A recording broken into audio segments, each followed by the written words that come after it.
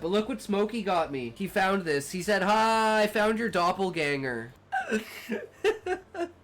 I thought it was fucking great. And I was like, I bet you this is what Smokey looks like in real life. I don't know anything about grammar or sentence structure, anything like that. I'm an idea reader. You can get the idea across to me. You should be able to get the idea across to the average reader. Thanks for stopping by. Thanks for hanging out. You guys are fucking awesome. I fucking love it. New people today. Always good to see. New stories all the time. Building up our writing as we go. That's what it's all about, guys. So thanks for coming in. And we will be back again the same time tomorrow. As always, every day we are here. So we will see you then. And remember, if you can't say fuck you to your friends, who can you say fuck you to? Fuck you!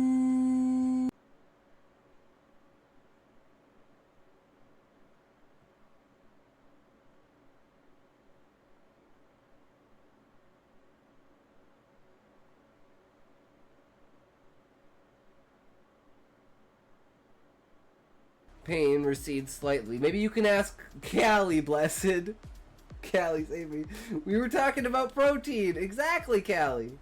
Creatine helps muscles absorb protein. I said that before, though. I'm so blessed. Queen, didn't I say that before? And then Blessed was like, no, the other one. True, guys.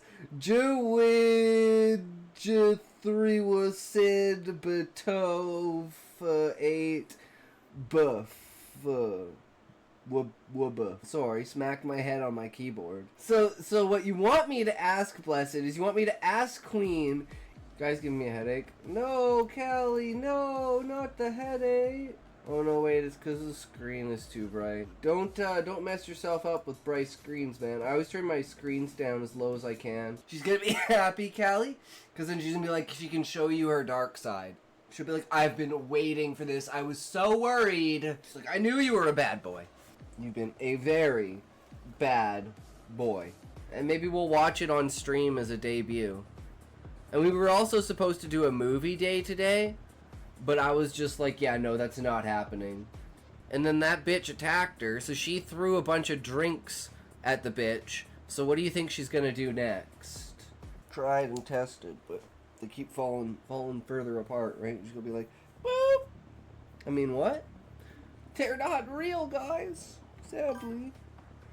Yeah, I know it suits you well, right? Did you do the makeup on stream? Yes, I did, Fireblade. I always do the makeup on stream at the very beginning of the stream.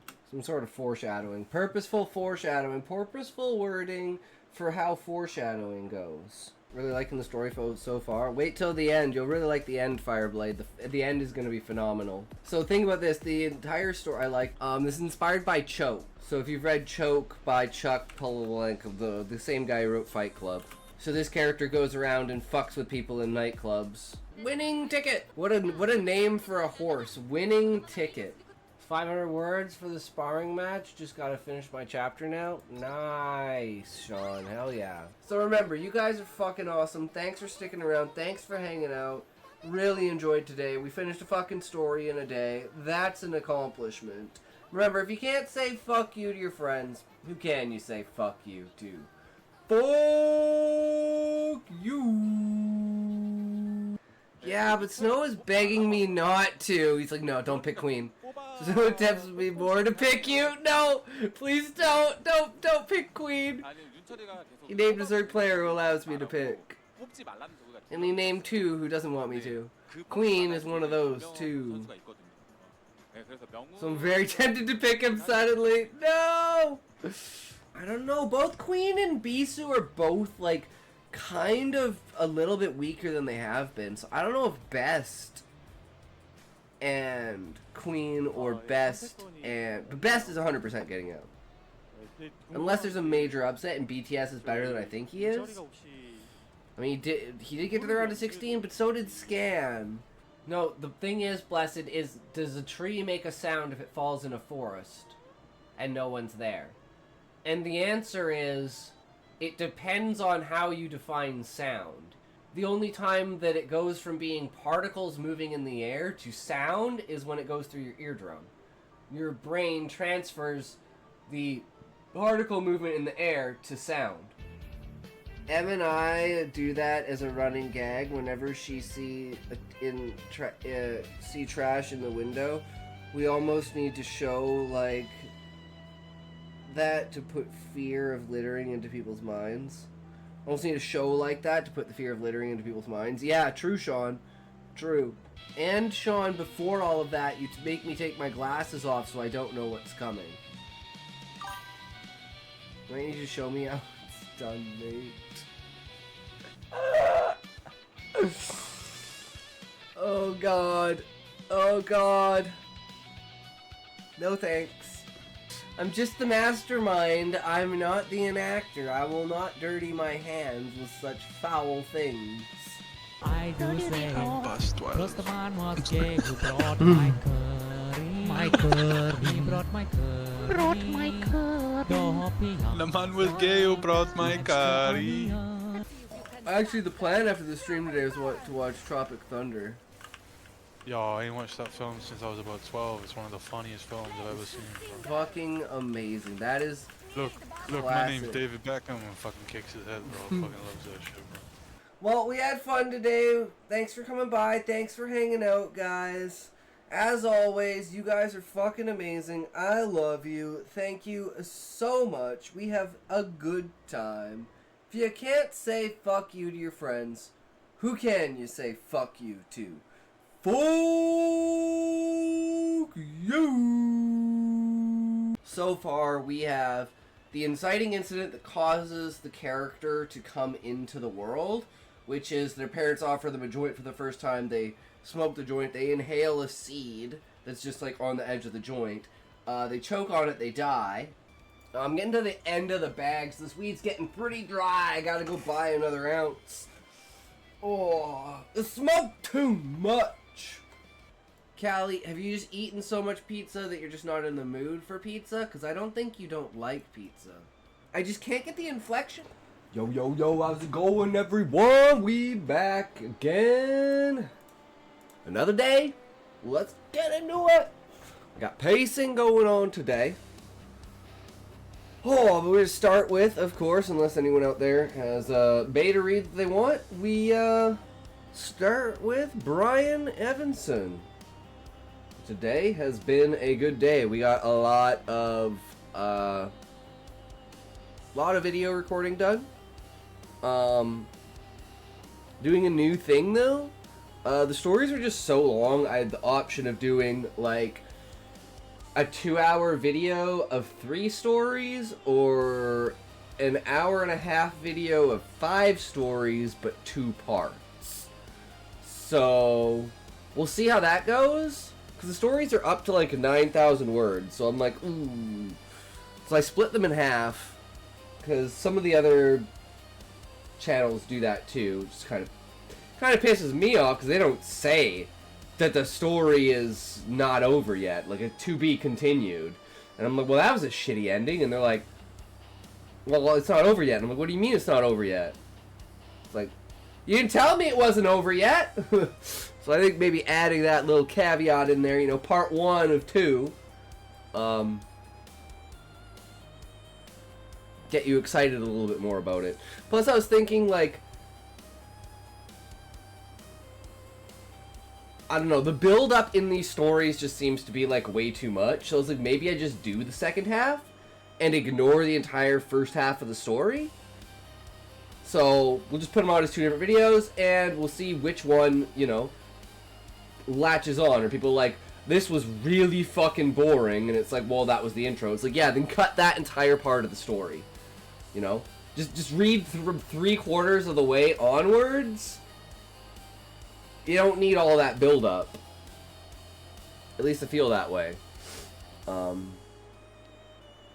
And like, I tried to get some feedback for the B-roll, right? And as I said, my biggest concern with putting the B-roll as those gags and pranks and like just for laughs kind of stuff is if that becomes the main focus of the video and not the story. That would suck. It's like, I don't want people to click on it for the B-roll. I want people to click on it for the story. If they're not clicking on it for the story, I'm not doing good enough, right? So, let's say I get 2,000 views on the thing, and I get like 15 comments, and every comment's like, man, those are great pranks. I don't know about that story in the background, though. Maybe you shouldn't even do stories. It's like, fuck! There's always that, right? You gotta consider that. There's always that. But, I don't know. That's funny, because that guy from yesterday, he never messaged me. And I was like, well, I guess that's it, right? Truly an epically responsive bot.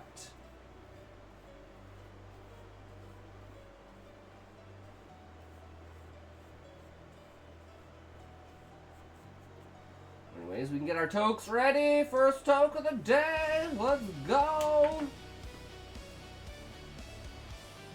The big toke situation up in here. Big tokety toke. Tokety toke toke. All day long. That's all we do all day is toke. 3, 2, 1, toke.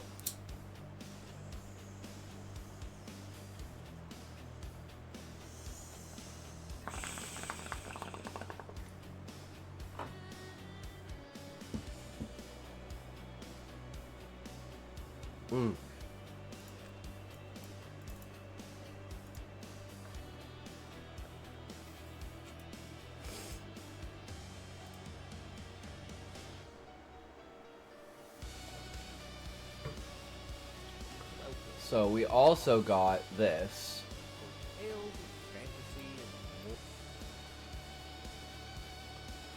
Again, so we got 52 views, 1 like, my original comment, my original like. This one got more comments. Like, most of these got more comments than this. But we go to details. Or actually, not details.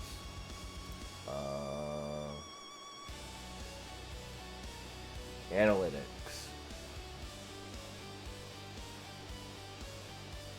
So watch time in hours is 1.5 hours from 52 people. Average watch time, 1 minute and 21 seconds. Average percent viewed, 1.5. So I think this is the problem. And I think Callie was right when he called that out, too. Is instantly having that call to action. Because, like, everything has told me, oh, you gotta have calls to action and stuff. And I'm like, yeah, but it just feels so... This is why I hate promoting and stuff. Because for some reason, whatever I do is the complete and utter opposite of what you should actually do. So I'm just gonna, you know, say fuck it, and I'm just gonna leave the calls to action in the description, and I'm not gonna put them in the video at all. Cause like, it breaks immersion, it fucking ruins everything, and it just makes you sound like a fucking pissant. And I think that's what people see right off the bat. And then they're like, yeah, no, not interested in this shit. So that, I think, is our main thing. So we've got the thumbnail now. We've got a thumbnail where people actually fucking click on the thumbnail. Because, like, what's the click-through engagement? Click-through rate. Does it show me? Oh, wait, it's overview and it's on the thumbnail, isn't it? Detail.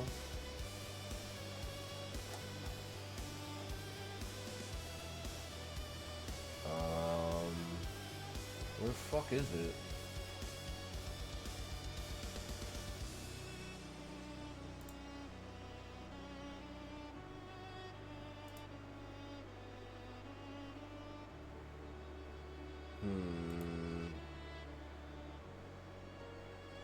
What? Why am I so retarded? What is this? Why can't I find it? Where does it show the click-through rate?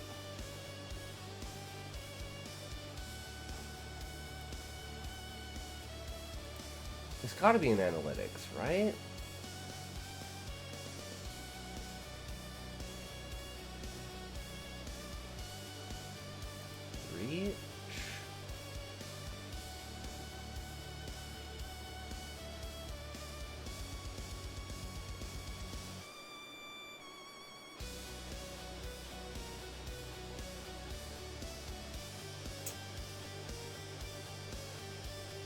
I haven't... I know it's somewhere.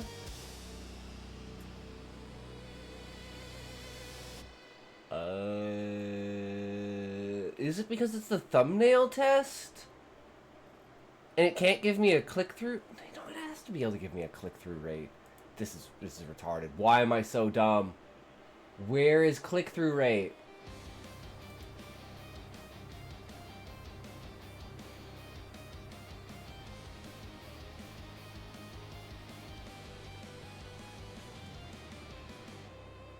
Element. See, they're actually clicking to go to like the different stories, so it seems like this one got the most amount of views.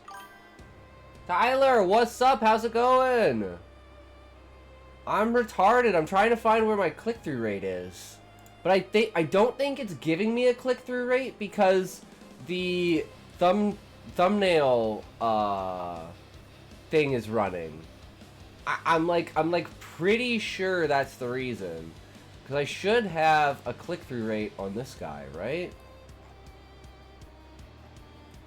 I should say somewhere. But how's it going today, good sir? How are you? Because we got a significantly higher amount of views, right? We got like ×5 the amount of views. But we have like basically the same amount of retention. Because we look at the analytics for this. Oh, it doesn't even have audience retention details yet. So I don't know why I can't find this click-through rate. Why am I so retarded? I know this is here. I know it exists. Click on the thumbnails. View test report. Well, that doesn't help at all. You saying the R word reminds me of Brandon Rogers' video. Not sure what that is. Is that,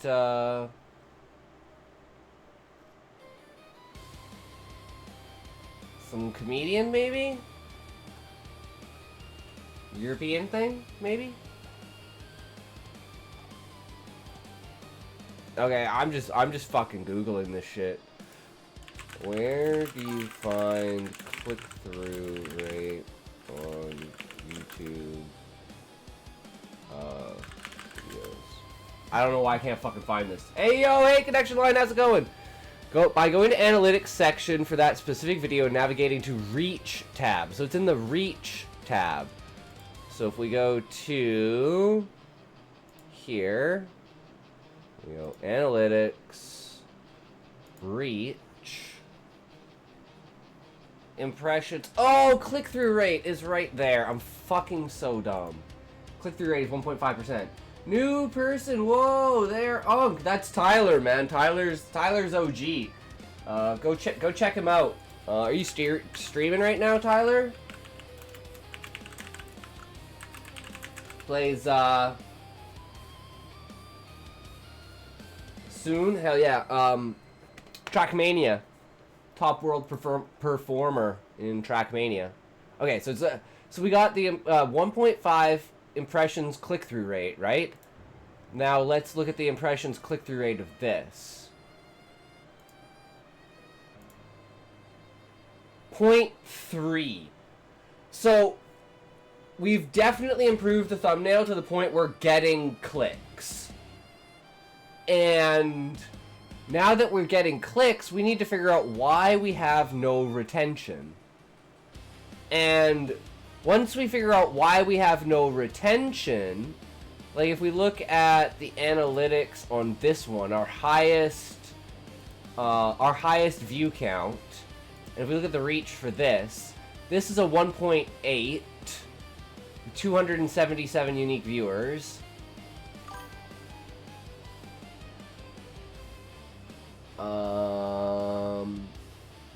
With 13k impressions. Means it showed it to 13,000 people and 300 people chose to click on it. That's not a good ratio. That's not a very good ratio. Now I wish I got 13 fucking thousand views. Millions of impressions, right? And then if we go to overview, and we want to go to engagement. Yeah, look at the retention on this. Like, people stayed to watch this.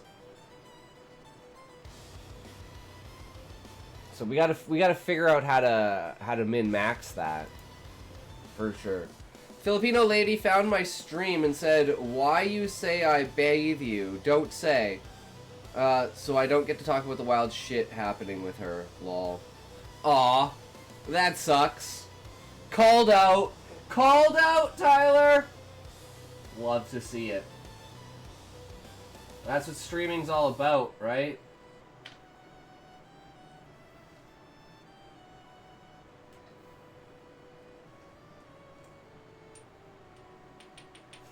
Make a bad joke. I was gonna be like, the day my husband comes in and realizes that I've been streaming this whole time, and I'm not actually at work. It's like, wait, what? My whole life is a lie. Yeah, so many stories but can't say them.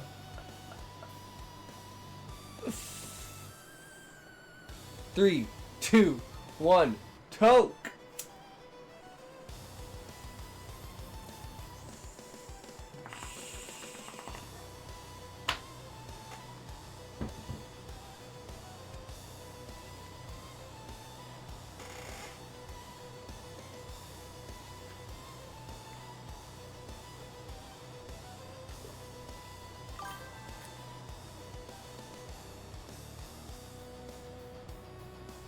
I respect her though, you know, she told me not to, not a piece of shit. True, Tyler, right?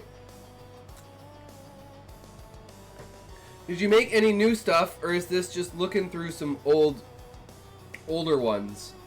Videos? No, I'm just looking through older videos.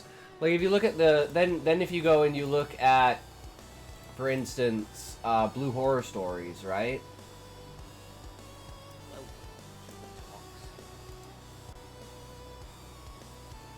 And we go here. We go something, let's say this one got 15 views. So let's check out the information on this. I'm gonna see what I can do for a funny video thumbnail. Yeah. So this is a let's go to reach 0.8% and 1.2k impressions, 10 views from impressions. Let's see what the retention on this video was. Absolute garbage. Apparently someone like watched the first one, but you can see these spikes are people checking out the video and then instantly being like, yeah, no, not interested in this shit. So it's like they click past the entire intro and everything. So, and then let's see this one, 3 terrifying AI body horror stories.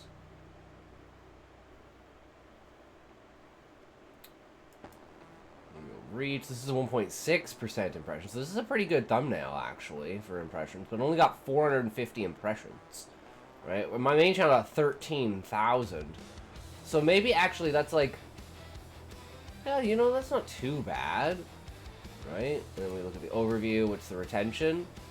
Holy shit, actually the retention on this was huge. What the fuck? Average view duration 7 minutes. But it's not really a good metric because it's the amount of people, right? This would be, I'd say, people actually like hybrid and stuff like that actually watch these videos. That's why if I don't get more than 10 or 20 views, it's kind of skewed in that way. Like, this one is like 23. It's like, I think all of this is pretty much skewed. I used to look at my Twitch metrics, but I actually found it to be a negative. Like, if I do a stream and I have a lot of fun and no one was watching, it doesn't feel good. So I have my viewer count turned off and never look anymore. Just try to have fun. See, I do that with the stream because I don't, like, the stream isn't my focus. YouTube is my focus. But I need to use the YouTube analytics to be able to see, like, am I doing what I need to be doing, right? And if you look at, like, specifically what I've changed over the last month and what I've gained in that, hasn't really portrayed to this channel, but it's extremely portrayed to a Talk Stories. because this channel's new, whereas the Talk Stories is like, you know, it's a year and a half old. It's already found what should be its audience, right? Which is why I think the channel's fucked. But we still post on there. Yeah. Like, if... Like, I literally, I have it so my chat covers the view count at the bottom of my camera. So I can't see it. And then I just pretend there's 100 people out there. Exactly, right? At the end of the day, it's like, as long as you're having fun, that's what matters, right? And I'm having fun, and I love making these videos, so it's like...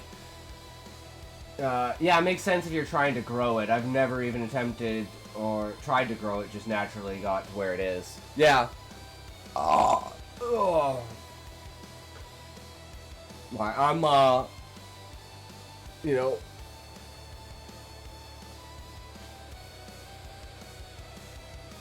This is something that I'm like...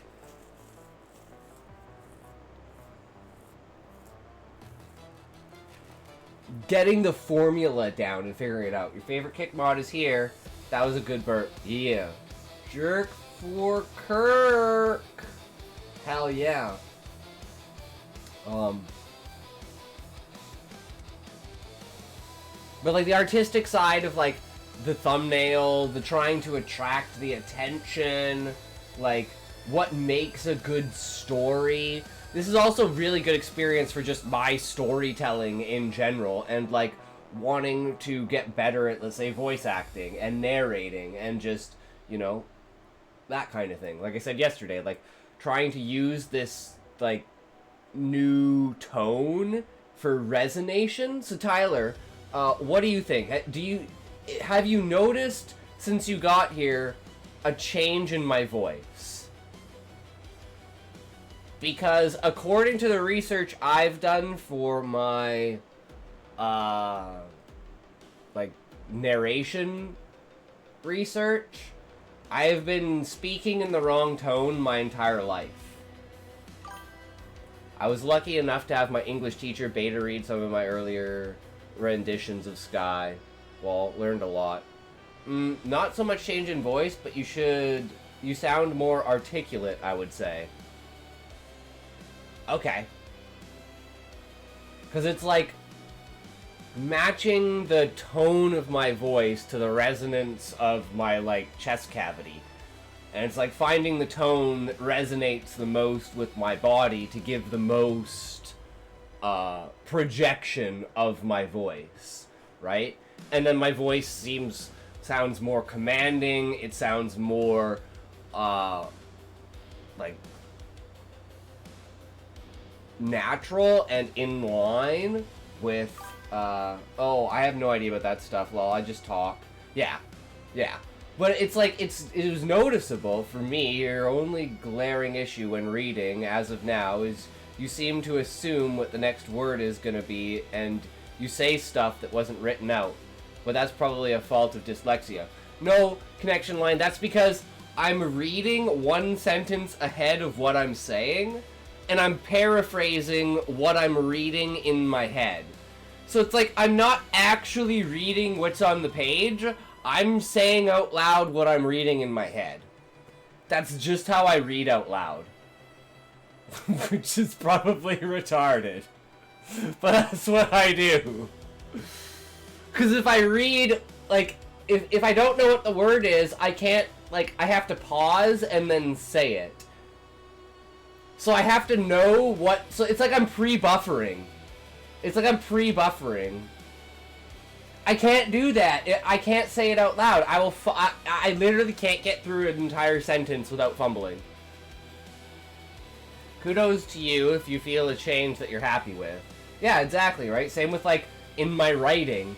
Like, I'm absolutely happy with the changes that I've made over the last year in order to, you know, cut out certain parts and aspects of, like, what I'm writing. Like, my abstract and esoteric nature moving more towards a grounded clarity with no need for a twist, using anticipation instead of, surprise. And I think that has severely improved my writing. I also noticed how much happier I am since meeting the Misha girl. I actually said hi to coworkers and shit. I'm here to tell you right now, we don't care. True fish, good shit. Yeah, Tyler, that's like getting out of your bubble and like having someone that actually makes you realize what an effort it like or what a positive it is just to interact with people. Can you unban Chillin though? I forgot what he did. I don't know. You'll have to ask the mods. Chillin. I don't know how to unban someone. Sorry. I'm a shit streamer. Makes you feel like a teenager. Oh, got mad crush. Hell yeah, Tyler. Hell yeah, but that's why they call it a crush, right? Because it crushes you. Are we bringing this drama up again? Click on their name. I can't click on your name. We know that's you, bruh. Wait, someone was unironically banned. Relic was pissed off, and he banned Chilling. Yes. Don't do the crime if you can't do the time. That's why it's called a crush. What did I do? I think you were just annoying Relic. I'm sorry. He asked for mod. Oh no, you banned Connection Line and you banned Relic. Yeah, no, you deserve the ban. You overused your power. And I totally forgot that you banned them. Connection said I'm chilling. I'm not. We know you're chilling. You don't need to lie, Chilling. During my story, Chilling banned, timed me out, and Relic had enough of it. Wait, Scotty, aren't you the same one who got butthurt at someone who, wow, ad after a pre-roll? Nice.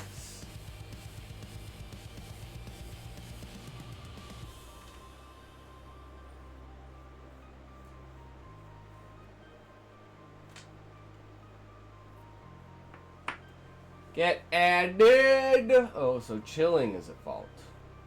Yes, Chilling is indeed at fault. Bro, I'm his cousin. Sure. Absolutely. Absolutely. I believe it. That's okay, man. You can enjoy on Kick. You don't need to worry about Twitch, you know? Right? Do you really need to be on both platforms? Do you really need to be on both platforms? Under the impression, Relic spurged out and abused their power. Chilling was the power abuse, he said. Yeah, because Chilling asked for mod, and then Relic was like, why the fuck is Chilling mod? And I was like, oh, all you do is ask for mod. And then Chilling abused his mod, so I unmodded him, and then Relic asked for mod, and then I modded Relic, and then Relic banned Chilling. And then we all laughed for like 25 minutes, because it was fucking hilarious. I was like, we're gonna have another Valium boy on our hands! Oh, he actually made an account on Kick. He already made an account on Kick. Yeah, I know. I know, bro. Because you can make multiple accounts. Ooh, ooh, Anna, ooh, ooh, ooh, ooh, ooh. Well, I still maintain Scotty is an unironic retard who I dislike. I do agree with him on one thing, no power tripping. Someone with a positional defiance disorder. One thing that yucks my yum is power abuse. With great power and all that. And I'm gonna beat the shit out of him on Thanksgiving. I'm coming over for Thanksgiving. Hell yeah! I'm Canadian, so we already had our Thanksgiving. It's in October. During the actual, you know, the Krampus time of year. You know? Anyways, 3, 2, 1, go!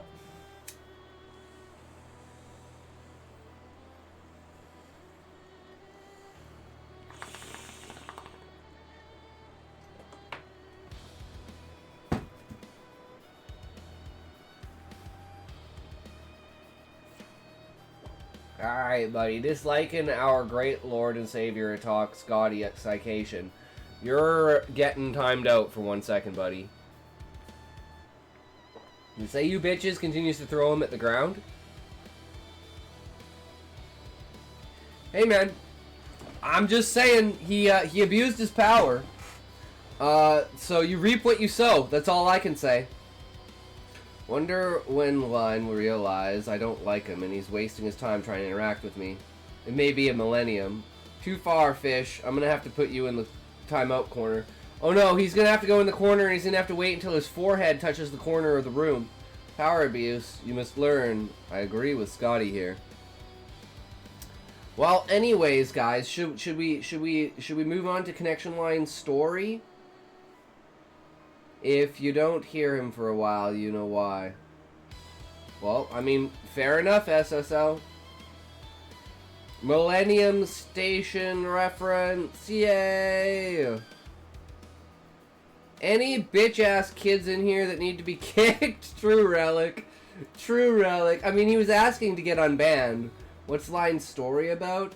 Line's story about is a chick that killed herself and goes to an alternate world where she has powers. Well, she had powers in the real world. Of like shadow powers of a parasite. And if he gets unbanned, I'm banning him again.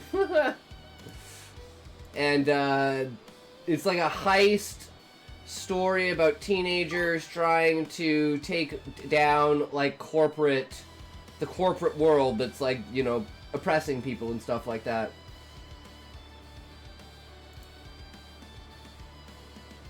One ban does not equal 600 seconds of timing me out. Hi! Hi, Relic! Oh, can't believe Line of all people wrote that story. How are you? For a story that interesting to come out of that brain is wild. I know, and he even said it's his shit story. His other story is better. So I'm like, okay, alright. Alright. My friend got one belt and one pair of jeans, and it came up to like $160. Yup! Yeah! Sounds about right.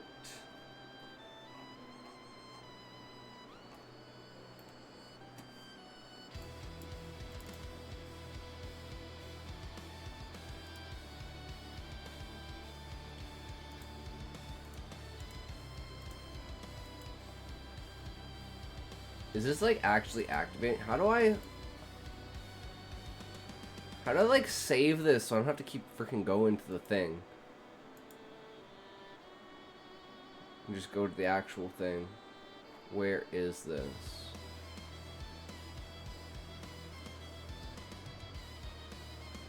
Okay, I'm just gonna bookmark this.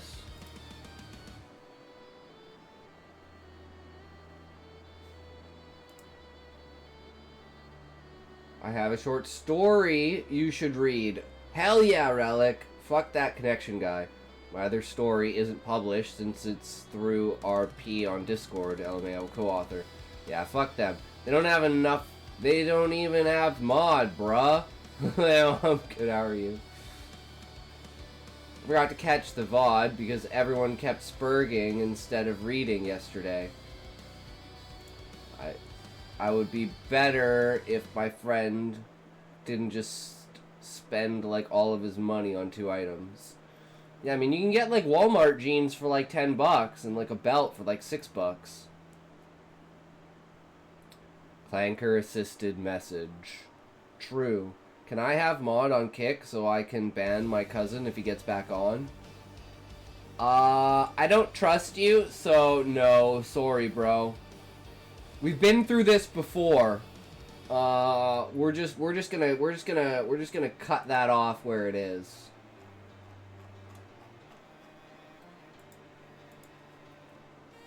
Machines, unironically, better than humans. That's why I play Necrons. Haha. There's also a lot of notes and research in how I did the story. Ooh, cool. I love that. I'm huge into like fourth wall breaks and like essay style stuff. So like Raymond stuff is like really good to me.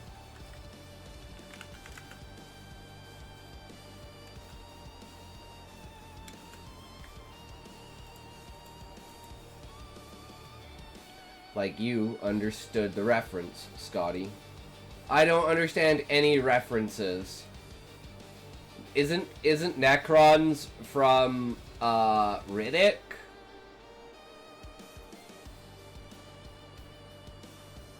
If I'm remembering correctly, that's where I know that name from. Chronicles of Riddick. There's also a lot of, I don't care, just asking. True.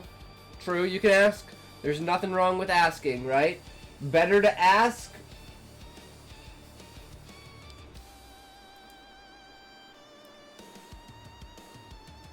Alright. Are we ready? Better to read. I'll read you. Read my story. Fuck Connection. I mean, to be fair, Relic, Connection was here first, but you did ask first. So, Connection Line, what do you think? I'll see if I can untime out the main account, but no mod. I posted in the Discord. Connection Line.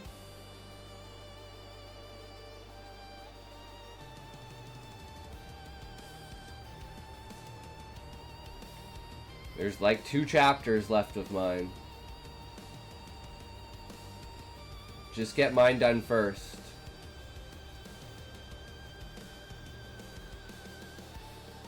Alright, here we go. Chapter 3.8. Conspiratory. I'm non-binary. Ah, gay.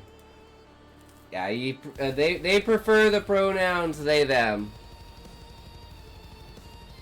They is almost done, no need to put me in front. And we'll try to get through the 2 chapters of Lion's story. I like dick and pussy and tits and ass. I love Fruit Loops. They almost done, no need to put in front of me. True. Alright. It's the day. Connection, I correct for you, baby. Good evening, class. Teacher greets us as we settle in. The last class. It's often my favorite class, because I share it with Araya sometimes. My class and her class are doing a sort of partner program, despite one of us being elite and the other being normal. I hope you're all having a great day, elite or not, he continues. He blabbers on for a while while asking how people have been feeling and if anyone is going to the new launch of the El Cordia trains. Yay, who's Araya? She sounds like a bitch. Araya is the main character's sister. She's a streamer. One student told the teacher that the new trains were dumb, since crime barely happens on or near them. The teacher quickly tried changing the subject afterwards. I heard they're actually being used to spy on people more, one girl whispered. E-girl confirmed. No, it's not e-girls, they're eye-ladies. Eye-ladies, nuts on your face! Yeah, and they'll shoot people if they see any or hear anything even remotely violent. Another girl pipes up. Okay, class, settle down. We all know these are just rumors spread by terrorists and soon-to-be outcasts. Teacher tries again. Let's just get on to our work, alright? What is each group doing today? Yeah, quiet or you'll get us a lockdown. One boy looks at the 2 girls who were talking against the new train system. And of course, as if on cue, the announcements went off right away. Attention, Meredith High, we are going into a security lockdown. Please remain in your classes until the threats are assessed and removed. Principal's voice blares throughout. Giving the 2 students disappointed look, the teacher stands up and blinds the windows, locks the doors, shuts off the lights, and gets everyone to huddle in a corner. Onyx Fury, I'm here! Welcome, welcome! Bro is here! Hell yeah, you can do the exclamation point here to announce your presence, and you can walk into the room.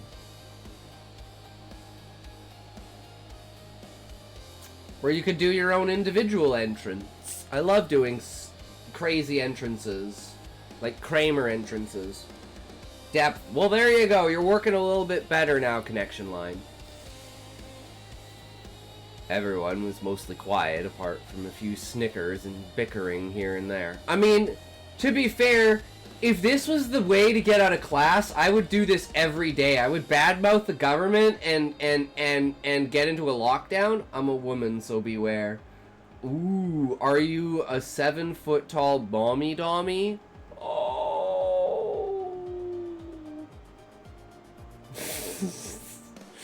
And then I'm just thinking, connection line, ah shit, I'd probably be in jail in 3 days, right? Or they'd just fucking kill me. Why not? That's okay. I can cut off my legs, and you can basically be a 7-foot dommy mommy. You know, I don't need my legs. They're useless. You know.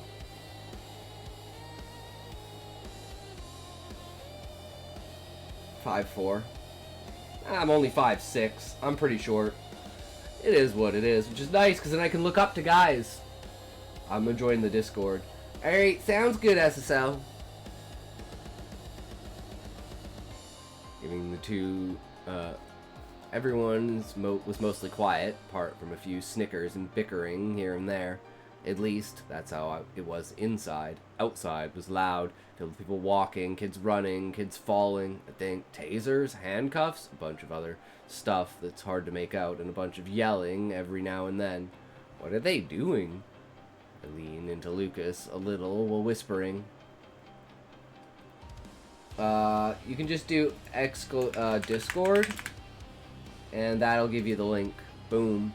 Easy peasy. But how's it going today, Onyx Fury? What have you been up to?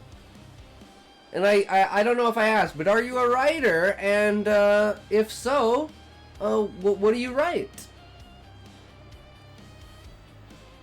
Rounding up anyone they suspect is going against the system, against their plans. Lucas responds back in a whisper. My name on it's Celestial.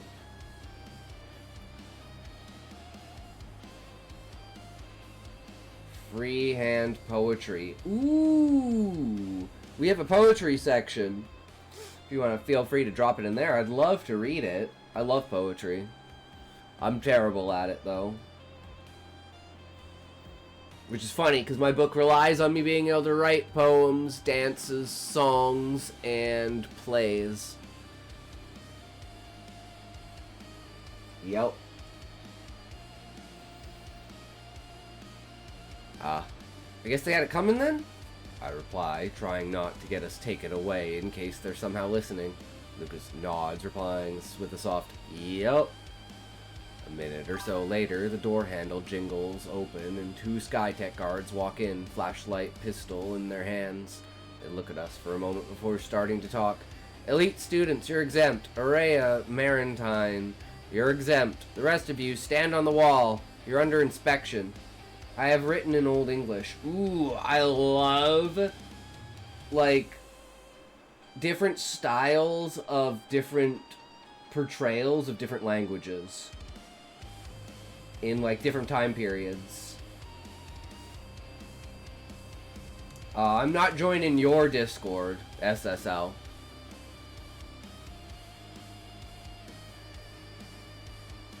What? One of the normal kids goes to say, his hands up. No resistance! On the wall, now! One of the guards gestures to the wall with their pistol, aiming at them still. They all line up along the wall. Back to the guards as they put their hands up. One of the guards run a scan of them, having a machine scan them like they were luggage. Thou hath no fury as a man lost to time. True.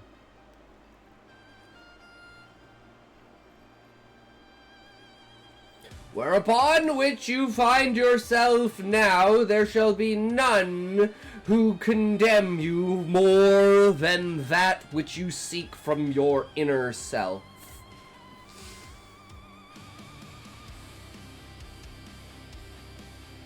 Two girls were talking. Two threats identified. Guard running scan notes. Alicia Morewood and Coraline Pyre. Two girls that were talking earlier. Turn around, you two. The other guard orders. Yes, sir. Alicia turns around. quickly follows. Alicia, you have had one past encounter against the law, 1 strike. The guard with the scan begins, turning to Coraline. Coraline Pyre, 2 strikes. The other guard looks at the teacher. What happened in class before the lockdown? Any noteworthy activity? The teacher goes to say before that boy from earlier raises his hand. I have mashed Old English with Modern English. Yeah, I just like to, like, swap around syntax and use obscure, like, instead of saying a word, I'll say the definition of a word, but I'll use obscure words in that definition. So it's like this kind of cascading effect of, like, substitution of words that creates, like, I like to call it a decohesion in what you're trying to say. And it's like, you really have to kind of put your mind to it, and when you get there, it's like, oh, it's so simple, but, instead of saying something in 3 words that was 7 words, I'm saying something that's 7 words in, like, 27 words.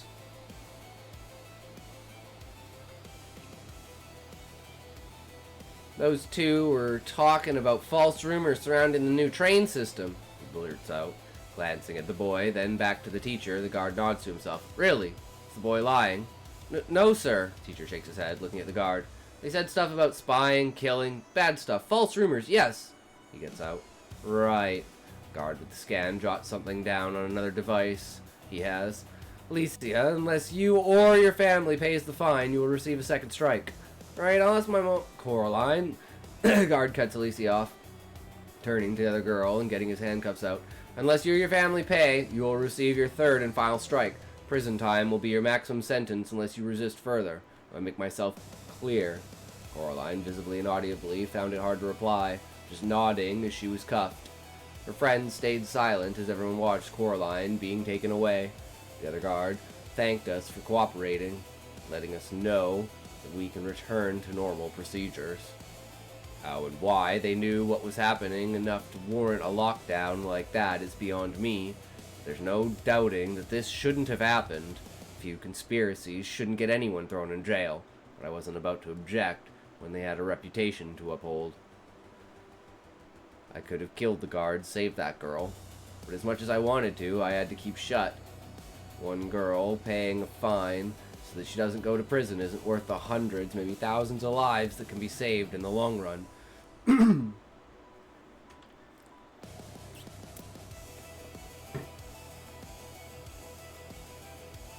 And what I like about this connection line is this is the first time in the story that it feels like the main characters are justified. Everything else has kind of felt like, you know, maybe they're just a bunch of kids that are being retarded. And then you see this and you're like, okay, yeah, what the fuck? China much? And it's like you heard about it, but you'd never seen it before, right? People make up rumors, people lie about shit, people don't like shit. But hey, when it actually fucking happens, and I want to know what the fuck was going on outside. Which means this wasn't the only incident for, like, the lockdown. It's like shit's... It's just so showing that shit's going down everywhere. I love it. Still can't help but feel like being a bystander is me being a part of the problem. Thanks. No worries, connection line. Just makes getting this right all that much more important. Rest of the class goes by without any problems, and soon enough, me and Lucas are outside the school waiting for everyone to show up. Rhea and her friends left already, and I made sure to give her a big hug before she left. After everybody shows up, we all walk to a scheduled area nearby, quietly talking about our plans one last time and getting our disguises on before we all go our separate ways in our groups. Time to derail a train. Hell yeah! Ooh, that was so good. I showed a lot about like Like, this is good. Good job. Yeah. Because I was gonna say, if this heist went off and that scene didn't happen, I think this entire heist scene would have a completely different vibe to it. So I think where you chose to put that was, like, the most important part. Right? To have that immediately right there, like, bolsters not only, like, the characters, but the reader, where they're like, okay, even if people die during this, you know what? This is so fucking worth it. These guys have to do something about this fucking government. When corporations become the government, not a good time.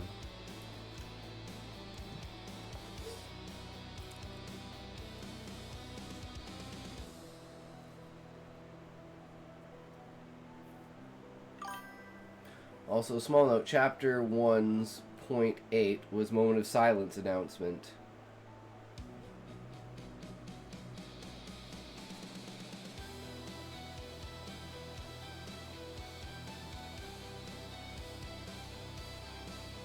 Oh, I was like, what does that have to... Now we see the bullshit side of everything. Yeah, they're like, oh, we're such a caring and, you know, loving society.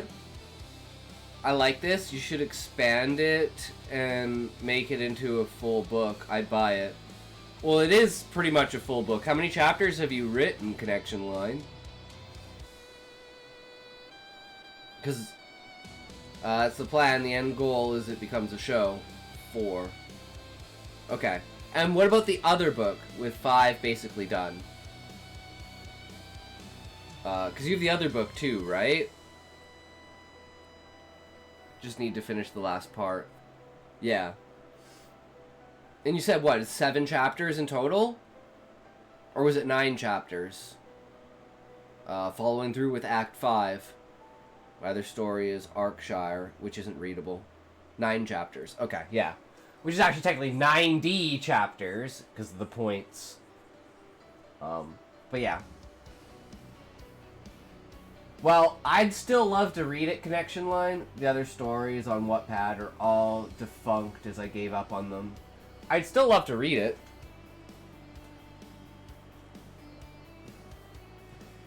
There is a certain majesticness to trash. That's why I read Callie's first book too, Nightmares. Into the Nightmare. Because...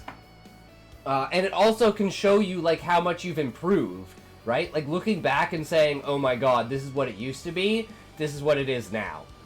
Like, that's a huge thing. I can see if I can transcript some of Arkshire stuff, and you can have a go at my defunct stories.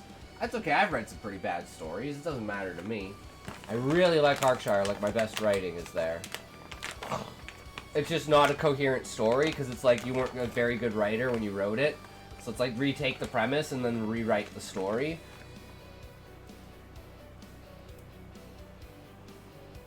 Just go back to the drawing board. That's pretty much what I've done with mine. Beauty. Why must you stare amongst the sea?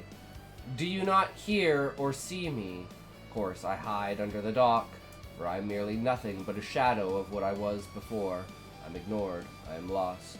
Lost in the wind. Damn. That's powerful. I mean, true beauty at this point, I feel in our society, Onyx Fury, that literally personifies our perspective of beauty. That this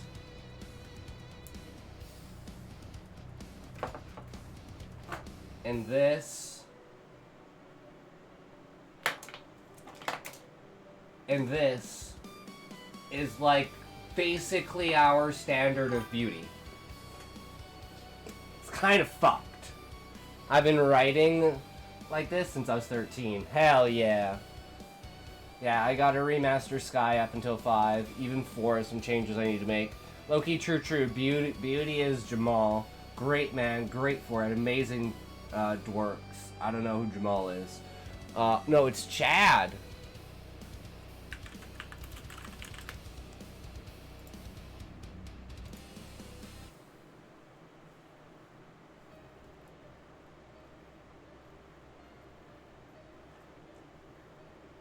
The true Chad. Oh.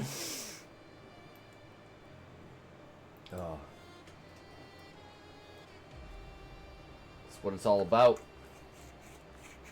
They know what's going on. So we got ads going on in a sec here, guys. We'll just wait for these ads. These nuts. Search up Jeremy Fragrance. That face isn't attractive to me. Oh, it's like I don't even like. I think it's interesting, but yeah, it's like it's not exactly attractive. Like the body is like, you know, of course, like the fucking thing, but it's like, yeah, the square face to it is what I think is like the funniest thing, because it's like it's almost like he has a butter face, but it's just so manly that it's like it's not attractive. It's just manly. So it's like for men, this is like looking at another dude and being like, that's fucking badass, right? But not in like a sexual manner, right? Who is this? Look up Jeremy Fragrance. Oh, is this the guy? Is this the fucking guy who like drinks his own kid's blood and he's like trying to be like immortal and shit?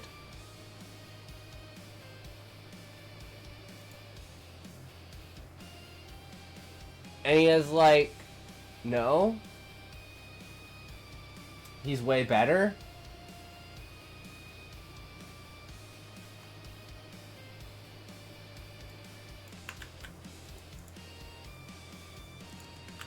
Then who's the guy who drinks his own son's blood and like...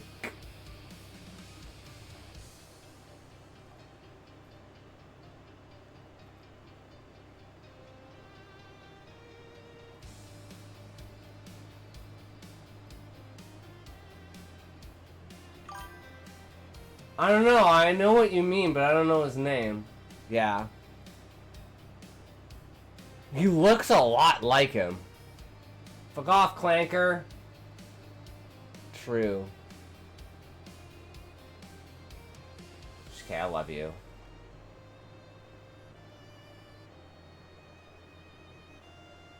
Yeah, no, this is him. He's the guy who says, like, power. It's like, power! Yeah, no, this is totally the same dude. This is absolutely the same dude. Yeah. This power.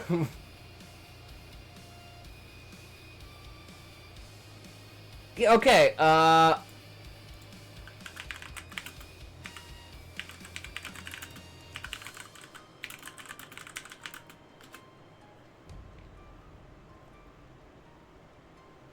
yeah, he's injecting a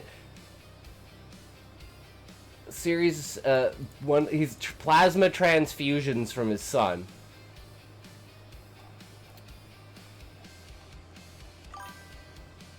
I don't know if I can find it, but it's like...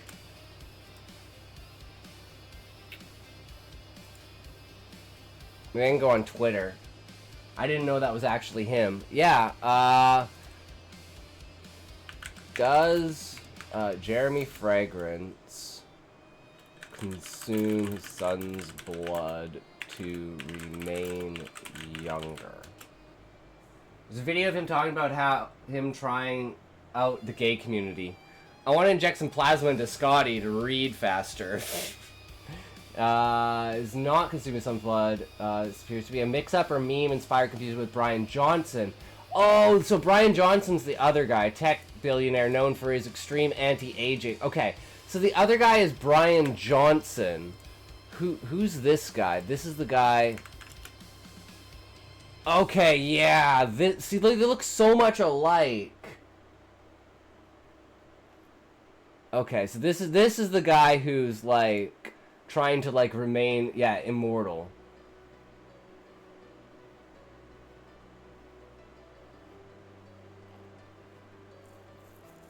But he looks so much alike.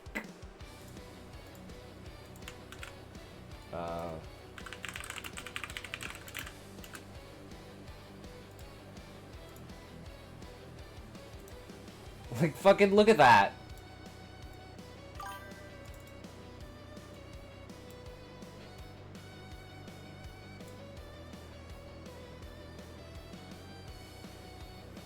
I can definitely see them being, like, related in some way, man. Like, what the fuck? This is the before picture, this is the after picture, right? Oh, I love that shit.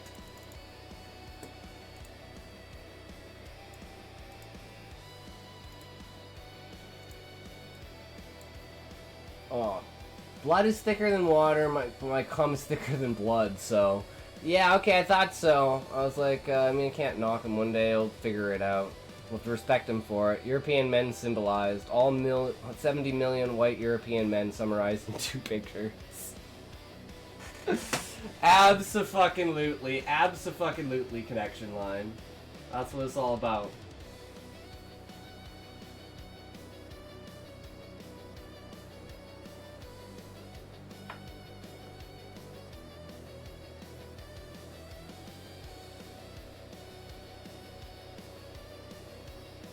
Okay.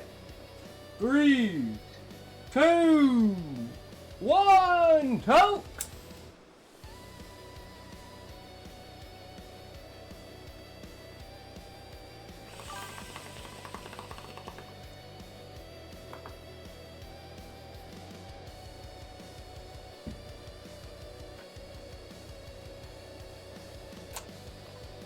Tokety toke toke tokety toke toke. Alright, here we go. Chapter 3.9 Heist. Oh, we're getting into it now.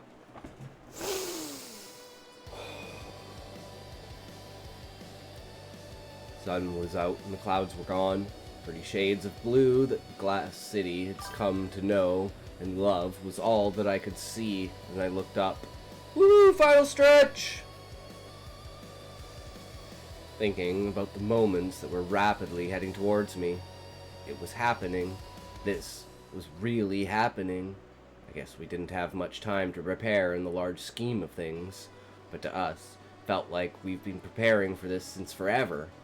Slow weeks, such like that, suck like that.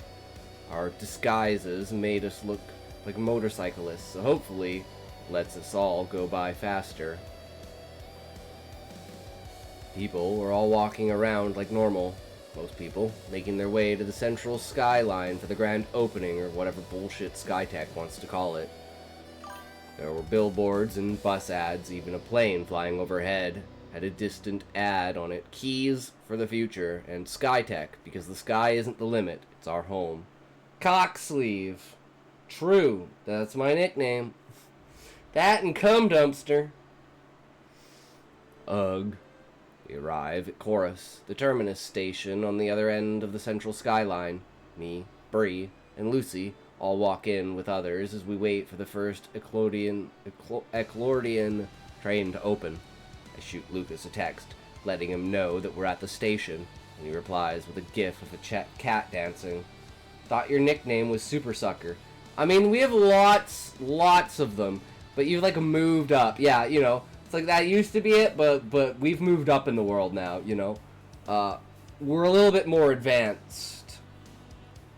The train was at the station with closed doors and a whole lot of hidden cameras all over it.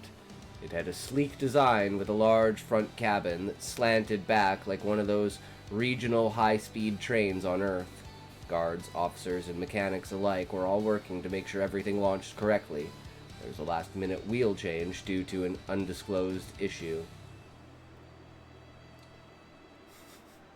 Of course, this made me worry, thinking that they somehow figured out what we're gonna do at any moment now. We'll all be killed or something. Panic, so stupid. Panic is stupid. So stupid. By the time I gathered myself and got it together, the train opened its doors, letting us all inside. The inside was sleek as well, looking more like a metro arrangement than a regional train. It had all the TGC colors with blue, white, and black. It also had advertisements for the very train those same advertisements were on. What a joke. Getting on, we sit near the middle, just waiting for the train to start. I text Milo, asking if he's at his station yet, as he replies with a thumbs up emoji. Putting my phone away, I take my bag off and replace it on my lap, sighing to myself as the train starts moving. The train itself was smooth, with barely any noise as we made our way towards the next station. Milo and Jack were getting on at SMUVE, the station I mentioned earlier. By now, Lucas and Mira should be sneaking into control. Lucas cut the cameras as soon as the train started moving, evident by the fact that no guards have been radioed about a break-in yet. Pulling into Smooth, we get up and walk towards Milo and Jack, acting like we're meeting up as friends. We walk towards the cabin as the doors close and the train starts to move again, as me, Lucy, Jack, and Bree all hide Milo as he silently breaks into the cabin. Once he's broken in, and we've gotten the message that Lucas and Mira were in control, Jack walks in with Milo, quickly incapacitating the operator as the rest of us walk down the train, killing off any guards on the train. Of course, panic ensues at this point. I had to physically and mentally restrain myself from lashing out at the innocents on board. I managed to calm my parasite down, going back to normal. Lucy plants disruptors all over the doors, ensuring that they stay closed while me and Bree pad the train. We walk along the middle, occasionally walking into a seating area to place a pad or two. Before we know it, the whole train is padded. The guards are all dead. Milo and Jack are speeding the train up to the point that shouldn't be possible, and Mira and Lucas are in control, making everything look fine from the outside, along with monitoring us. People were panicking, repeating things like, "I don't want to die," and "so much for safe," among other things. We tried calming everyone down, saying that nobody will get hurt and that this is to prevent Skytech from further harming and spying on everyone. Some people listen, but most just stay in their panicked state.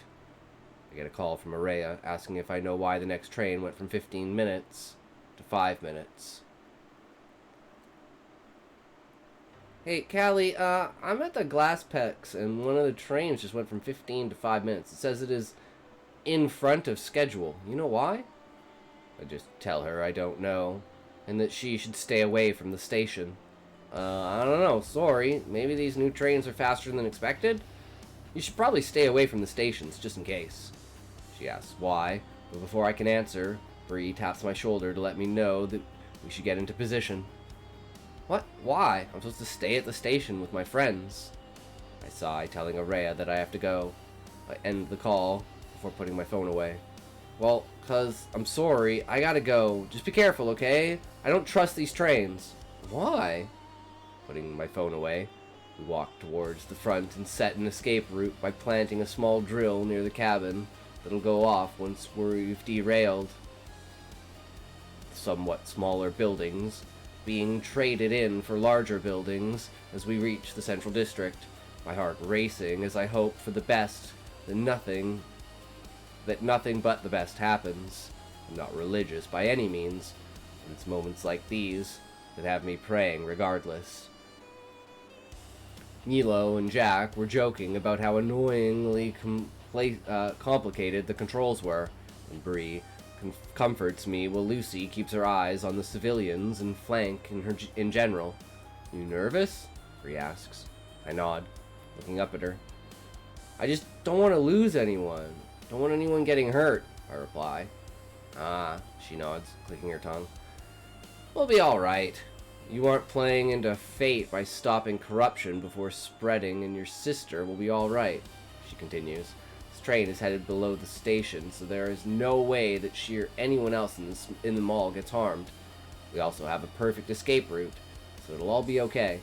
This train is headed below the station. In my dreams, my nightmares, the train enters the station, comes to a complete stop right before Araya falls on top of the train from above. Falls onto the top of the train from above. Well, that's ominous.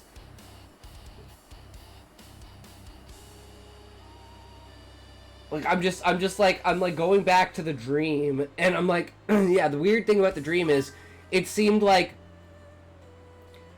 Araya fell from a higher height than the train was at. It's not like she got hit by the train, right? It's like she falls on top of the train. So if the train is going under the station and she's on the station, that kind of makes it more plausible that she falls from some height in some way. So that's just like even more of a confirmation that even more shit's fucked up. Because like in your brain, I'm just imagining like Inception with like the infinite staircase thing where it's like from the angle, it looks like the staircase, but if you, it like connects, but if you look at it from the other angle, right, one's up here and then like one's down here. The paradox of that. That's kind of what I'm imagining, because that's like the how you're perceiving your dream, right? So it should be fine, right? Train won't pull into the station, and Araya won't fall. It'll just be below the station, slightly to the side, even. There's no way that she or anyone else gets hurt here. I'm panicking for no reason. Calm down, I tell myself. Everything is going to be perfect. Sleepy Humble, thank you for the follow! I hope you are enjoying the stream less than 4 True! Hi, sweetie. The patron was just telling me you used to Arch Commander Consummate and thinks How are you, Sleepy Humble? Are you a writer? Are you a reader? Are you a purveyor of ideas? Do you enjoy creativity and imagination? Are you an explorer of the world of words? Welcome, welcome. I'm Intoxication. Here we do beta reading, tips and tricks to improve your writing, a little bit of art, a little bit of writing. I'm a reader-writer. Hell yeah! What do you write? Because right now we are reading Connection Line Story. It's basically about a futuristic world, dystopian, where these kids with powers are trying to fuck over the corrupt government. I'm an explorer of making kids cry from banning them. True, Relic. Because everyone knows the demographic on Kick is 13 to 17, and the demographic on Twitch is 25 to 45. So most people on Kick tend to be, you know, slightly more on the side of troublemakers. Funny stories. Ooh, I love funny stories. Comedy is good. You want to join the Discord? Feel free to hop in there, and if you want me to read anything or you want to promote any of your stuff, feel free to do that in the Discord. Want to hear a funny story, Sleepy? Oh, I'll give you guys a Smokey story.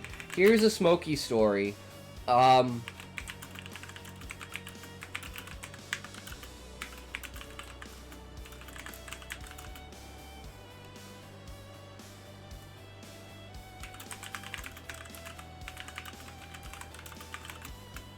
tree bit my hand.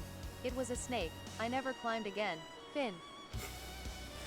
Also, mystery stories like problem solving. Ooh, that's cool. I love that. I banned a 14-year-old yesterday. He's a bitch. True, Relic. Which is funny, because the guy said that he was 18, which I didn't believe him. But, like, even look at someone like Muffin. Muffin's 15. Muffin is, like, an extremely respectable, extremely intelligent, down-to-earth, real fucking person. It's like, if you didn't know that he was 15, you'd probably think he was like 25. Who said they were 18? Guy from yesterday. Came into the chat, you know, got on voice chat and sounded like he was 12.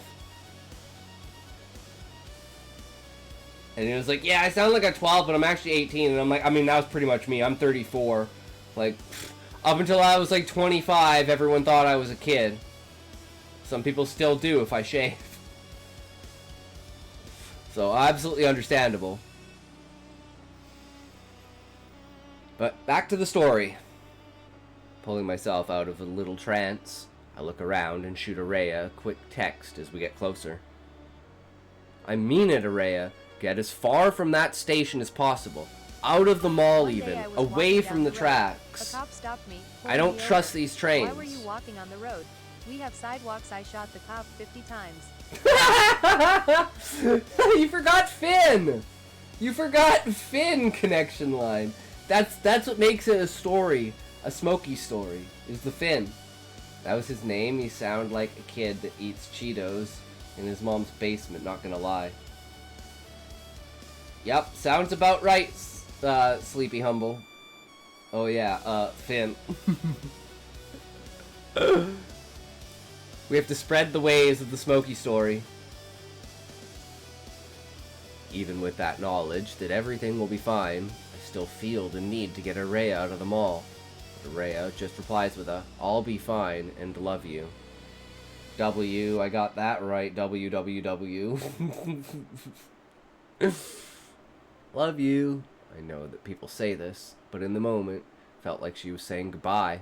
Panic, anxiety, fear, they all twist things in ways that a rational-minded person would never think of. They steal your logic and replace it with ways to leak into your mind and body. I hate this, I hate this, I hate this! I keep repeating in my mind. I knew this was me overreacting. I knew that nothing bad would happen, but at the same time I had this feeling that something somehow would go terribly wrong, and that "I love you" was the final message I'd get from her. I hate this. I hate this feeling of wavering uncertainty. I hate this whole situation. I hate myself for acting like this despite the safety of it all. Tapping my shoulder, Bree asks if I'm doing alright, telling me that I keep zoning out. I nod and look around while blinking, trying to keep myself in the moment. We're almost there. Bree fixes up some of my hair that was outside of the helmet.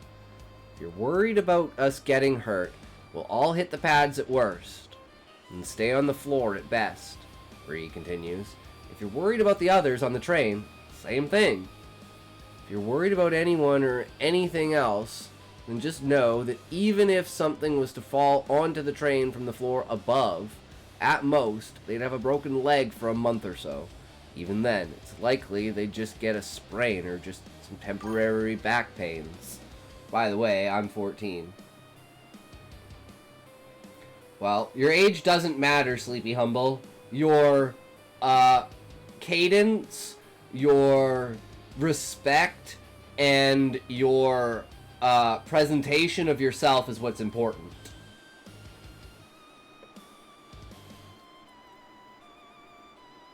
Right? Yeah.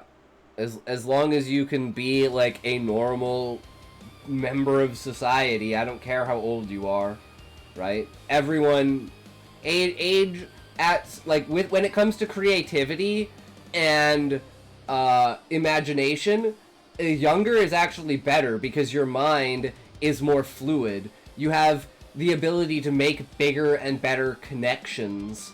So having an extremely creative mind at a young age is the best thing that you can do, because it will, the more connections you develop at a younger age through that creativity, the stronger your mind will be at an older age.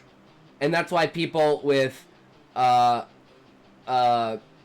like more imaginations tend to be more intelligent people, because they have a wider range of being able to connections, connection line, true connection. Anyways, right? And what's interesting too is I like to see, like, for instance, younger people's take on their perspective of the world through their writing, because of the way that the world is. I'm 1 week old. True. Don't say that on Twitch, though. We already did this experiment.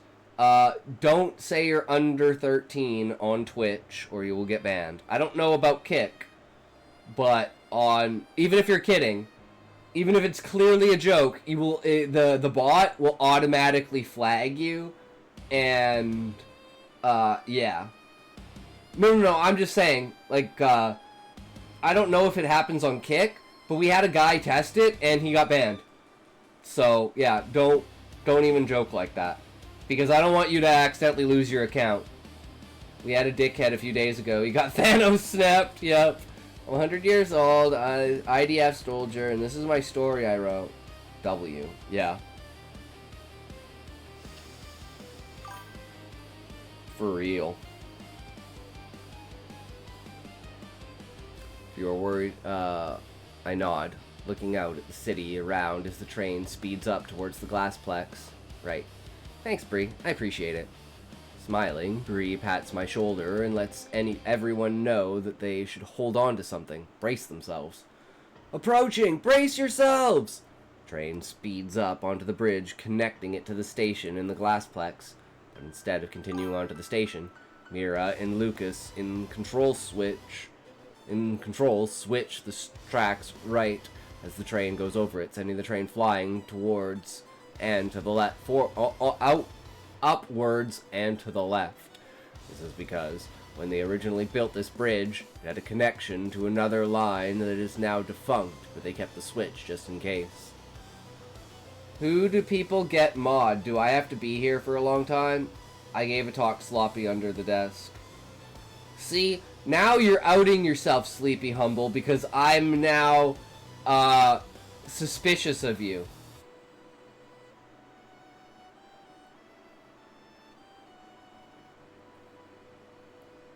So, normally all you have to do to get mod is ask, but since what happened earlier, I'm just gonna assume. So, we're just gonna make an exception for you, and no mod for you.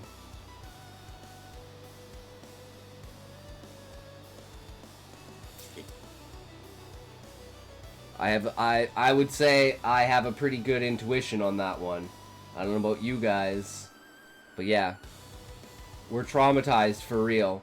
Well, I mean, who knows, right?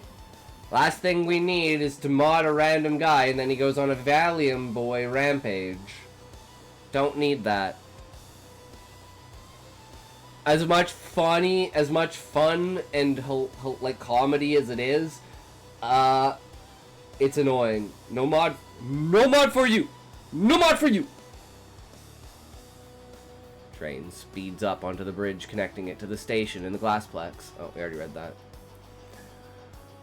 This really was one of those you had to be there moments. The screeching of the rails, the warm battery engine of the accordion train, the rattling right as the switch hits the way the train suddenly feels weightless, like you were in an elevator going up then down, all before a loud crash as your knees buckle and the bars you were holding on to suddenly break. Lack of something to hold on to sends you sliding across the floors. All you hear the sounds of metal and glass clashing, bodies thudding as we all hit the floor, and the distant sound of those in the mall. Guess who has emotes now? Oh, fuck yeah, Callie! Fuck yeah. You're moving up in the world, Callie. I believe in you. Let's fucking go.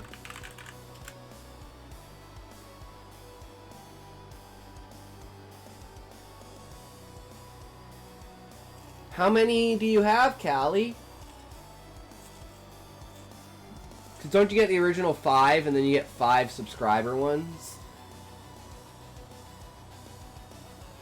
Plague Doctor emotes. Yo! True, Callie. Plague Doctor for the win. I love the eyes, though. The eyes on the Plague Doctor is great. Did I get timed out? No, you didn't get timed out. Not to my knowledge. Doesn't say anything on my screen.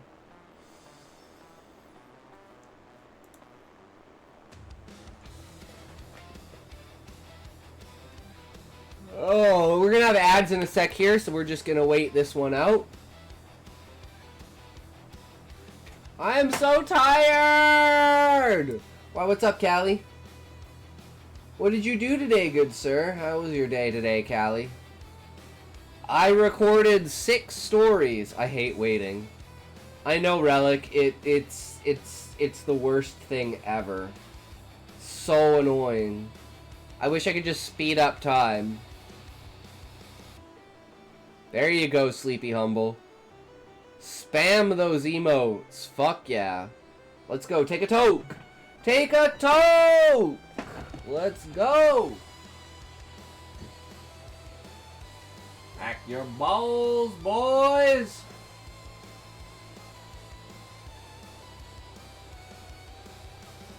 Where the fuck is this ad at?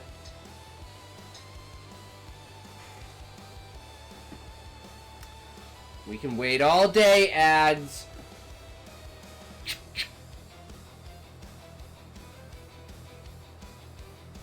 Ah, shit!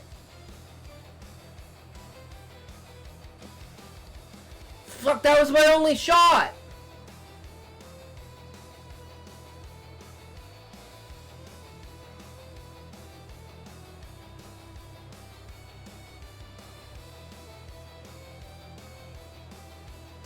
Did someone mute the ads? I'm so confused. Why are ads not coming? Come on, ads! Where are you? Where are the ads? Callie, did you...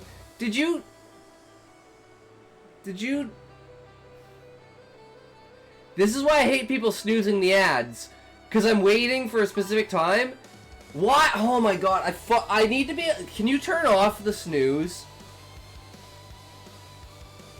Like, it fucks everything up for me when people snooze the ads.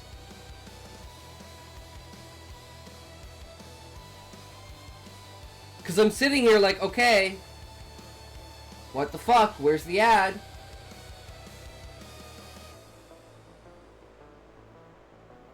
Place them later, right?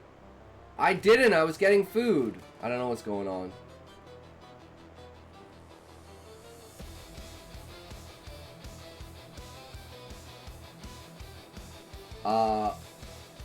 Okay, well, I don't know. But yeah, no, that shit pisses me off, because, like, I have everything, like, set up to prepare for it, right? I told you yesterday the ads didn't show for me. I know ads don't show for some people for some reasons and stuff like that, but it's, like, on my dashboard it will tell me that, it's doing its thing, right? It's not telling me it's doing its thing. And then it's gonna pop up and be like, well, now, like, it's like fucking up my circadian rhythm. Yeah, someone snoozed the fucking ad break. Oh, wait, can't you disable that so it doesn't skip anything? I'm actually gonna fucking, like, this is pissing me off so much that I'm actually gonna figure this out. If I can make it so people can't snooze. Stop ads from being able to be snoozed on Twitch. Strange. Life is strange. Yeah, because someone pressed the snooze button. It says 2 out of 3 snoozes. Which someone clicked this button.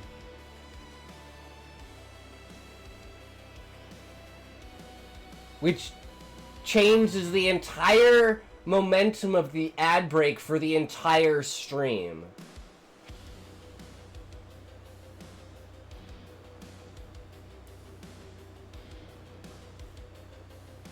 Ad snoozing on Twitch is a feature primarily designed for streamers, creators, not viewers. It allows you to delay or pause scheduled mid-roll ads during your stream. For example, avoid interrupting key moments like gameplay or viewer interactions. It's been available since 2021. Expanded auto snooze in later updates, which can automatically detect and delay ads. Snoozing is built into the ad manager. You can manually snooze. You cannot fully disable the snooze feature itself. Fuck.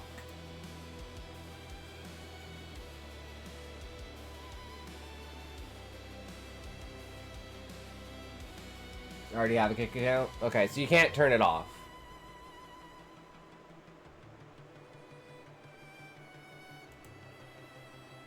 Oh, okay, get in stream. Yeah, I guess at that point it's gonna be like, okay guys, we're just gonna, if you don't want the ads, just go on Kick.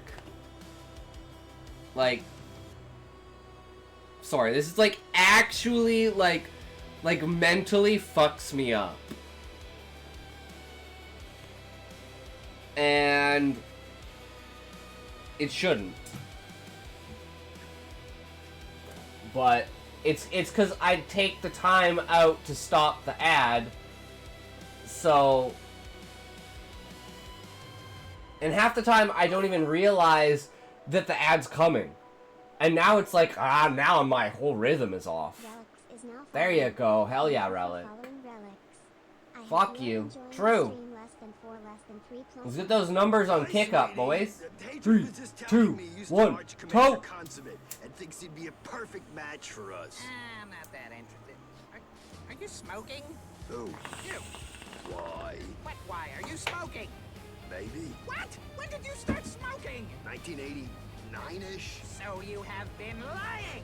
Now it makes sense. The filled ashtrays, the burning pine-scented hairspray. I guess I'll say it. Her 3-pack-a-day voice? Okay. All the lights on the train go out, making the whole thing dark. Once the train comes to a halt in the empty section of the mall, we all push ourselves up, and Jack takes the drill out of the newly formed hole. Nilo using his shadow limbs similar to my parasite, to make the hole big enough for us all to fit through. Once we're through, we all go to the cloak ourselves, since our suits also do that. They didn't. How else would we get out? There's an automatically snooze ad setting. I don't know if you have it on. No, I don't have it on. And yeah, if there's high engagement in the chat, then it'll snooze an ad. And there's the ad.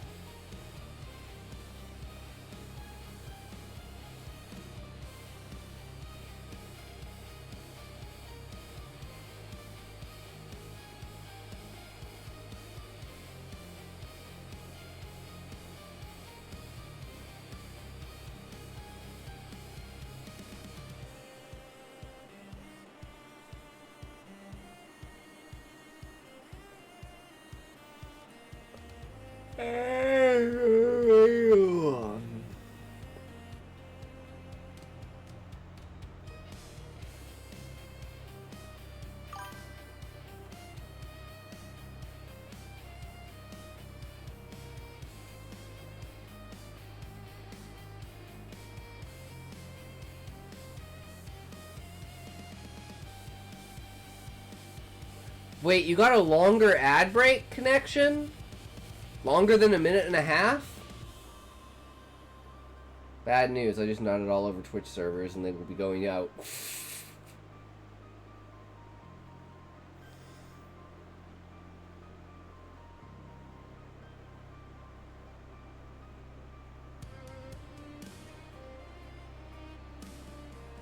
Sorry, I just can't get hyped.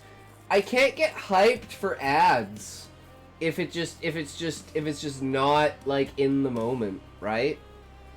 So, you know, coming out of nowhere, maybe it's a good thing, right? Recenter my perspective on it. And how long is your ad break, connection line?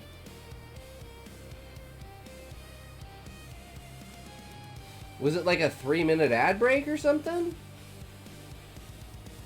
Oh, shit, you lost everything. What about me? Am I good? Am I good? Am I good? Oh, shit, 123k. 123k, that's insane. Damn, that's a badass. That's a bad ass. Damn, we all lost. Dude, this shit is rigged. This shit is fucking rigged. Wait. What? Connection line, what the fuck? W emotes, by the way. Hell yeah. Why did you time out Relic for a minute? Dick? Now he's gonna have a strike on his account. It's gonna look bad.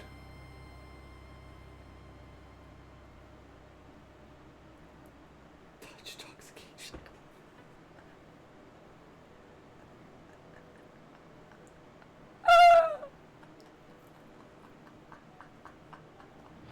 I don't use kick. Fuck kick. What story this is? Fish, this is Connection Line's story. It's the kids doing the heist in the future city. I've told you this like 12 times, Fish. We're on the same story. What you laughing at, bro? Because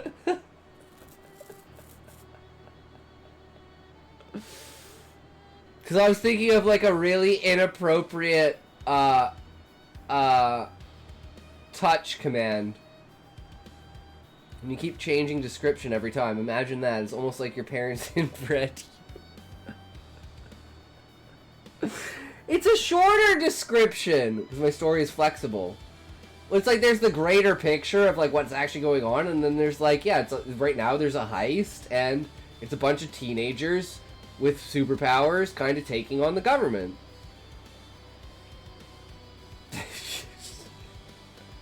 Fish, you always have the best comebacks, bro. I love it. This guy still doesn't get it. Someone get their boy. Man. It's like Lost Kid, the announcements, like Code Adam, Lost Child, Code Adam. It's like, dude, I'm 34. Yeah, exactly. Lost Child. We heard barbecue chicken alert. You gotta do what you gotta do.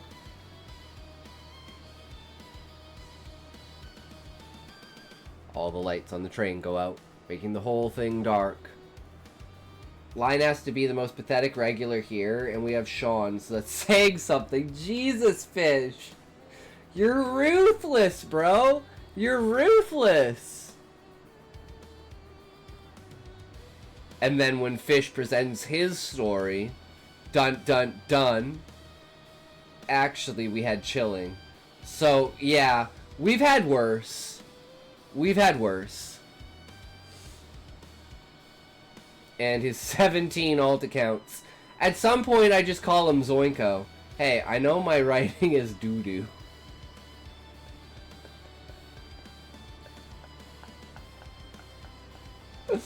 Yeah, lying is worse than chilling. Damn! Damn, them fighting words! Them fighting words! Canada reference?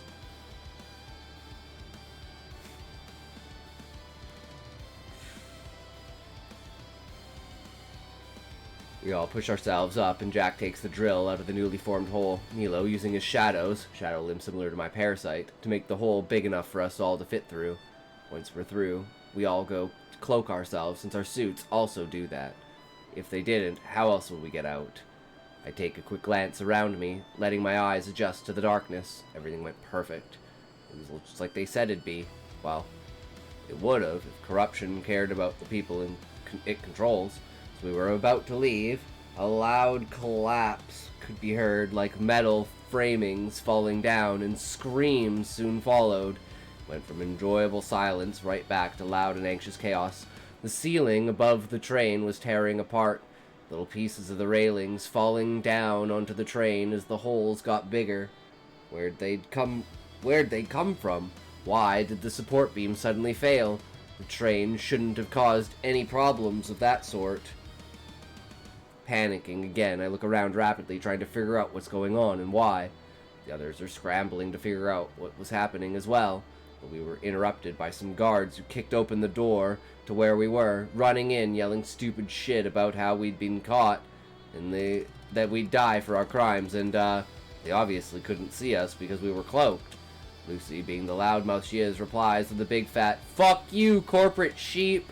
before decloaking and clocking one guard in the head before finishing him off with her rapid-fire pistol. The rest of us decloak to help her fight them off, my parasite stabbing through two of the bigger armed guards and slamming them into each other before ripping them apart. Corporate sheep based, unironically. Yup. Maybe not chillin', only because he abused power, but worse than Sean for sure. I hate sheep, especially the corporate bootlicking kind. Yup. So, you hate me, Fish. I'm a corporate bootlicker. Dick-leaking sheep. I mean, some of them were trained, and you gotta wonder who the fuck trained them. More reinforcements flood in, lighting the floor up with the muzzle flash and drowning the whole area in a sea of bullets as more and more guards come in. as we're fighting. Audible screams, and multiple people fall down from above. Thumps could be heard from the direction of the train as well. My eyes shoot wide as I direct my parasite to wrap up a group of the guards and crush them under the weight of themselves. While I look around, none of the people on the floor look to be Araya, but they were all hurt. I groan before turning and running toward the train. If you call yourself one, then yes, I certainly wouldn't urinate on you if you were set on flame. Not sure why you think that's a flex. Wait. You don't think being a corporate bootlicker is a flex, Fish? Or are you talking about the sheet? But hey, you're a grown man. If you think Walmart cares about you, then Godspeed. Wait. I think you're confused here, Fish. I own my own company, and I am a conglomerate. You know? I'm like a high metric trader. Right? Why was supposed to give me 5 for 1 half off deal? So it's like I'm the corporate at the top bootlicking the government to give me like tax breaks and like special treatment, you know? Like that kind of thing. Line, shut the hell up. Seriously, you're one annoying and dim-witted gentleman. Damn, Fish, you are on fire today, man. Did you take your pills this morning? I'm not a gentleman.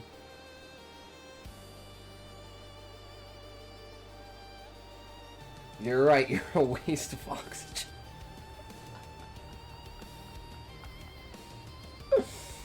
Damn, Fish, damn. Damn. What you gonna do? What you gonna do now? My eyes shot wide as I direct my parasite to wrap up the group of guards. Crush them. Oh, we already read that. Did I take my pills? No, your mother must have left them in her purse after we were finished. Damn, Fish. I'll go get her and tell her to send them back to you.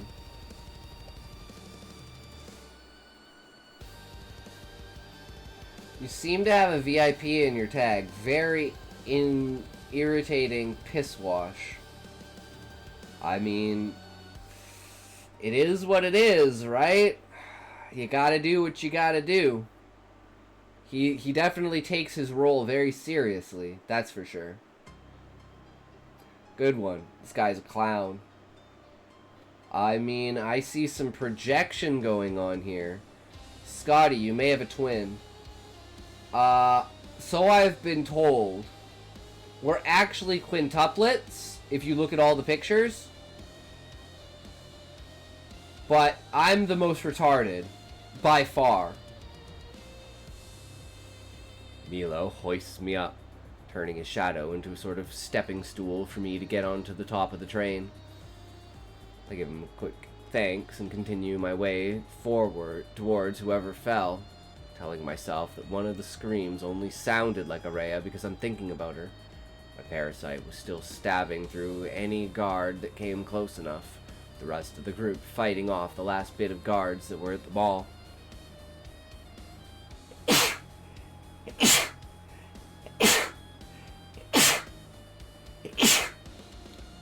Oh, Jesus, this kid is as dim-witted as you are. I didn't think that was possible. If you're going to interrupt the story, at least have something worth time to say.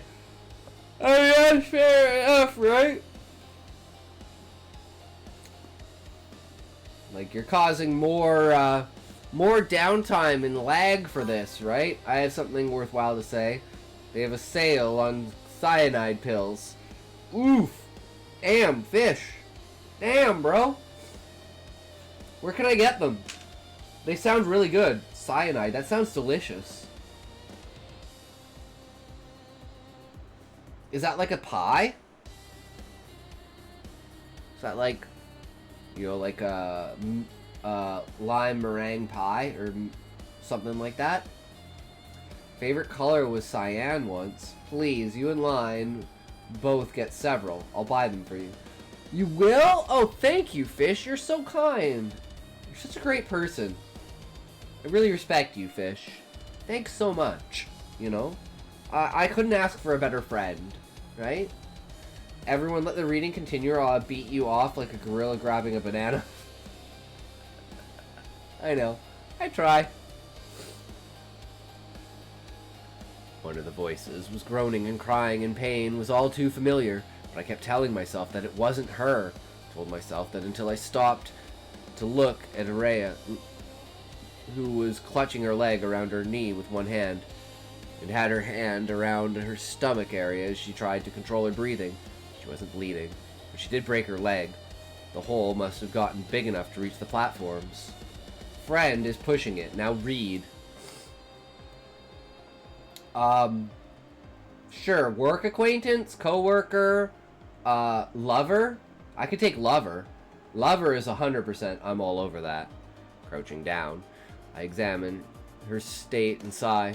Relieved, she's mostly okay, and their injuries will heal with time. Rhea looks at me with a strange glare in her eyes.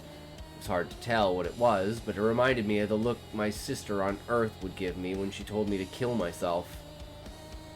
We both stare at each other for a bit before more guards look down from the hole, shining a light on us. I look up for a moment as my parasite grabs one of them and flings them across the room, knocking them out. Panicking still, I pick Araya up and book it towards the others, jumping down into the ground and running.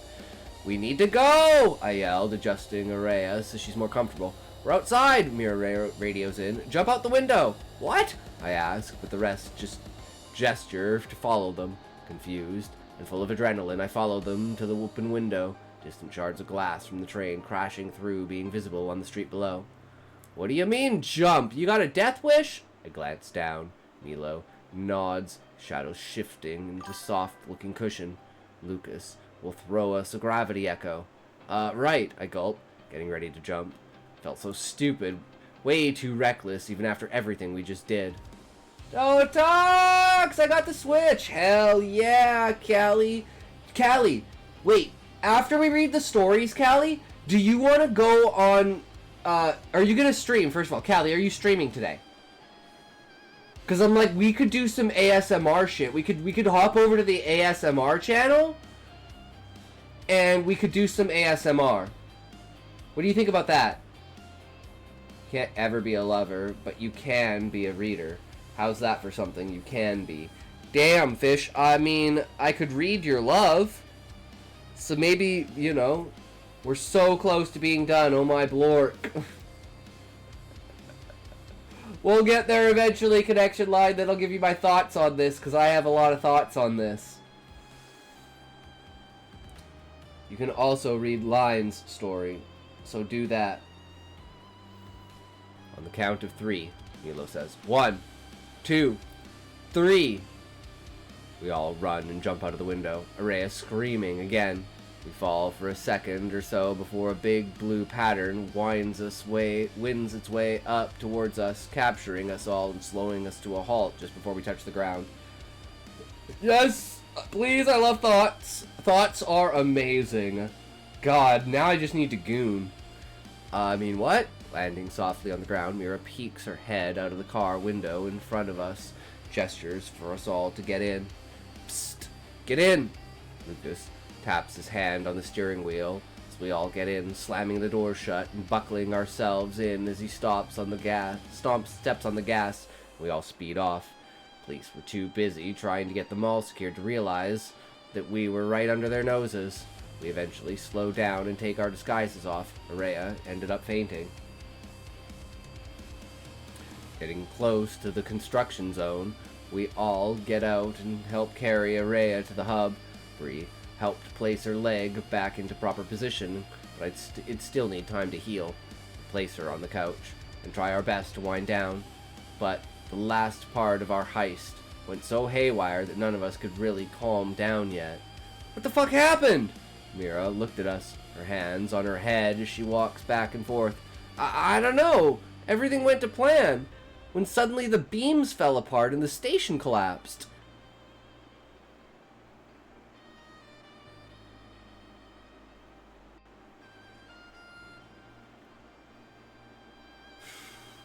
You know, you know. And then we killed a bunch of guards who probably caused it to happen. Lucy nods, bouncing around as usual. Nobody got fatally hurt, though. Wait, Lucy, what? Mira looks at her. Yeah, nobody got hurt too badly. She nods. No, like, the guards. They caused this. Mira put her hands up. Are you sure? Oh. Lucy looks back at Mira. Yeah, I'm sure. Before we left, I saw some Skytech cans of corrosion near one of the beams, you know? For breaking metal, like the stuff in those beams. Were they open? Mira raised an eyebrow. Low-key 9/11 conspiracies were a big inspo for this whole event.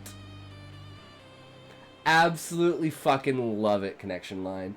Because, yeah, I was gonna say it, but since you already said it, that's like half of what I was gonna say about this chapter.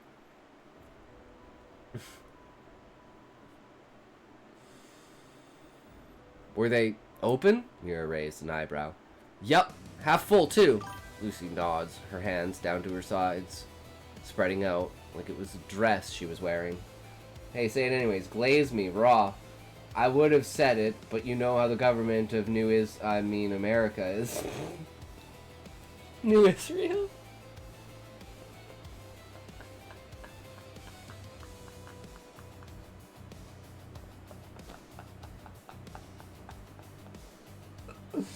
Then what does that...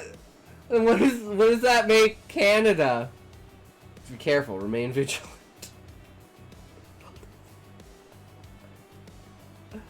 Oh god. New Israel 2.0?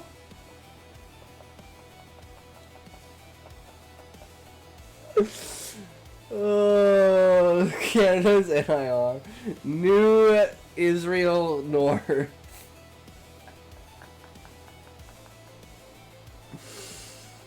Oh god. New North Israel.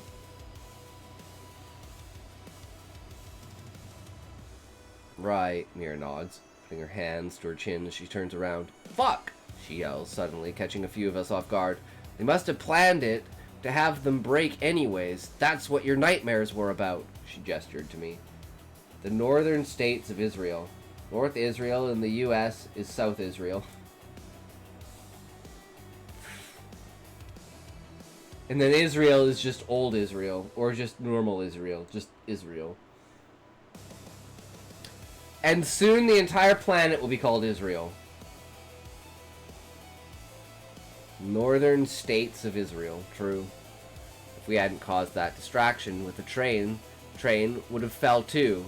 No protection, countless people would have died there, she continues. So yeah, Train Tech and Keys rigged their own system to fail. Just shows how much they really care about the people, huh? Wait, what would they gain from that? I ask. Simple. Hate, but not towards them. Towards whoever they blame it on. Could be a rival company or group, could be criminals as a whole. Weird size. Anything to make them seem like justice. That or Zion. I mean, what? Stop the anti-Semitism. I'm reporting the stream for social security reasons. Yeah, Zion. That's true. We could call the planet Zion, dude. I'm so down. Israel is United Israel Military Zone 0. All of the commotion must have woke Araya up, as she was now stirring and groaning in pain, though not as much as before. And Callie, I don't know if you answered me. No, you didn't, Callie.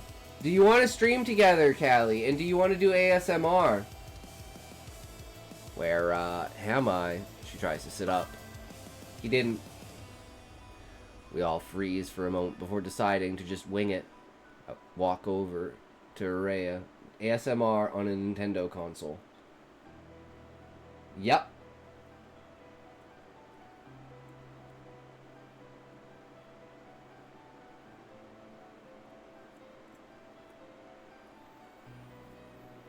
We all froze for a moment, deciding to just wing it. I walk over to Araya, nervous. What would she think? Would she even recognize the station? Will she hate me? Hate my friends? I hope not. I've been enjoying having a sister that loves me, and I'd like it to stay that way. Waking up to the couch. Walking up to the couch, I play with my fingers and hesitantly look down at her. Her face was pained, full of suppressed anger at the whole situation. Looking at me, I could see her go from confused to angry, back to confused. Her voice, shaky, matched everything that her face said. Callie?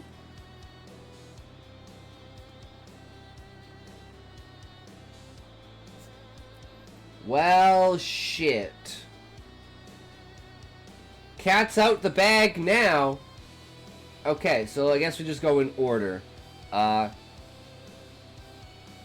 we'll start at the top because we were talking about.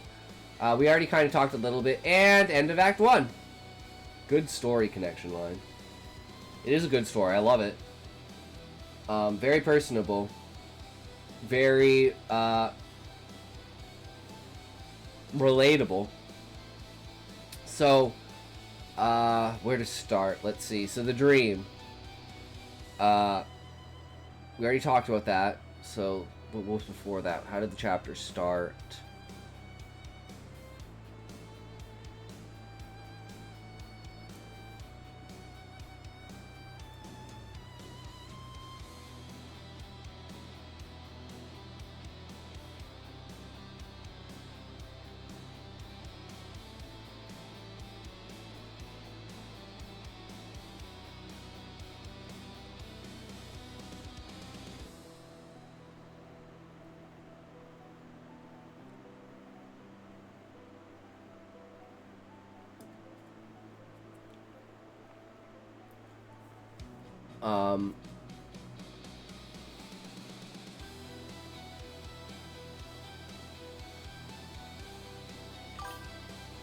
Scotty, question. Yes. I'm just thinking about how to, like... So, with, like, the building up, why do you prefer to copy-paste the stories instead of read them on the source document? Fish, so everything is, standardized.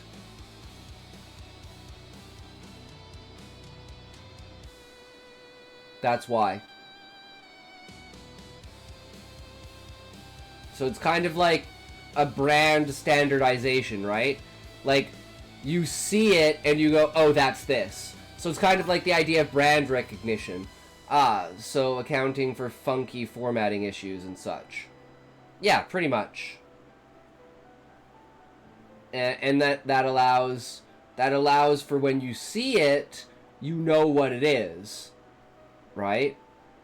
And that's consistency to build up that brand recognition. So when someone sees, for instance, this, right, on the screen, and they see Scrivener, they know, oh, it's story time, right? That's what it's supposed to be. And that's why it's like, if I'm not reading, it's like this. So it's like, oh, he's reading fan work. Well, I mean, it doesn't necessarily have to be fan work. I could be reading, like, Brian Evanson. I could be reading my own stories. It's just that recognition of, oh, it's story time. Yeah. Anyways, what I was going to say about the story. The build-up. The tension over... Oh, I see, I dig. For the Arkshire stuff, I'll try to get it to work with your style. That's okay, connection line. It's just, it is what it is, right? I don't expect... If the site that you're using has anti-copy stuff, then that's just how it goes, right? That's the only place it is. It is what it is. I will deal with it. But in general, you know, it would be nice if it was all consistent on Scrivener. But that's also me wanting to pay out my $80 that I fucking paid for it because of Beezus, that bastard. But the tension, the build-up, and the moment. Getting to the heist. I bought it because Beezus said, if you like it, I'll buy it for you. And I trusted him. After explaining to him multiple times... The reason why I don't do this was because I get fucked over. Someone will say, oh, do this. I'll do it, and then they'll disappear. And then, you know what will happen? They'll disappear. And you know what happened? Beezus hasn't been in the stream since. Even Eggy Mayo came back. But I haven't seen Beezus since.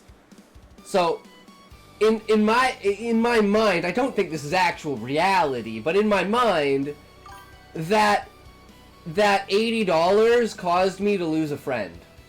Switching to Scrivener caused me to lose a friend. F Beezus. This guy's hopelessly stupid. So, but then again, you know, it goes to show, hey, maybe he was a Scrivener shill, and the whole time, it was a psyop to get me to spend the $80 that he gets some sort of commission for. I respect the long game, bro. I respect the long game. He's fucking farming. But we're gonna have an ad in a sec here, unless someone fucking snoozed it, in which case I'm gonna lose it. Both Beezus and Line, really, over here running a hand rubbing show.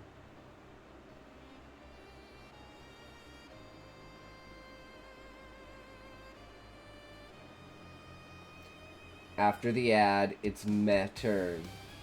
True, author. Relic. Okay, no more chatting. Thoughts about the first act and then Relic, because Jesus. I have to wait until the ad. Fucking, there it is. Okay. Fucking ad! Bad ads! Dad ads, bad ads, getting up in on ads, dope.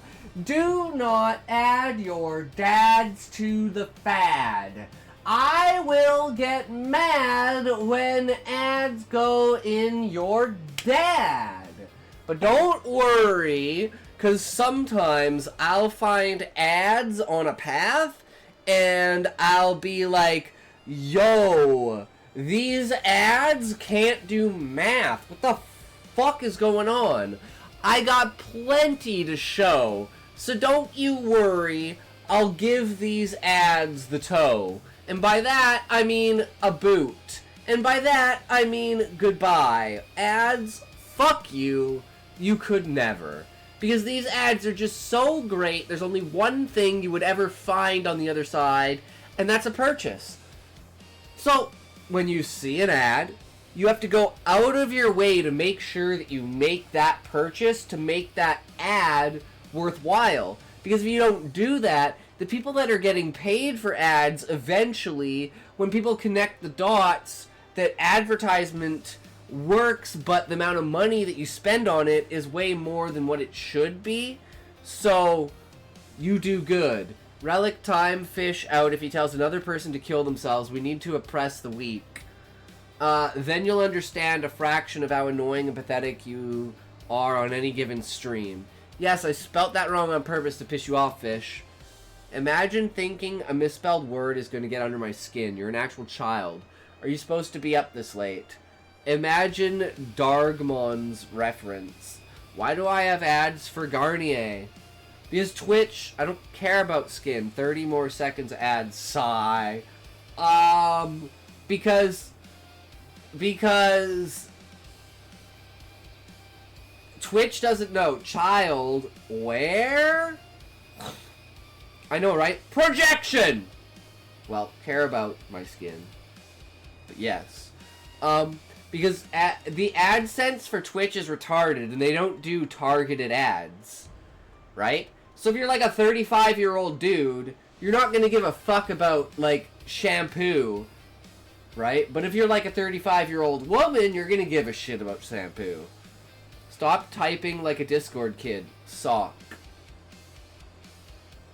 Stop breathing my oxygen, and I'll consider it. Oh! How do you guys even know you're on the same planet, though? Guys, we may all be on different planets, and all those planets are called Earth. Did you ever consider that? That's what I think of sometimes. Finally, ads are over. True, them ads. We need to take a toke for the ads. But you guys see why ads are ruining everything? How do I know we're on the same planet? Because only one is confirmed to have life and be able to support us. I literally grew up on Mars. Fuck, I don't know what FYM is. I was gonna say fuck your mom. I goon to your ads, W. True. Relic is miles better than Fish will ever be. This is the goon chamber. Just like the movies. We are coming soon. Unless you count the bacteria found on one of our planets. That's what they tell you, Fish, but that's not the reality of it. You should learn more, Fish, and expand your mind. Chilling and Fish were in a who's worse competition. They'd both be kept from winning out of pure spite and hate. Time to suck Relic off because Line is butt mad at me, I guess. 3, 2, 1, toke.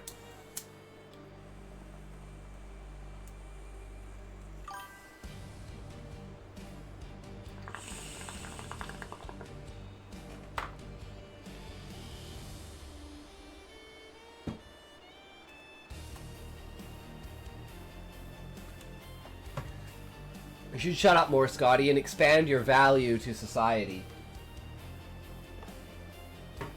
Absolutely, Fish. But I hate society, so why would I adhere to anything that society has to gain value from? But anyways, guys, okay, let's go back to the story. Building the tension, building up. We know that something is going to go wrong, but we don't know what. The dream is hinted at something being wrong to go with, like, gravity and some sort of part of the building. But I had no preemptive thought. No even consideration that the government would use this as a false flag.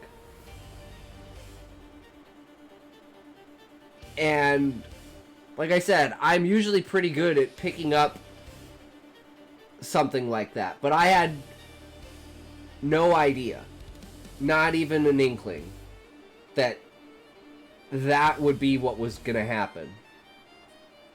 But that brings into question now with that, did they know? And was this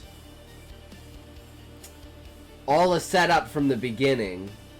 Because it's like, in this surveillance thing, this is one thing I've thought for the entire thing, is like, how are they really able to get away from this? One day you will wake from your slumber and know the discontent in your body. You will feel the nothing there is to feel, and one night soon after, you will be forced to attack. You will be forced to atone for your small sins. Everything adds up. You are not the outlier. Okay, Twitch, good job. Yes. That was a link. Fish about to feel this hammer. Man can't even type. Oh, man.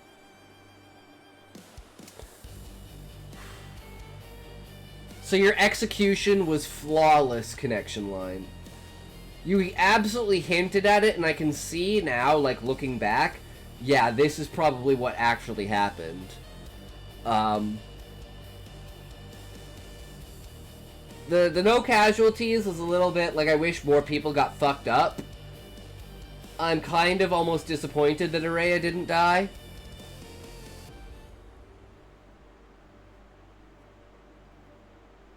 And I kind of feel like they got off scot-free. Right? But then again, if I'm right, like, they got off scot-free because they were allowed to get off scot-free. Flawless. 400 times better than Bomb Dropper's story. You deserve an award. Definitely a lie. I wish I could clip that. Too funny. I mean, why can't you clip that, Fish? You can clip anything you want, bro. So now I'm like, I don't know why, but I'm like, is Araya a plant?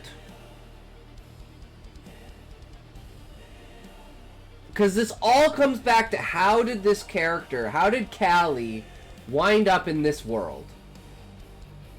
There has to be a reason that Callie wound up in this world that ties all the way back to this and the family she's with. So there's this inkling in the back of my head that Callie's actually a spy, but she doesn't know it. And she's actually working for, like, Sky. Secretly.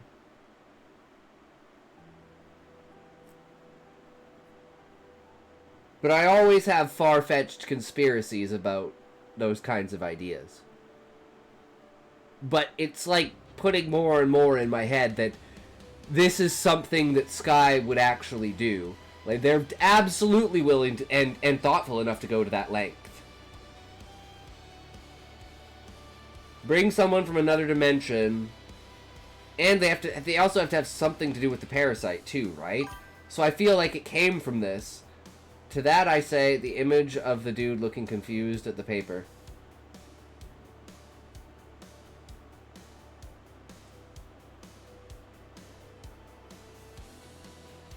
So all the possibilities going through my head, and of all of them, a fake 9/11 conspiracy was not on that list. So that was fucking, dear God, brilliant. Dear God, brilliant. And, decent theory, though? Yeah. I mean, there has to be more here, right? Because I'm thinking, like everything has to tie back to the parasite, to Skytech, to the alternate dimension, to Earth. So it's like, how could that all possibly tie together? And I'm throwing every possible theory I can around in my head till I find one that, like, at least kind of makes sense in a way. But there's gotta be a connection.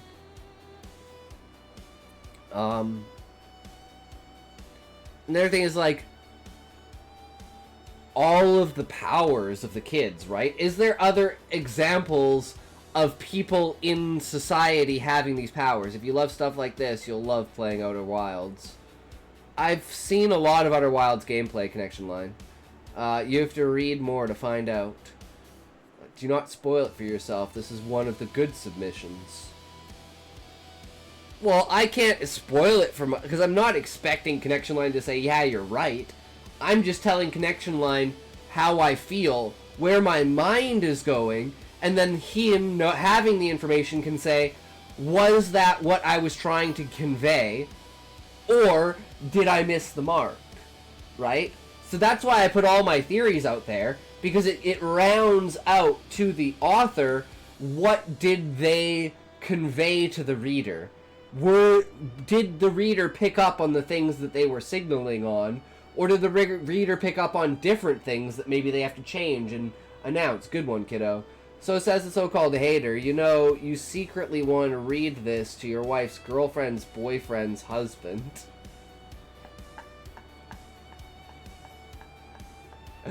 Anyway, yes. I thought you wanted to spoil it for yourself, Scotty. No. No. I just want to give out what my thoughts are, and then have them Handsome Jack reference. Handsome Jackie? I don't know. I don't know how to say that. Jaka? Jack? Jake? Who knows? Could be French. Could be Scottish. Could be Japanese. You never know. I mean, what? But yeah. This story makes you think, and I love it. Okay, well, due to this being the end of Act 1, how do you feel about it in total? Typo, just Jacklaw. Alright. It's very, very well presented. It has a very steady flow to it. It has a direction. It knows where it's going. It gives you the payoff that's always expected. It's personable. The characters feel great.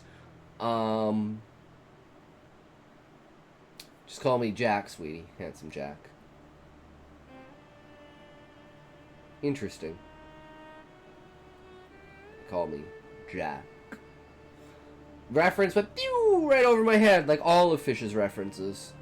I'm not cultured like that. I'm just a dumb retard.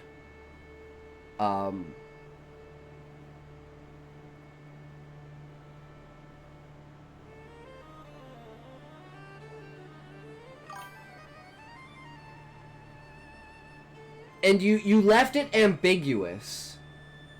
You left it ambiguous as to whether these were just a bunch of kids, like, that didn't like society and didn't like the way that society was, but no one ever does, and says no society is ever perfect.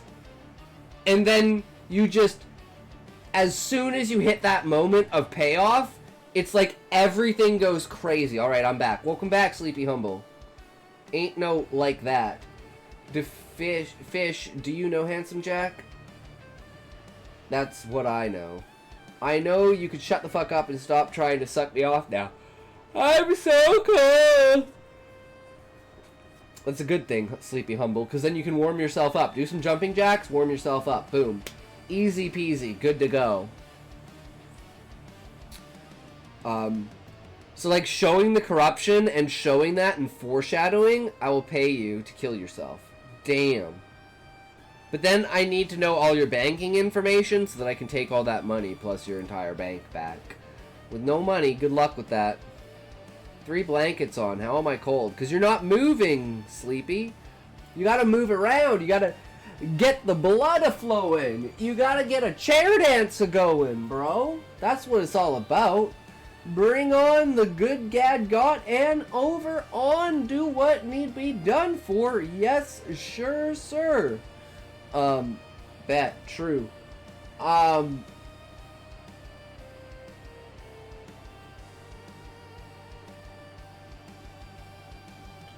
Waiting for the big bad. Right? That's what it speaks. Speaking of banks, I had some Indians think they were going to socially engineer me via eBay scams today. Hilarious. Like I can't shut off all my cards before you can redeem. Do not redeem! No, sir! You cannot do that. We control all of the banks. You will not do that. That is a no. What you will do is you will take out your wallet, you will take out your card, and you will tell me your name, the number on the back, okay? And then you will go to Walmart and you will buy $27,000 worth of gift cards, okay? And then you tell me the numbers on those cards, but you cannot redeem them, okay? Time. Okay. About Act 1, I will say this. The main idea is to set up the 3 core ideas of Sky as a story. Callie's connection to Earth, Callie's new life, and the corruption in the new worlds.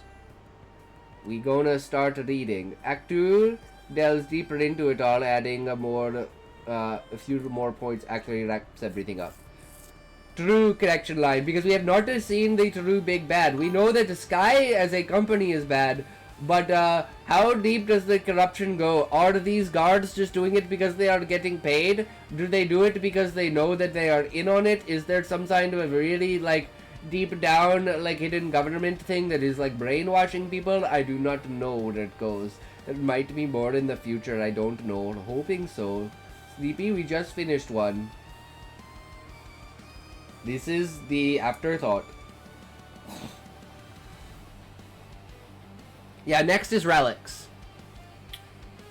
So yeah, I'd like to see like who the leader of of Sky is. Like who's the really actual big bad. A white mob! One sec, chat. Just logging into my softcore character to practice killing it.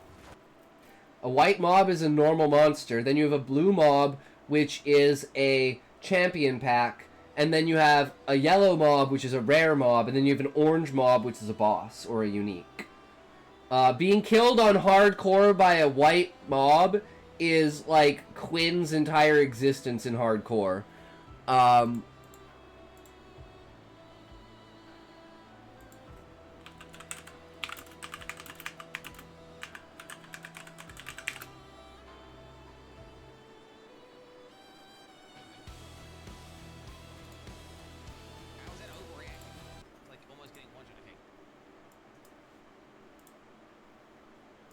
Get the fuck out of here, bro. Nah. Okay, my game's crashed or something. This is pretty sweet. Get the fuck out of here, like, bro. look, he's just chilling. Nah. Actually, unbelievably bullshit. Yo, Alec, you played hardcore? Literally dies sure I'm to a not going. DC.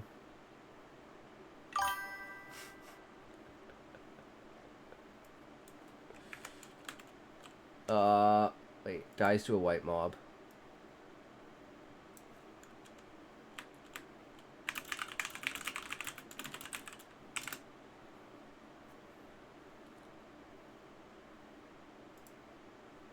Oh, yo, why do I click that breach? Dude, am I just dead or what? Help. Holy, bro.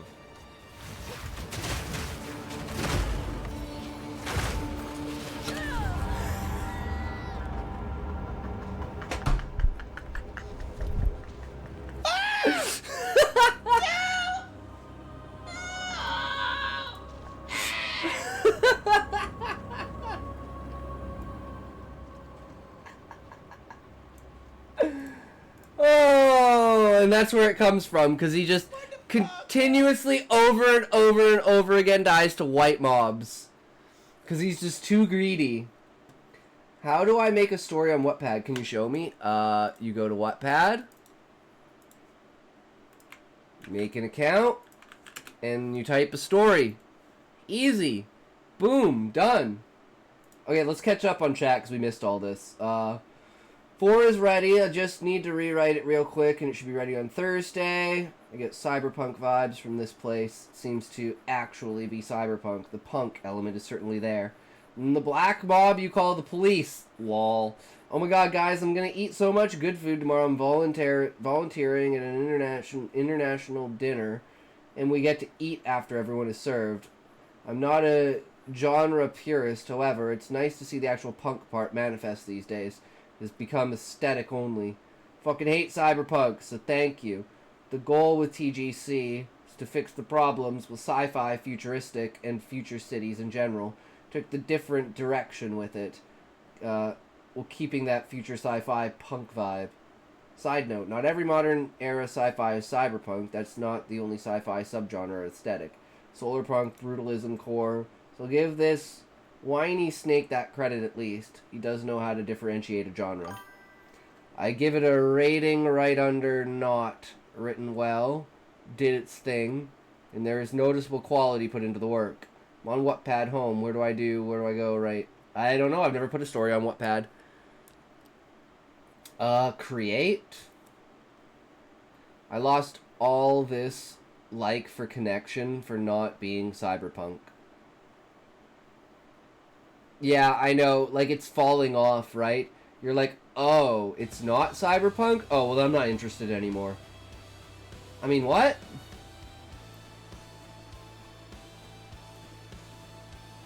I admit I'm a sucker for the Power Man stories.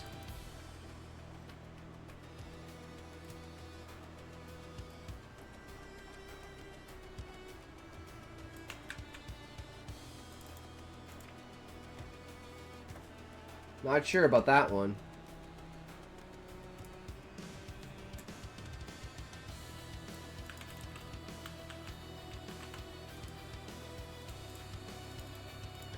Take a look at the notes and research tab I put in there. Do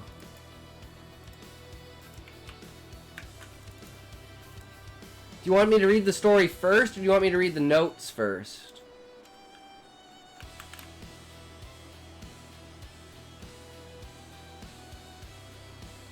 Hate when things are cookie cutter one-sided. Things always have to have nuance in them.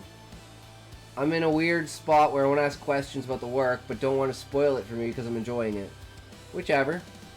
Okay, well, let's read the work first, and then we will do the lore. And Relic, do you watch Wendigoon? Because if you don't, you should go. You seem to like cryptids, so I'm like, if you don't know Wendigoon, you should go check out Wendigoon. story where everyone is always miserable does not make for an interesting read after the first 50 times it's been done. Heard of him, but never seen it.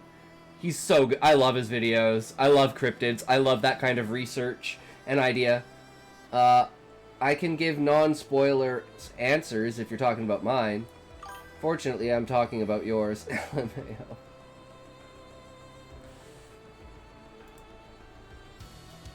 Alright, so, here we go.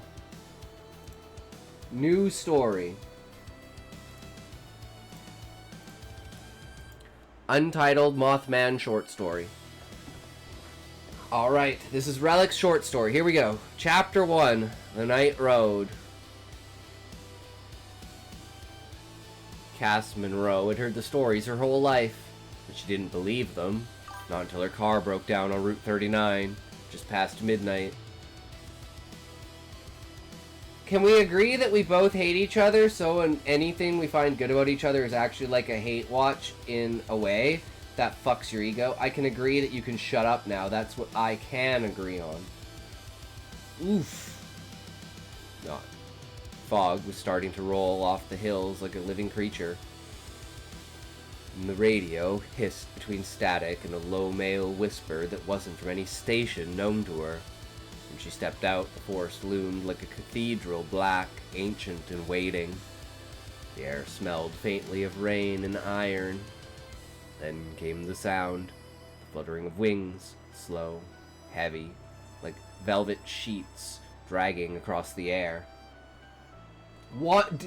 Twinning! How do you guys keep being twinning like this? Who said cryptids? Based. Relic's story is about cryptids. She looked up at the trees, bent slightly as if something had landed on them.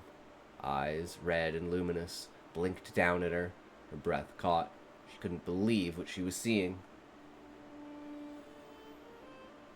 The stories had always said, man-sized moth. But what she saw was something different. Tall, human-shaped, muscled beneath a fine shimmer of charcoal fur. The wings that gleamed wetly in the dark. When it moved, the night seemed to move with it. You guys are too dumb to come up with this quality work. Where do all these jackasses get such fire ideas?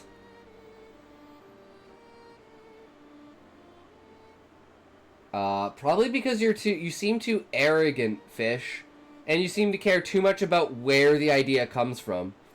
I'm an actual published author. Thanks, though. I mean, same. Guys, look how much my book is sold.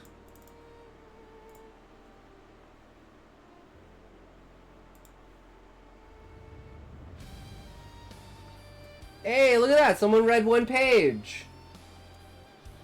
I made $1.36 this month. I think I'm up to like $9.50 total. Can I do like all time? I don't know if I can see like... Can I go to like payments?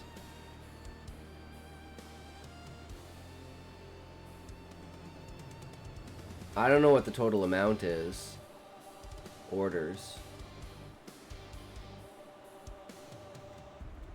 Can we do all time?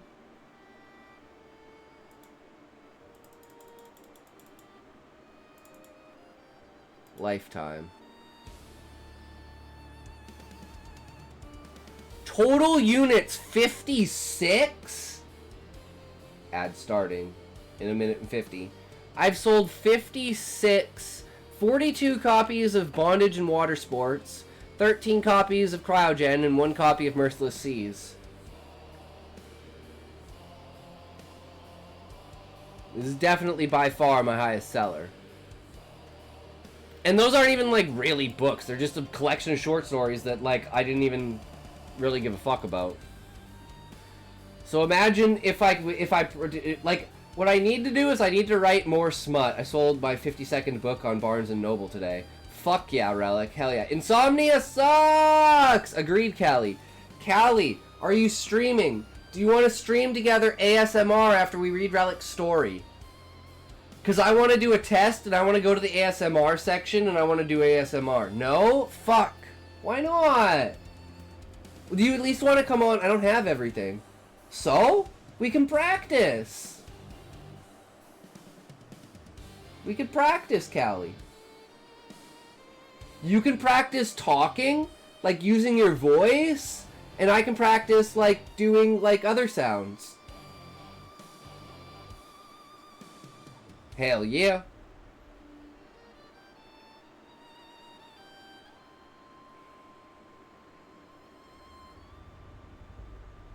What type shit?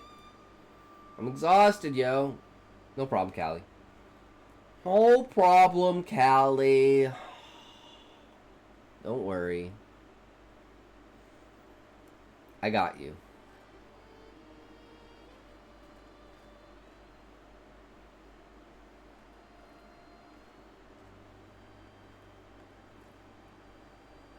I don't know if we read all of this. I think we did, right? I seem to move it. Yeah. Not doing anything right now. That's okay, Callie. Just relax, sit back, and chill, and do your thing, right? Chapter 2. The Lure. Don't be afraid, it whispered to her. Not loud, but inside her head, the words smooth as silk. Forrest hummed when it spoke. Cass stumbled backward, but the air thickened like dense sap or syrup. Every sense heightened. The sharp scent of moss, the cold breath of fog. And fuck! Ads! Why? I don't fucking burden bad gold system.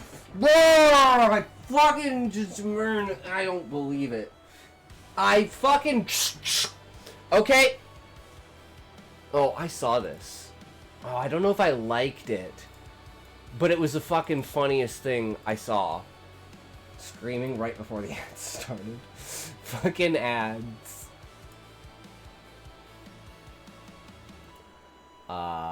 Let's see if I liked it. I don't know if I liked it or not, but it was fucking hilarious.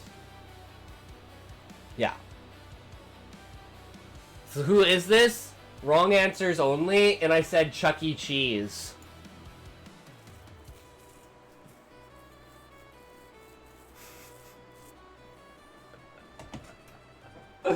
Chuck E. fucking Cheese.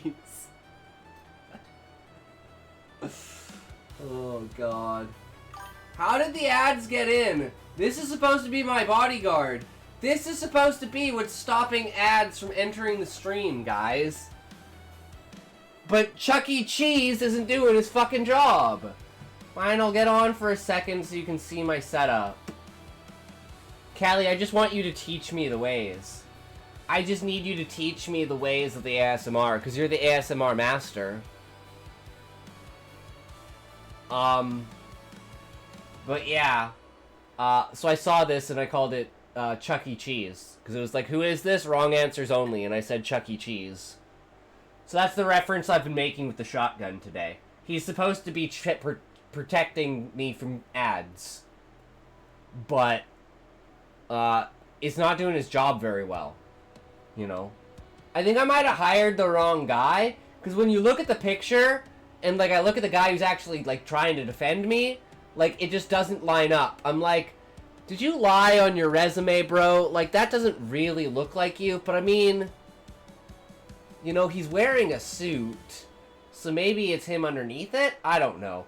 But he missed all 8 of his shots. I was like, what the fuck?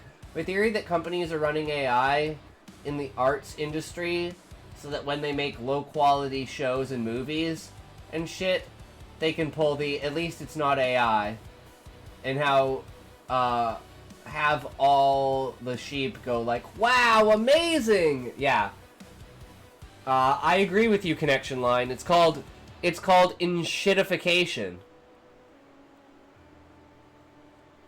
And it's like gaslighting you. It's like the way Activision is like, oh, we blame the customer for our downfall and the closure of our studio and the fact we might be shutting down as a company. Yeah, you're 100% right, because the customer didn't buy your product. And if the customer doesn't buy your product, it's the customer's fault that you failed. 100%. 100%. Fucking retards. I also have a theory that the 21st century is a reversion of the 20th century. 1920s were roaring. 1930s was the Great Depression. I believe that we are currently in the 21st century Great Depression, and the 30s will be better.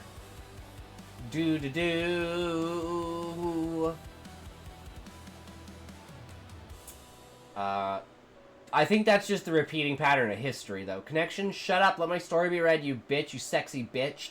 True, 3, 2, 1, toke!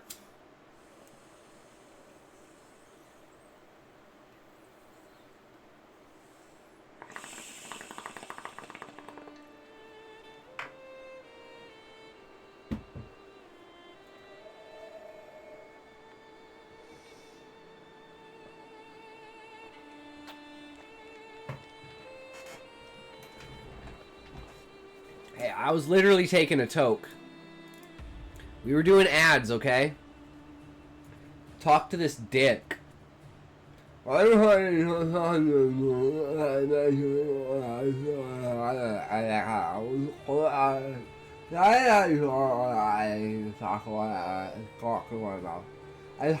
to talk with a cock in your mouth.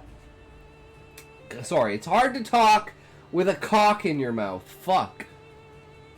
So either shut up and kiss me, or I'll have to stick my tongue even deeper in your mouth. Cats stumble backwards, and the air thickened like dense sap or syrup. Every sense heightened. Sharp scent of moss, the cold breath of fog, the way her own pulse fluttered, like a moth wings under her skin. Eye cock succation.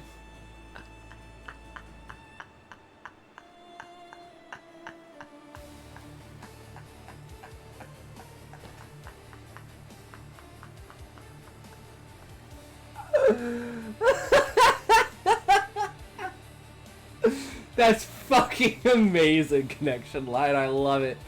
I fucking love it.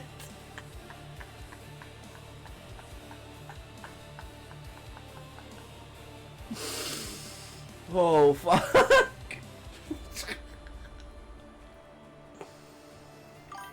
Glad it tickled your pickle. Hell yeah.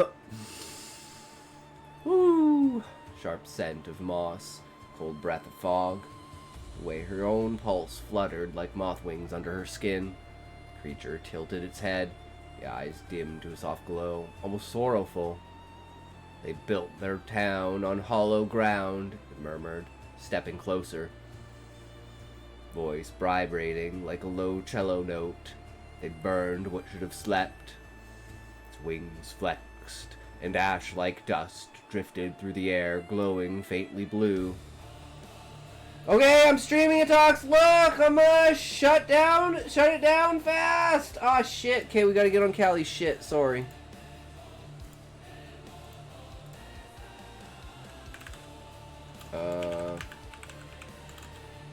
What's your fucking name, Callie?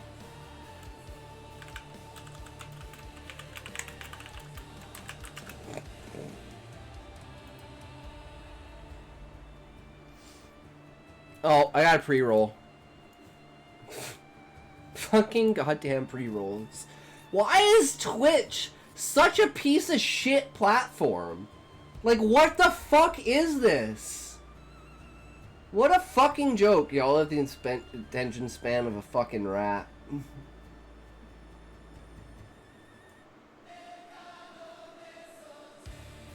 When I am a rat.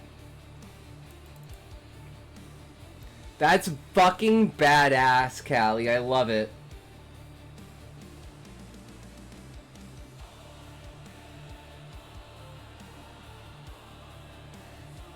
That looks so cool. See, Callie's got a way better stream than I do. Yeah. That's legit epic. Now fuck off.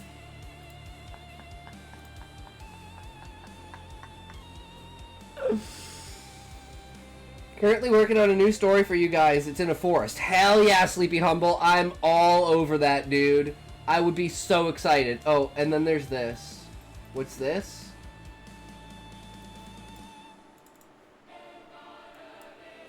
I cock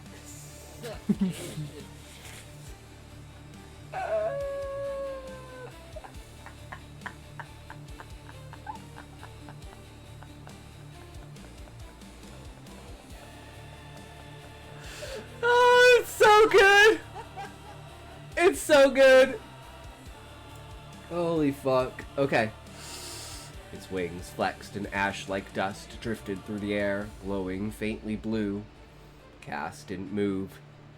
She should have been terrified. She was, but under the fear was something else. A warmth rising through her chest, a pull deeper than reason. You're not supposed to see me, it said, but you were listening. Chapter 3, The Hollow. Reddick's Run used to be a mining town until the pit fire, the one that had burned underground for 40 years. The air still carried traces of sulfur when the wind was right. They say the moth creature appeared the year the fire started. Always before tragedy. Townsfolk called it the Harbinger. Relic, damn you, Relic. I was trying to keep my pants clean for tomorrow, but you made me bust all over the place with this story. Cass remembered that as the creature's hand brushed her cheek, gentle as moth dust. Beneath its touch, she felt the tremor of the earth below, the throb of something vast and buried. After the baddie boy's story is done, who else is next? I believe Sleepy Humble is next on the list. But I don't know if he posted a story in Discord or not. I mean, if we have more from you, Relic, I am down for it. I can go a second time, a third time, a fourth time. Just keep lining up and I can keep going. Something's still burning, it said, and they don't see it. Trees around her flickered like shadows cast by unseen flames. Through the trunks, she saw shapes moving, faceless miners, their eyes dim lanterns, their bodies crumbling to soot. The air hissed with whispers.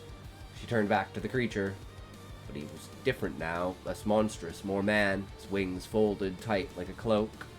He smiled barely. You'll tell them. They won't believe you, but when the fire comes again, they'll remember my eyes. Scotty doesn't know! Oh, something from my published book. I'ma get some spaghetti and rewrite the parts of chapter 4 right now so that we can just read some of mine too, because why the fuck not? True. Chapter 4, The Return. Cass woke at dawn beside her stalled car. The forest was silent, as if it had never breathed. A film of soft gray powder clung to her jacket. Hood of her car bore a single handprint, delicate and scaled with dust. By the time she reached town, Reddick's Run was stirring awake. Smokestacks coughing, miners trudging to the pits again. But in the distance, the horizon rippled, faintly red, and a hum rolled through the trees, low and warning. Weeks later, when the ground opened under the old mine and fire roared out like a breath of something ancient, they said they'd seen a dark shape rise from the flames, wings spread, eyes burning, carrying something into the night sky. Cass was never seen again. Sometimes, when the wind sweeps down from Black Hollow, you can hear the flutter of wings and a soft, violet voice whisper, "Don't be afraid. You were listening." Damn! Damn.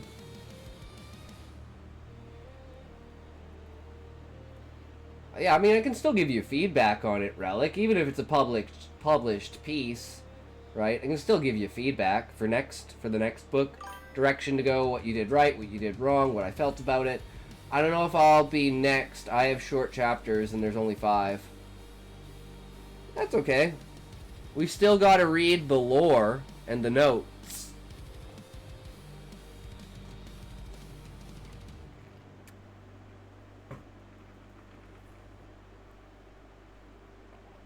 Rallick, your writing is really good, though, high key. Yeah. Agreed. Like I said, it's top notch. It's up there with D-Knots. Notes, lore, cryptid studies, etc. Background. In American folklore, Mothman is the name given to a humanoid creature that was reportedly seen around Point Pleasant, West Virginia, from November 15th, 1966 to December 15th, 1967. Setting and world building. Thank you, I spend a lot of time writing and researching. Hell yeah. Fun. Genuine. Goal. Something between Appalachian, Gothic, and post-industrial. Maybe the forests of central or western Pennsylvania. Coal mine fires and ghost towns. U.S. Geological Survey archives. Centralia Mine fire, 1962. Present.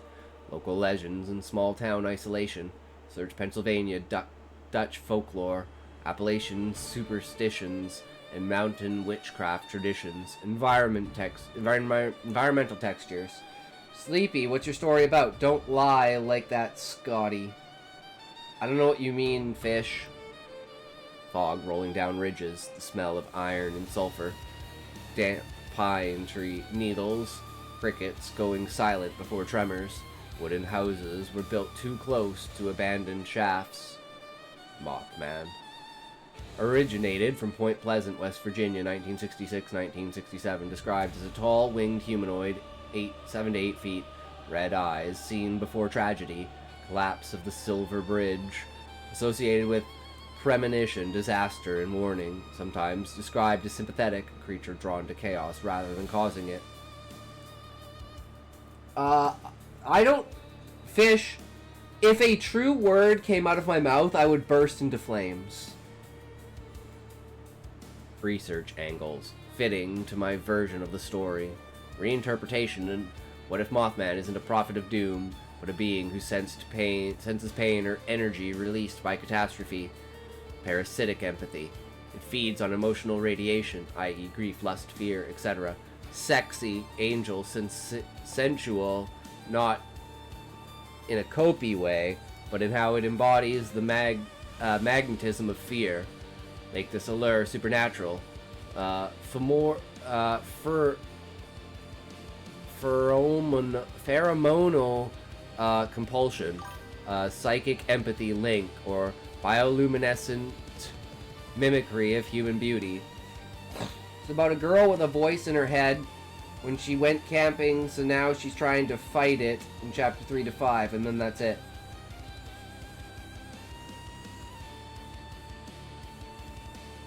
Interesting. Do you know why she has a voice in her head? Like, as the author, don't tell me. But, like, do you know why? Biological speculation. Membranous wings coated with dust that reflects light. Pheromone-based communication. Something slice of life with a bit of extra. I dig. Because she hyperventilating. She unlock like a locked personality in her head, or is it a coping mechanism for trauma? Like a split personality. In the words of the Firebat, you got my attention. Eyes that generate bioluminescent heat signatures. Sound, subsonic wing beats that cause nausea or attraction. Atmosphere and horror aesthetic. Sensory, world building, visuals. Mist halos around headlights of cars, power lines, odd billboards, decaying diners, neon signs and fog, etc. Sounds, far-off coal train horns, cicadas going silent, muffled radio static blending with low hums. Smells, ozone, ash, sweat, pine, sap, something faintly metallic. Mood references. The Ritual, 2017, Forced Dread. Follows, sensational unease, Silent Hill or equivalent, fog and isolation aesthetics. The Wailing, folklore woven into realism. Thematic lenses, Eros and Thanatos, desire and death as twin forces. Mothman's beauty evokes attraction that leads to revelation or doom. Perception and versus belief. Locals deny what they see because belief invites consequences. She's not normally like this, but she got scared because it's supposed to be rainy and dark a lot. Ah. Industrial sins. The town's destruction of nature, spiritual ground. Coal mining, deforestation. Awakening something ancient. Human loneliness. The protagonist feels unseen. The creature sees her, and that becomes intoxicating.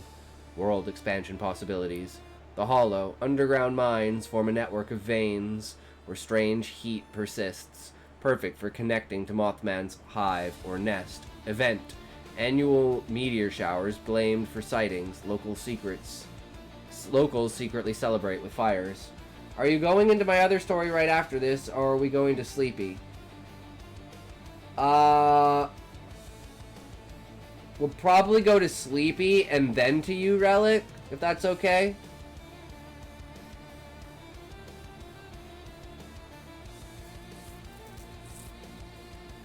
But you still have the first 3 chapters. Post the first 3 chapters. I'll read the first 3 chapters.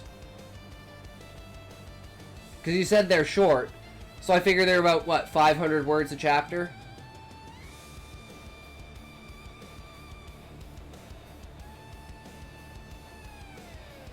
Moth dust, drug myth. Teens collect moth dust.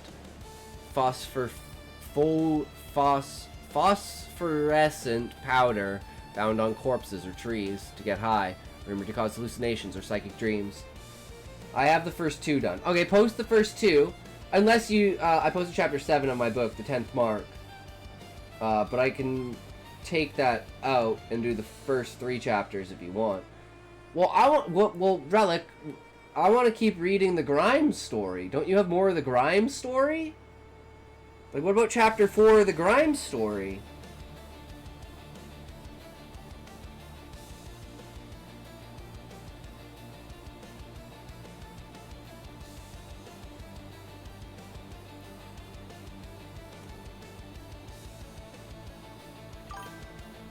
I don't want to give too much of that one away because it's not out yet. Ah, I see. Okay, so it was spoiled. It was a teaser. Well, then I'd like to read your other book.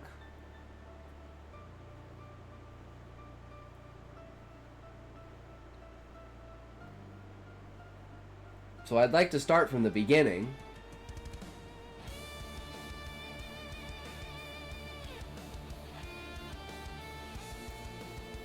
Go onto the Discord. And whatever it's on, just put it in here.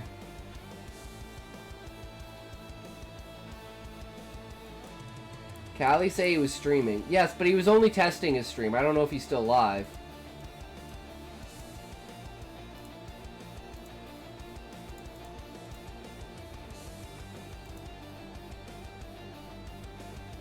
Yeah, it says that he's still alive. And then just drop it in here. The link to wherever your story is. I can send you a code that goes live on the 29th for a free copy on Barnes & Noble if you leave a review on Goodreads. I mean, yeah, I'd absolutely do that, Relic. I'd leave a review of your book wherever you wanted me to. After I read it, of course. No co-op stream tonight? Callie didn't want to. Let me DM you the code. Okay. I thought he was going to do stuff with the Switch. Poor Switch. I don't know. I thought he was just testing and showing his stuff off. I don't know. Because I asked him and he said he didn't want to. Said he was too tired.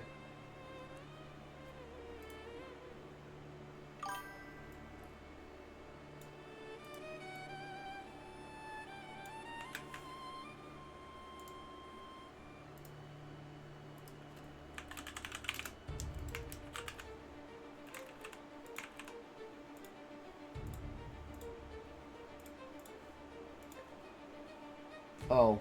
No worries, if he doesn't want to, then I won't press him. Yeah. On the no link. Let him rest. Gotta read on Discord to put the 2 chapters. Alright, here we go.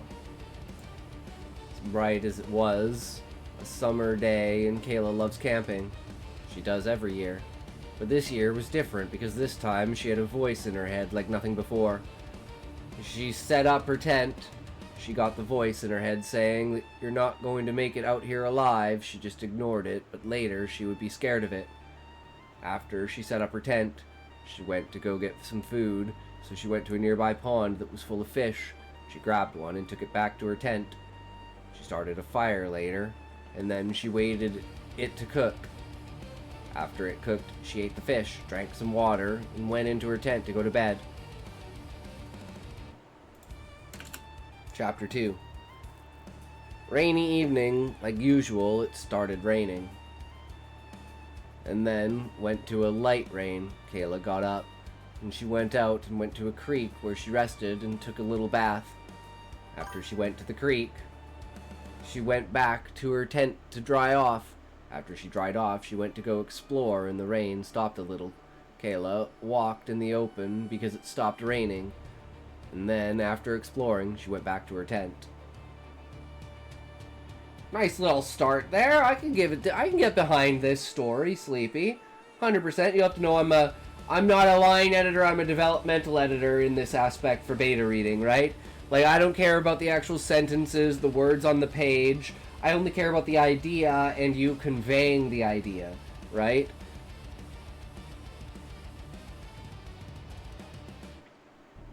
So now what you need for the next chapters is you need to tell us about this character. Why she's camping. Why does she like camping?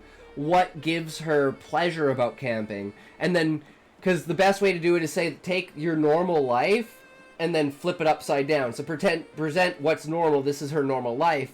And then the voice. And then her normal life is slowly changing. And she's going from, like, loving camping and the outdoors and everything to, like, hating it and becoming, like, a recluse.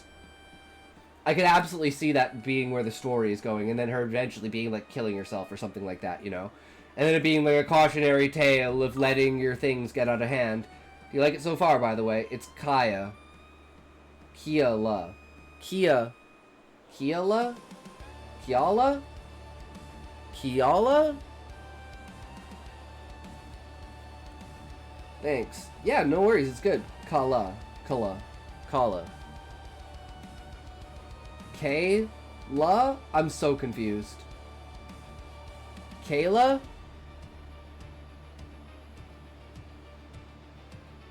I'm terrible at pronunciations. I hate English for that shit. I edited the document to have the first 5 chapters. Alright, I usually only read a chapter a day, right? We try to spread it out, because otherwise I'd absolutely run out of time on the stream, right? You can call her Kayla. Ah, I see. Okay. But yeah, nice little humble start. Just, I feel like I'm pretty good at languages. You are, Callie. I'm terrible at languages. Keela, Kayla, Kyla. Thanks. You.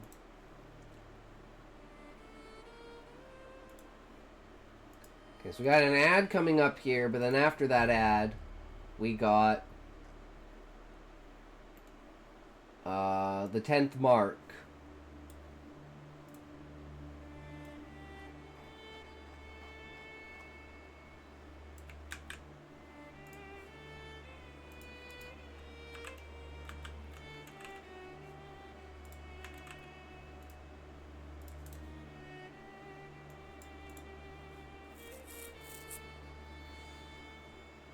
Kyla.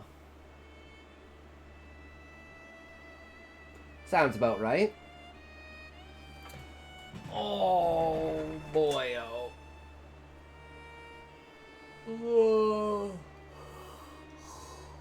Oh, cold! Getting cold! Getting cold!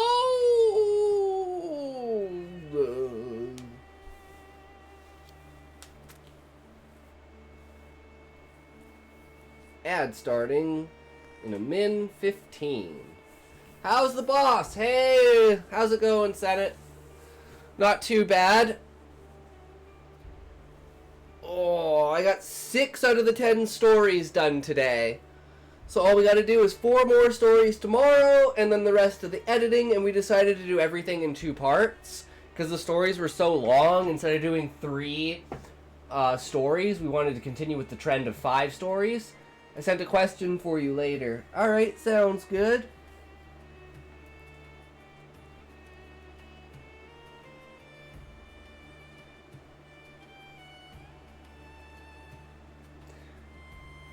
Oh, Kyla. Man, I was tripping. Line must be rubbing off on me. Scotty had me confused with his confusion. Do you see the slight collaboration update? No, I haven't looked at the Discord at all.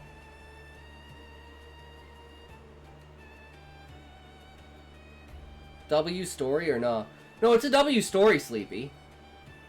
I will say, your writing is not W. But that'll just take time, effort, and, like, that's what revision and editing is for, right? Just get the story on the page. So, I like the idea of the story itself. Think ad is over. No, the ad hasn't started yet. Yeah, no worries. See, that's what I mean, Sleepy. It's like, I'm not judging your story based upon its quality of wording. I'm judging your story based upon its premise, its idea, its theme, right? And that's basically the idea behind beta reading, right? Because, like, I know it's not a finished copy, right? So I'm not going to be like, oh, your sentences are really bad. That doesn't matter. That's not important, right? Even if it was, like bullet lines. Scotty does have an honest bone in his body. Go figure. W, honesty. Ads! Oh, get your ads. Watch ads. Know what your ads are before ads find you. Know what your ads are. If you're not on the ad, know when ads will be there, so you can be prepared to find the ads. The ads will find you if you do not find them, but for your sake, the goodness of finding the ads first will make it so much easier for all of us. If you run from the ads, you will be sorry. Those ads will catch you. There is nothing you can escape from the ads. No, all ads have been accumulated and attached synchronously through quantum mechanics with quantum entanglement. So you are all at the mercy of our ads. Inshallah, you shall level up. You'll get better, Sleepy, like a muscle. The more you write, the better you'll get. Super is high risk now? Interesting. Oh, man. Still want a WRX STI, though. You want a fucking STI? Fish, that's fucked up, dude. Why would you want an STI? Maybe someday when I get my money up.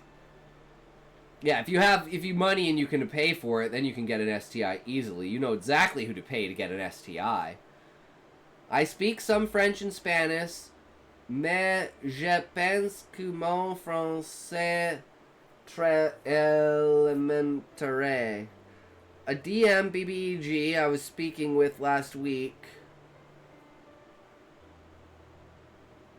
got back to me before yesterday and insisted he wants to be the head BBG EG solely. I said that's fine as long as you, with our other DMs, and you can collaborate as partner BBGs with you as the head. Parlez-vous français? It's a car, you fool. It's a car trim. Très bien, Kali. Electric cut chair. True. So what you're saying is I'm not the boss anymore? I mean, I don't care, but it's like I need to know, right? So that I can plan for it.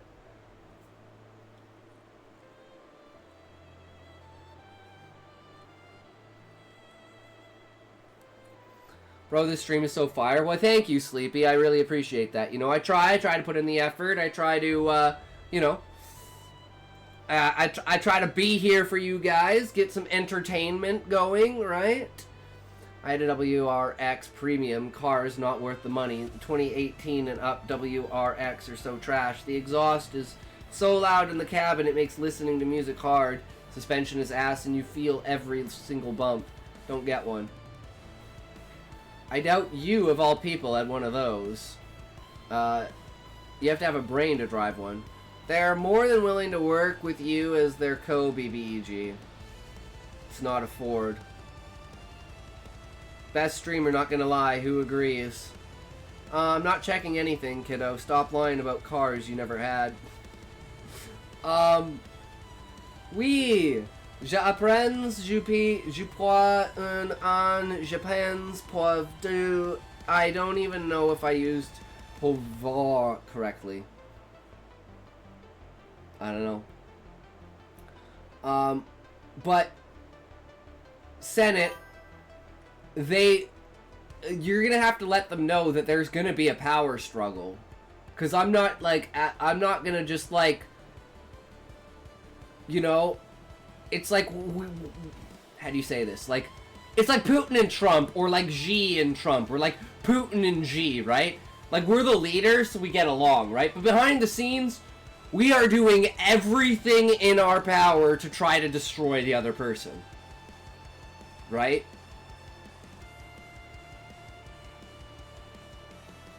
Because we're, like, no big bad is ever going to be able to live with co-ruling. If you can live with co-ruling, you're not really a big bad. The big bad's total everything has to be like total, absolute everything. I'm an international man, mostly because I hate West and USA. I agree, Relic, you're a loser. Relic! See, this is why I don't like to give mod to people, because they take things too seriously. The whole point of the stream is to be a troll. And to be able to say whatever the fuck you want. So, this kind of shit of fucking timing people out needs to stop.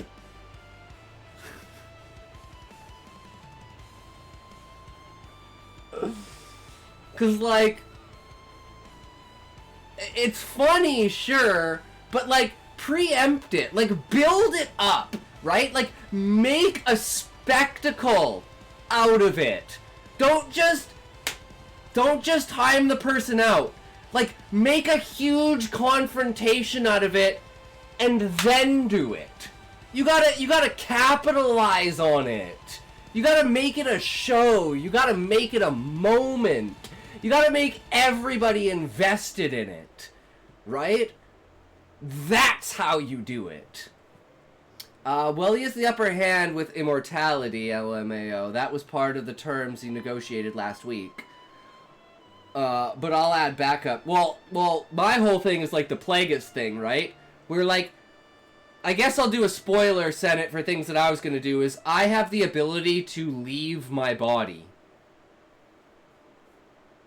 But, like, I don't have it yet, but this will be something that I develop as the research for the Force moves on, and as I gain more metachlorine, I'm able to, like, transcend my consciousness and move into other bodies and basically control people. And that's how I make people kind of do some stuff. I'm not going down Chilling's path. I timed you out when you were disrespectful, not just for shit and gigs. Leave your body now, then. J'habite dans New York, mais je vis vos The problem is, Relic, I encourage people being a dick, and I encourage people to banter like that. Interesting. I love it. Ha ha ha. Yeah. So even if you kill my body, and that's like because that's what I was thinking, Senate, when I was like, how can I be the different heads of the different companies and get rid of that, like, plot loophole of me being, like, the same person? And it's like, you won't notice me in the same body, but you can still, if you look deep enough, I do the same mannerisms, I use the same words, I have the same speech pattern. So either you're like, man, why is it all the leaders of all these fucking companies, all these CEOs, all seem to be the same person? Yeah, you're on to something there. Okay, so, let's see. Go pretend to own another car. I have power, I hate crime people. Without repercussions, it's called paying off the law. Stop butchering French. I'm not 14, I'm 34. I know about life, I know about writing, I know about cars. If you're too much of a fucking loser to believe me, then that's on you, not me. You don't know a damn thing, Relic. You're a child. Now go sit down and shut your bum up. Like, goddamn, stop trying to suck me off, acting like you know about cars. I thought you were cool at first because of chillin' antics, but the mask is off now and I don't like you. Now hush up and drive that WRX that you own. I want to practice languages again now. Yup, just keep digging your trash deeper, and then when you get punished, you bitch and moan and more. Callie is actually based now. Yup, there you go. The problem is, Relic, that Fish isn't being serious. Fish is goading you. And you're kind of losing to it.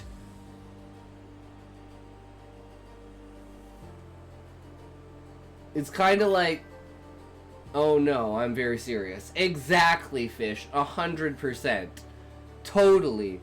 But the whole point is, if you take anything anyone says in my chat seriously, I'm like, bro, that's... You shouldn't, like, first of all, you shouldn't take anything anyone says on the internet seriously, first of all. Second of all, this is the place that you're supposed to be able to go to say whatever the fuck you want. I don't take it seriously, I just don't want to read it. I mean, you can, like, aren't there, like, personal blocks? Like, if you don't want to read it, that's fine, right? Lion is just a pet who needs hugs. Relic is a clown and a failure. Everyone else I'm neutral on. Damn, Fish, that's harsh. That's harsh, bro. But yeah, I can get behind that, Relic. It is a little bit over the top, but, you know, hey, it is what it is. So you know what? Hey, guys, that's why we instigated the new rule. The new rule is... So you'd do something like you'd go chalkboard, right? And you would go, I am not comfortable with Fish disrespecting me. Please stop. Right? Yes, there are. Too many people are so weak. They need a padded room to feel happy online. Block me if my words induce butt mad. It's fun for a while, but when people continue, that's when they get muted. And when you said it wasn't allowed, I unmuted. Chilling wouldn't have done that. So like, this is why we created this thing. So it's like, if someone's doing something that you really don't like, tell them to stop. If I see you tell someone to stop doing something, and they don't stop doing it, I will ban them. But, as far as I'm concerned, everyone's just having fun, everyone's bantering, okay, up until that point. Okay, so Fish just kind of stopped pressing Relic. You can do it to other people, but, you know, he seems to, like, it's understandable. He doesn't want someone fucking saying that shit, so, you know, so if you're gonna say it to him, say it to me, right? Tell me I'm a butt munch fucking retard. Piece of shit. Because I don't give a fuck, because I know I am. But yeah. So there we go. Problem solved. Chalkboard. I'm fine with Fish being mean because I know it's banter and rage bait within the moral boundaries is funny. See, there you go. And then we can build up, like, each person's, like, boundaries of what they can expect out of the stream, right? I don't also insult you, Scotty, only when you deserve it. which is all the time, Fish. At least I think so, you know? Like, guys, if you didn't do it, I would eat my chair, okay? I would literally eat my chair if you guys didn't do that. Not really, I actually mean whatever I say and dislike you. Why are we, I feel like we're in a mental health circle. I'm getting deja vu. Butt munch, loser, cool. But a failure and everything, not cool, too far. Yeah, see, there's a line too, right? Only when you deserve it, 24/7 hotline is calling. Hype. Well, the thing is, Scotty, I don't care about what you think. I'm telling you what's factual. I mean, to be fair, Fish, you're saying your opinion. You're not essentially stating facts. Because when it comes to creativity and art, there is no real objective fact. Everything is subjective when it comes to art. So including reading. Like when I make a story that goes like this...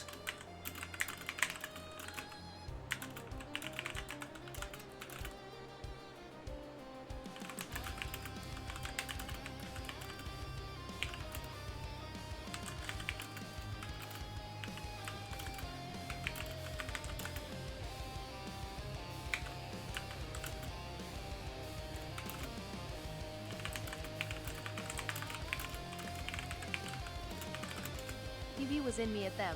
I was it know how you left I ran it off. Help I was you found it in that. Finn. It's when you deserve it, full stop, period. Facts. Don't care about your feelings, fishy-washy.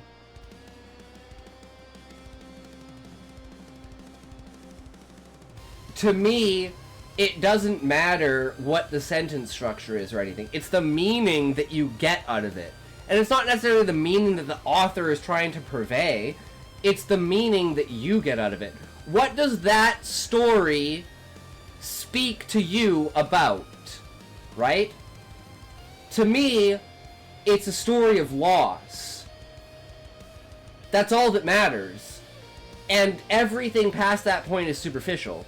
I mean, even Callie managed to ascend into my good graces by being less annoying and actually having a personality. And of course, actually writing. Very true, Fish.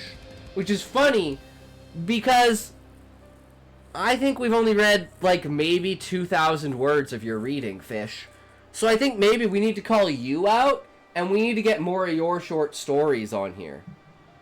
And we need to read your shit to back up your own saying, right? But then again, you never said, hey, I'm an amazing writer, right? He's written heaps more than I have. And at far more skill. But you, on the other hand, right? There's a significant difference between that. No need to call me out. I've said several times I'm a 1 in 10 writer. Exactly, Fish. But you could be better. If you wrote more. Damn, you just need to be consistent, bro. That's what it's all about. Alright, but anyways. Are we ready for this? So this is the teaser of Relic's published story, The 10th Mark. It is a fact that someone's story doesn't work for you. It is an opinion that you think it's trash. There you go, Sean. That's a great way of saying it. Speaking of, where did Callie go? I'm here. Oh. Chapter 1. Ah, okay, found him. Being sick, tired, and hungry. True, Callie. Wipers on the 1965 Plymouth station wagon fought to keep pace with the downpour, smearing rain across the windshield in frantic arcs. The storm had been relentless for over an hour, and the old car groaned beneath the weight of its cargo. Boxes, bags, and backup stuffed with notebooks, and the scattered remains of Evelyn Thorne's life. After this, I should be ready to show you a short snippet of C4 if you'd like. All good if not. I mean, if we have time, right? If we have time. This chapter isn't that long, though. I want to see more Callie work on the mission stream so far. We've got base superheroes and base isekai sci-fi. Those are my top 2 here. V8 splash. I'm telling you. It's like giving your body's army arrows to fight with. recover from most illnesses much quicker, Callie. But let's stop talking so we don't overshadow other motherfuckers from getting red. It is what it is. Life is not fair and is not perfect. Her hands gripped the wheel, knuckles pale against cracked vinyl. She twisted her shoulder-length brown hair into a messy ponytail. A few damp strands clung stubbornly to her temples despite the cold November air seeping through the cracked window. 6 hours behind the wheel had left her shoulders aching, tension buried deep. The rain hadn't eased, nor had her thoughts. Callie never offers to have his stuff read, lol. I don't know why. No, Callie's just rewriting his story because he's working on Student Body Sonata right now. But he's reworking the story and reworking how he's writing, like, in general. So, most of the stuff that we've read is all rewrites of the original story. And I still say, Callie, I wish you kept her name as Stella and not Despina, but you know, it is what it is. I just fell in love with Stella. Because she reminded me of Sally and Jack. But you know, it is what it is. My puffer. Why are you alive? I feel like Voldemort. Why do you live? Damn, Callie's getting his pen up. Hyperbolic time chamber arc. Trexver! Yo, what's up? How's it going? Welcome, welcome. How are you, good sir? Or ma'am, I'm not quite sure. You know, could be either or, right? But are you a writer? Are you a reader? Are you a purveyor of stories? Do you enjoy creativity and imagination? Are you an explorer of the world of words? Welcome, welcome. I'm Intoxication, and here we do beta reading as well as a little bit of tips and tricks to improve your writing skills, as well as a little bit of art and a little bit of writing. Why is Sleepy Humble plugging you in my chat, bud? Probably because he's a kid. I don't know. Buddy didn't tell us about any of that. Yeah, I didn't say, I didn't say anything. I don't know, maybe he really, oh, well, I mean, he did say I was his #1 streamer, and he said I should be the #1 streamer. So, maybe actually thinking back on it now, yeah, I could see how that could happen. I could see how that could happen. You could tell him to fuck off, Trex. Sorry about that. Title spotted. Options. Isekai. Ginger. Womb. What could that possibly imply? Hey, I didn't mean it. That's okay, Sleepy. I mean, hey. Tell a kid to fuck off. Nice one, Scotty. Well, I mean, if he's promoting other shit in your chat and you don't want it, you can tell him to fuck off. But I mean, Sleepy, if you want to go around and promote me to other people's chats, hey man, that's you. If you want to deal with the consequences of that, you can do that all on your own. I don't endorse it, but you know, I have no control over you, right? So, oh wait, chalkboard. Don't tell kids to fuck off, Scotty. I didn't tell anyone to fuck off. I said that I don't have a problem with him telling my community to fuck off if my community is being dickbags. I think everyone should feel that way, right? Like, you shouldn't stand up for bad activities that your community is doing just because they're your community. You should condemn bad actors inside of your community. I don't think enough people do that because they're worried about alienating their community and falling off and not being able to make money anymore and having to go back to Walmart. Yeah. I don't want to hear it. No, I'm saying you said don't tell kids to fuck off, and I said I never did, Fish. I told people they're allowed to say that. I never said it. So, I'm following what you said. Walmart! True. Have you worked at Walmart? It's not a fun place to work. No, that's my job. I work at Walmart. Fuck yeah, dude. I actually do right, lol. Do you? Best wishes. He's good. No hard feelings. Alright, yeah, no worries, Trex. Wait, never mind. He said fuck you for no reason. Oh, Trex, that's because we say fuck you as, like, a greeting. And, like, it's like if you can't say fuck you to your friends, who can you say fuck you to? So, you know, it's kind of one of those things. So I hope he didn't mean it in a malicious way. But I don't know if he did or not. But we do say fuck you as like it's like bantering to try to pick apart people who don't have a spine.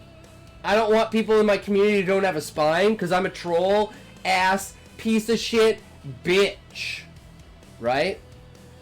It's like Trallian says, go commit slumber. Exactly, Sean. Mod sleepy right now. Alright, I'm gonna head out now. Fuck you. Yeah, true connection. Bad troll mind. True. Angry Birds, red bird stare gif. The eyebrows! True. Last chance, she told herself. What? I get to say fuck you? Fuck you, Scotty. I literally can't hear anything right now. My brain filtered everything except fuck you. At least you own it. I'm not sleepy. I'm listening. Welcome with listening. That's a very powerful name.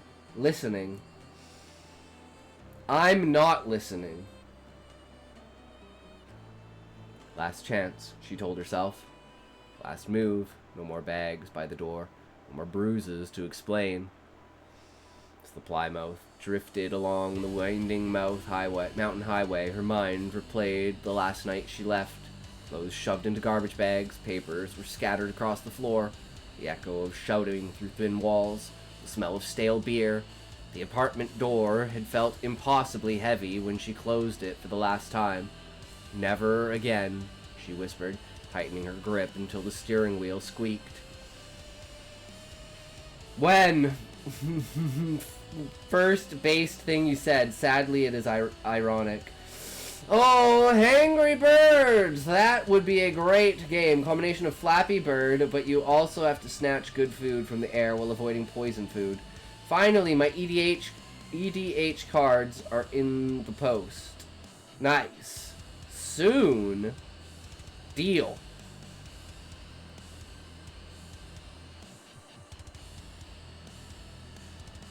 In the back seat, her 6-year-old son, Daniel, lay curled beneath a blue blanket, fogging a small circle on the window with his breath.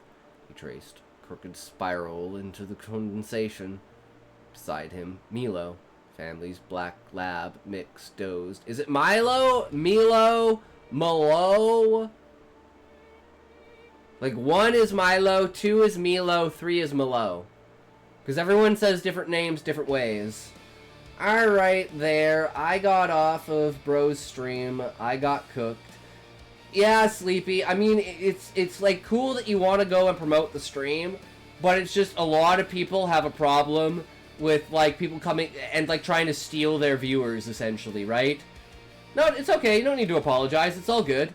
Don't worry about it, I don't think of anything of it, I don't give a fuck. It's just, I don't want you putting yourself in a bad position, right? I don't care about me, right? I don't give a fuck about me. You can say whatever the fuck you want about me. I just don't want you putting yourself in a bad position, right? That's what sucks. Relic, we both have a Milo character. It's too late to apologize.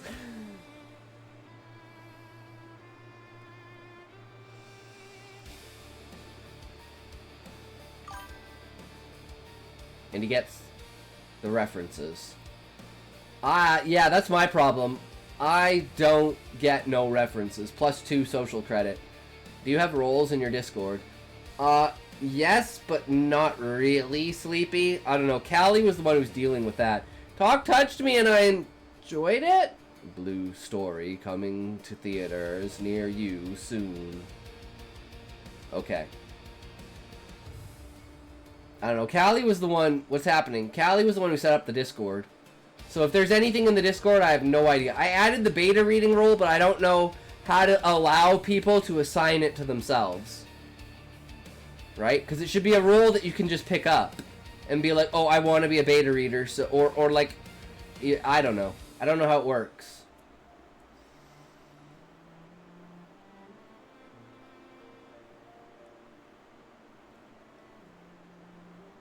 The dogs, the family's black lab mix, dozed, his paws twitching in sleep.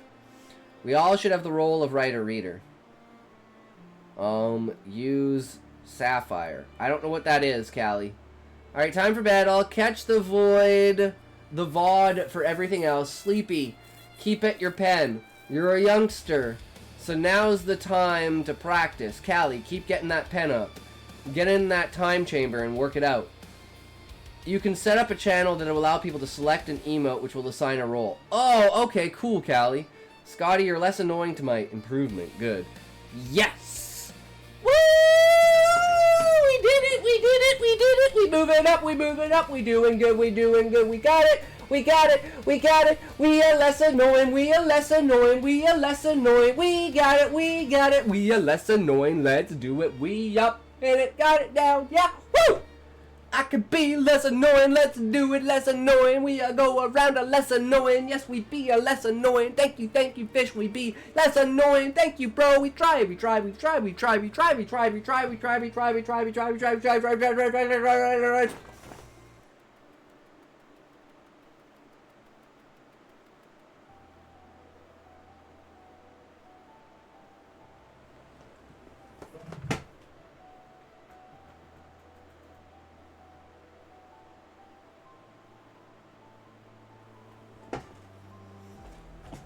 Being annoying on purpose.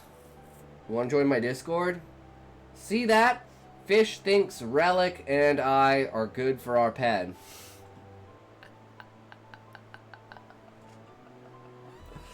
True.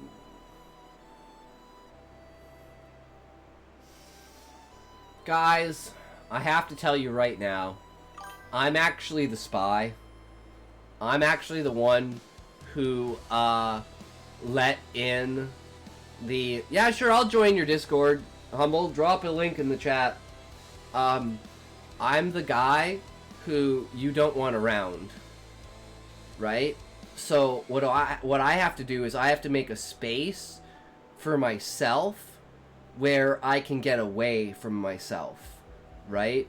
So there's like this area that you have to find that exits the contrast of how your perspective mingles with reality and what you're willing to accept and look over. Because when an ad gets in your face and you go take your money's place and you do what you need and you get what it got and you use that ad money to get more spend, right?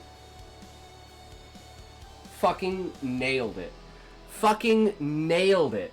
I couldn't have said it better myself. Holy shit. Sometimes I outdo myself, guys. Sucking me off and go away. Oh. But that's your pen if that's you. Yeah, it's not on me. Now, stop sucking me off and go away. Add over. Night. Good night. Take care. Alright. Back to it. Here we go. The road wound through dense forest, the kind that seemed older than memory. Tall hemlocks and oaks pressed close, their tops swallowed by fog. Branches sagged beneath the rain, forming a canopy that darkened the road ahead. Twice, Evelyn thought she saw something standing among the trees, a tall, pale shape between the trunks. Each time she blinked, it was gone, replaced by dripping bark and shadow.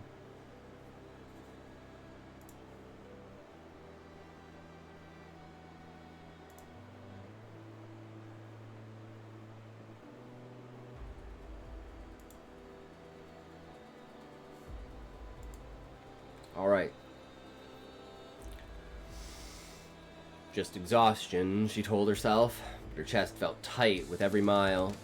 Then, through the gray curtain of rain, the first glimpse of the town appeared. Evelyn, no worries, always appreciated, spreading more.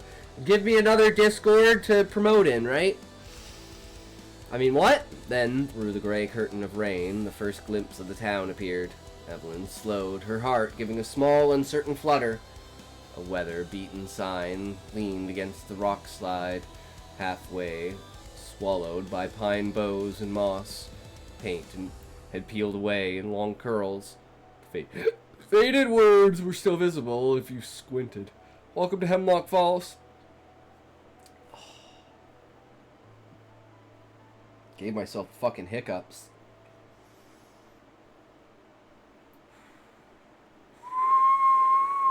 Okay. Estimated 1825. Cursive lettering had almost vanished, a ghost of white beneath grime and rain. Evelyn stared for a moment, letting the words settle. A new chapter, a clean start. Place to breathe, and maybe to write again. Daniel stirred and peered out the window. Looks kind of spooky, he said. Evelyn smiled faintly. Spooky can be good. Just wait. Rain softened to a steady drizzle as the road curved into town. Main Street gleamed wet beneath the streetlights, reflecting the dull glow of shop signs and flickering bulbs. The forest thinned, giving way to cracked sidewalks, mailboxes, and a half-collapsed bench buried in the weeds. Old two-story buildings lined the street, brick facades, faded paint, and sagging awnings heavy with water. Hand-painted signs hung above the doors. Clean's Hardware, Pine Needle Bookshop, Town Barber. Fuck it, I'm gonna go eat a bunch of junk food. No, Callie! No! No! No! Bad! Bad, Callie! No! No! No! Go eat fruits. Go eat healthy food, bro. And then go work out. Did you work out today, Callie?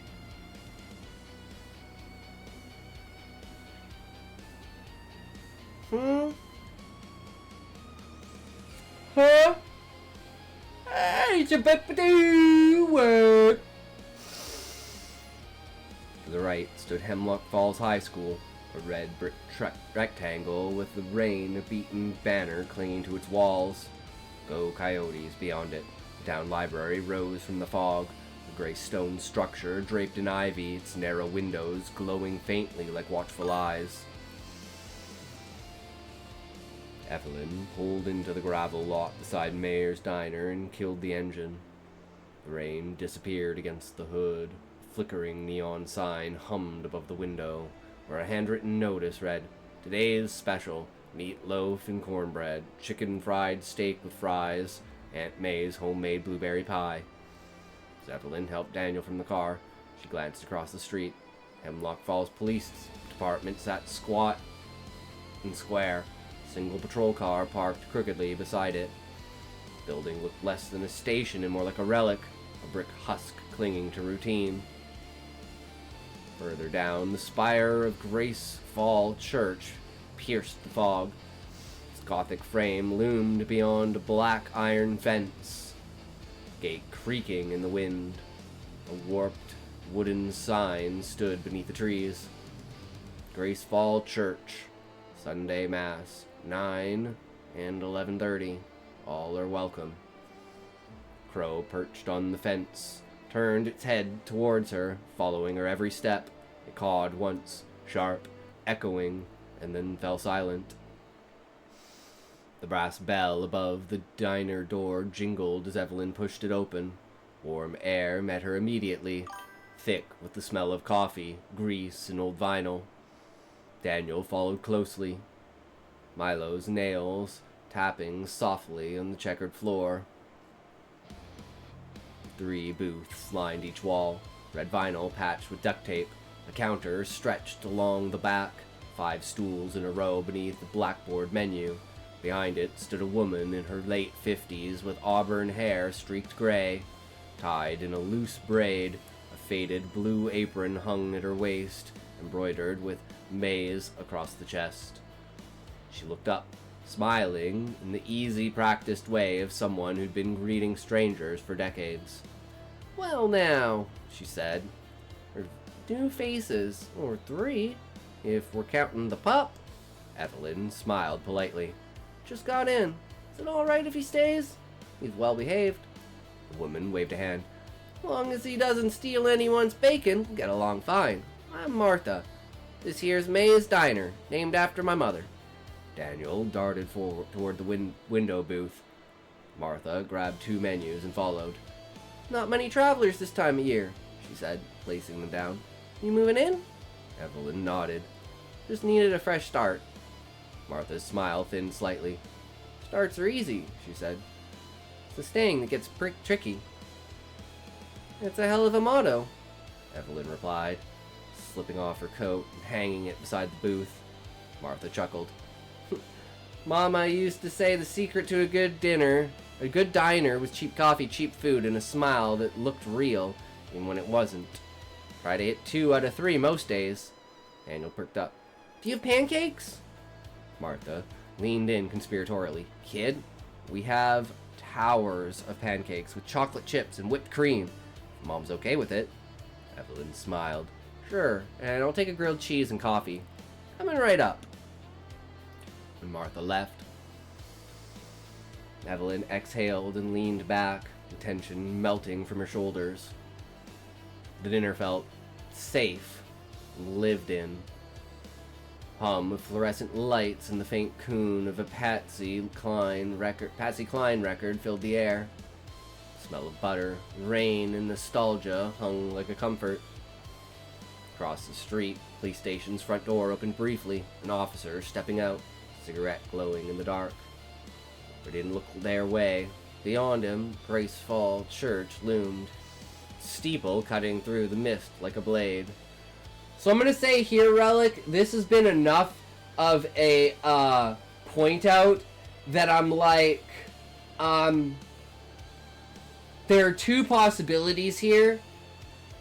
One is the reason she's paying so much attention to the police station is because she's like maybe gonna put in a report, because obviously she's in an abusive relationship, right? And she's running away from that. Or she's afraid of the person that she's running away from is already, like, you know, called the cops on her. So it's like, she stole the kid and the dog. So it's like she looks like she's the bad one, even though she's running away from him because he's abusive. But I feel those are pretty much, like, the reasons why she's paying so much attention to the police station and kind of being almost wary of it. So I hope I'm on point with that.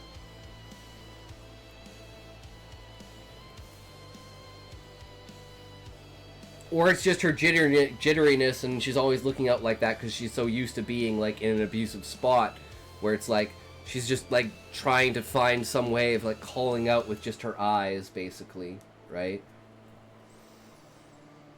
10 minutes later, Martha returned, balancing plates, Daniel's pancakes stacked high, Evelyn's grilled cheese perfectly toasted. "Renting or buying?" she asked, setting them down. "Renting. Small duplex on Hawthorne Street." Martha raised her brows. "Quiet spot. You'll like it. People here keep to themselves mostly. Just don't expect anyone to drop by with a pie your first week." She's a writer, so she's noticing everything. She's wary of the whole town after coming from where she's been. You learn her last books didn't go well, and everything just isn't going well for her. Okay. Because, like, of all the things, she's, like, paid attention to the police station 3 times. And I'm like, is that the only other building around? Or is there something deeper here? Noted.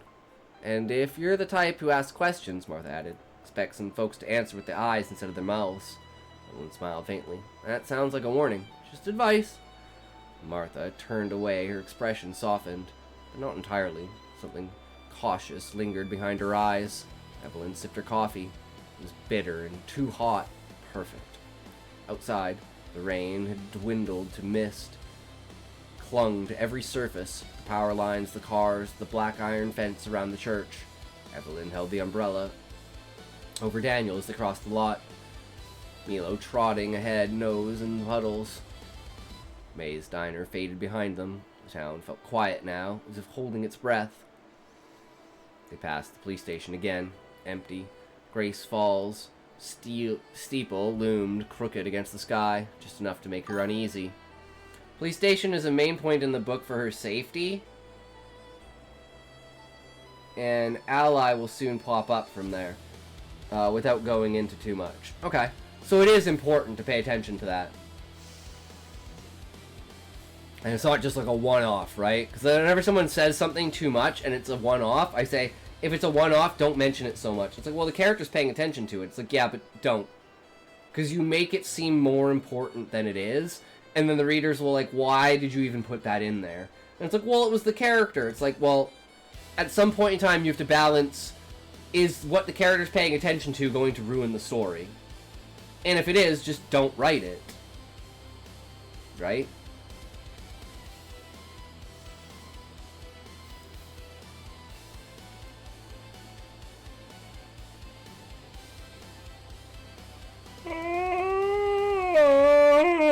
Oh, Jesus, excuse me.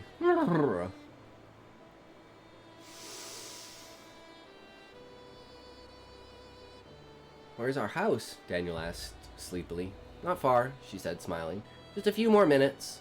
Streets narrowed, lined with tilting mailboxes, sagging porches. Alive, but only just. Kind of town that wasn't decaying, just settling into its years. Hawthorne Street, she muttered, spotting the sign. Damn, massive fucking deja vu. Holy shit, deja vu. What the fuck?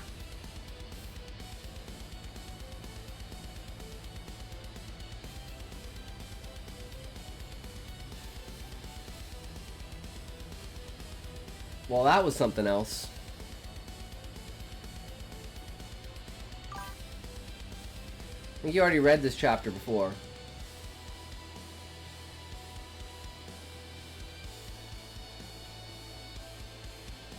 No, I don't think so. I'm usually pretty good at that.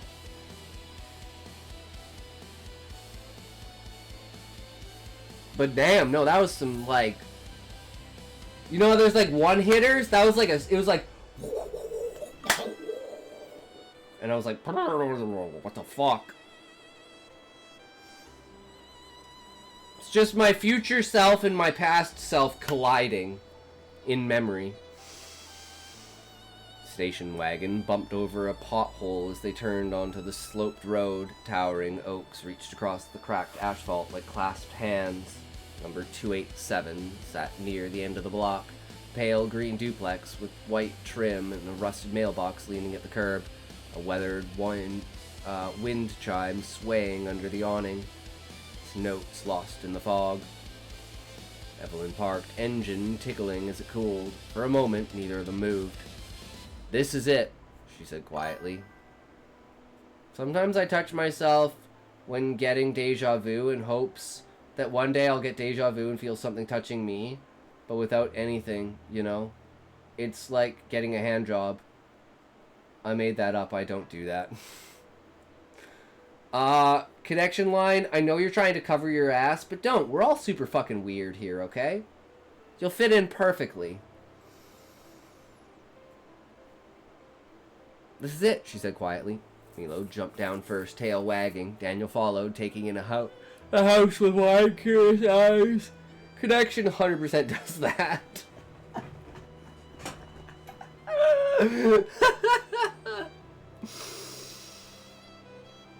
Inside the air, I am weird. True, we're all weird. Welcome to the Weird Fest, guys. I like weird, we do weird, weird be why we know we over be at do why be no me no ni ma wo wop would be dee da da da do. But like I might start low key. What if it was? I asked, am I weird, you dyslexic hobo?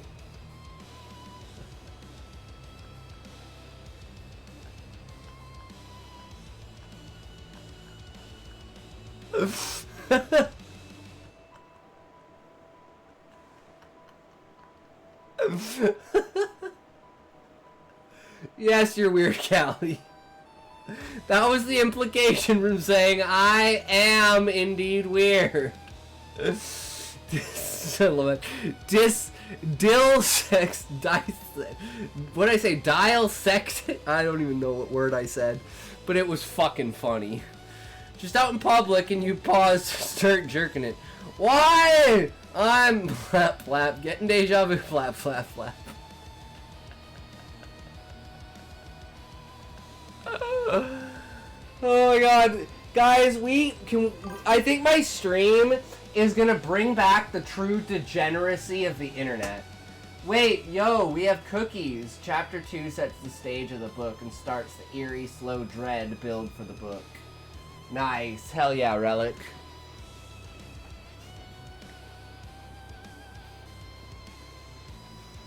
Inside, the air smelled of dust and wood polish. The rooms were small but clean. Paneled walls, plastic-covered couch, kitchen to the left, 2 bedrooms down a narrow hall. Milo sniffed every corner while Daniel explored, announcing each discovery like a tour guide.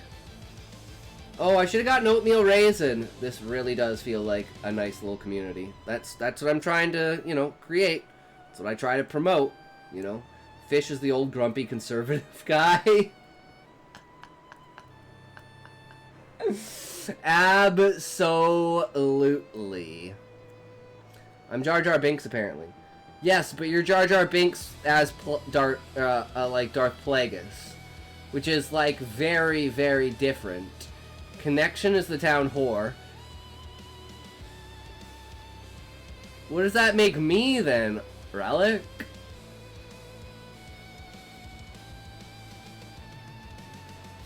Like, am I like just the town bicycle? Oh, I'm your slut.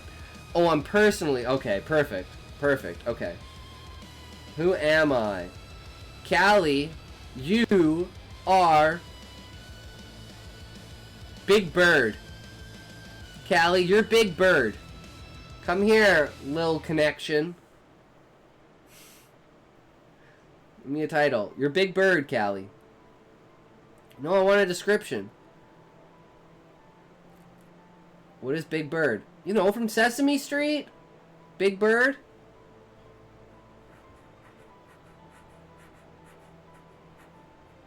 You can't tell me you don't know Big Bird, Callie. I know, but, like, what's he like? Oh, he's really nice, he's really upfront, and he sees things, like Mr. Snuffleupagus. That's a hell of a power level, Relic. Damn, man. We moving up there.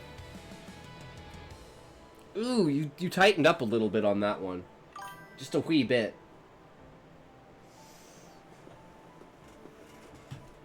Now that's a little bit off.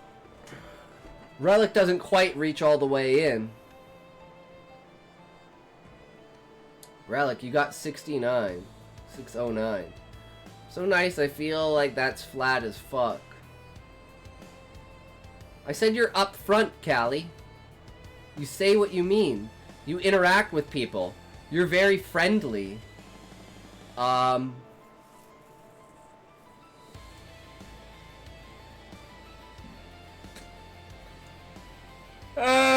You're easy to get along with. Hey, 6'7". What the fuck is 6'7"? I avoid this shit like the plague. So I'm like, I will never know what this 6'7" shit is. But is this like you would only date a dude who's 6 or 7 feet tall? Like how women are so picky about like I have no idea. I see it on TikTok or some shit. You're like Ragatha. Yeah, I know, Relic. I assume it's something that's like, oh, women are so picky that they only want a 6'7" guy, right? So it's like, a guy's like, man, I just want someone who takes care of me. Women are like, you're a fascist. And woman's like, you need to have a 10-figure income per month. It's basically just a number forced to be happy due to people getting bored of the memes at the people. Just a number forced to be funny due to people getting bored of the memes at the time. So 6, 7, so like, I have no idea what that even means, connection line. If I'm friendly, why do people seem to avoid me? I feel like everyone should be saying hi to me, and I get sad when they don't. Guess I just want attention. I just want a muscle mommy with big milkers to take care of me. Is that so hard? True Relic. Chose 6'7" because some kid said 6'7" in a sports game, and a rapper made a song saying 6'7" randomly around the same time. So there's like actually no substance to the 6'7" meme. It is just straight up brain rot. Say fucking Marklar.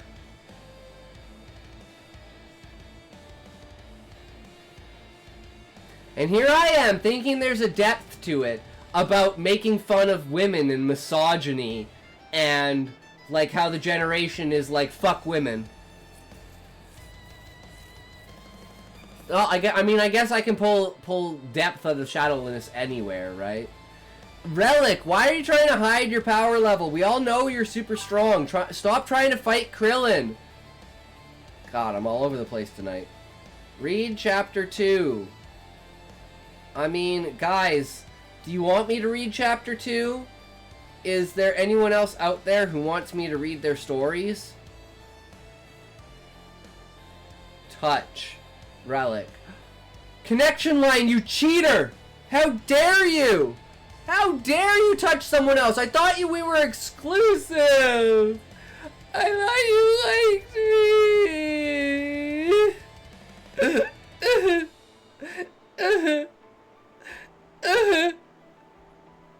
You're so mean to me. You're so mean to me. I don't know what to do.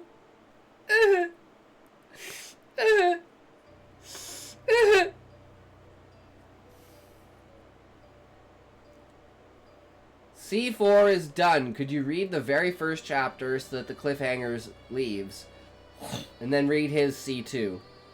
Okay. Okay. We can do that. I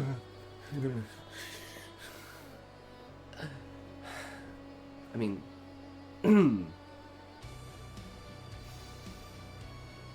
This one's mine, he said, dropping his backpack in the smaller bedroom. It's closest to the bathroom, so when I'm old and need to pee a lot, I'll be fine.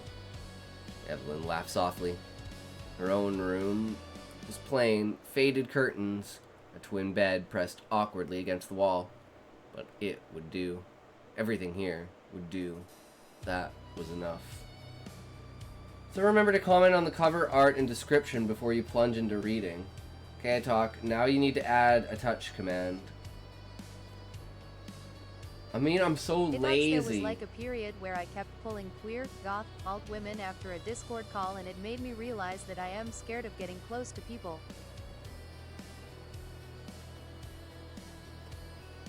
What do you mean you kept pulling?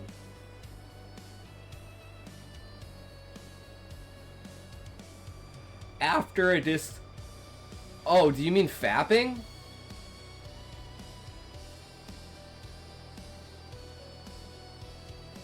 Kept getting girlfriends. That's good, Callie. Pull like crazy. Catches that I'm socially anxious to make any moves. Here's my feedback of connection stuff. It's ass! Fucking noob. Town slut fuck bitch, I love you. Your work is so good. It's so bipolar when it comes to you. Bend over. No, really, I want to hear connection stuff. Well, we got an ad coming up here in a sec. So I'm gonna go grab some food real quick because I'm fucking starving. So I'll be right back.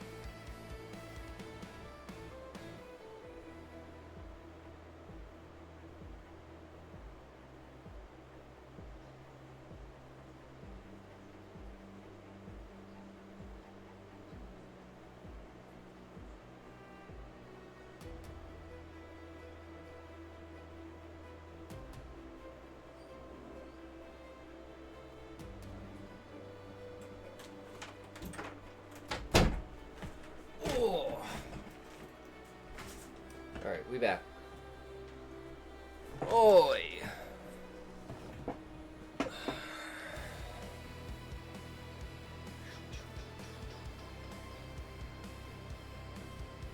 What, you guys fighting over the commands here or what? Command you to fight to the death. Here we go. You guys are fighting over this. Virgin reveal ass Reddit relic. Don't read up. Don't do it.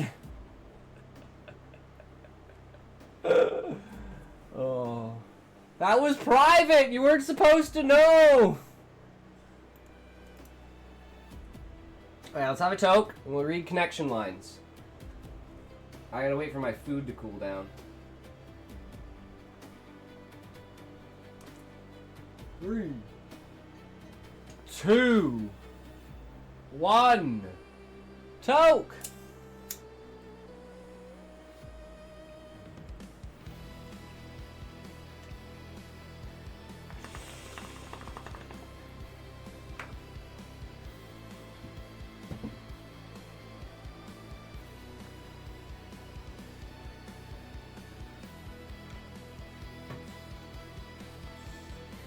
I'm in love with your chair talk. It made my encompassing desire gush everywhere and make a big mess. Damn. You might be into deers then. Or hunting. Talks, I want to hear you read my stuff in that new voice after everyone else. Is it okay that we read all my stuff, read all my stuff already? Do we deserve destruction?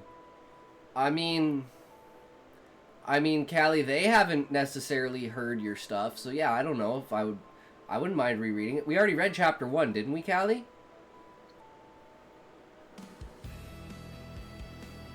Like last week?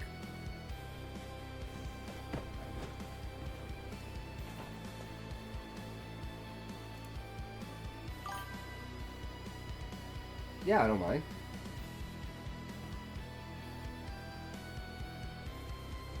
First stream with you was a Callie story. Yeah, but I don't know if that was chapter 12 or chapter 1. Because he'd been rewriting up to chapter 12, so we've been going through that. So there's a little bit of a difference there.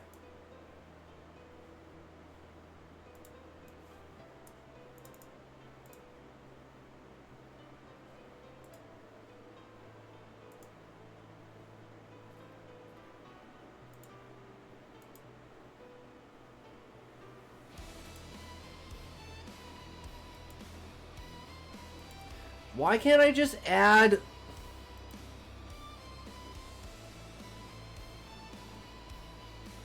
Why is this thing so retarded?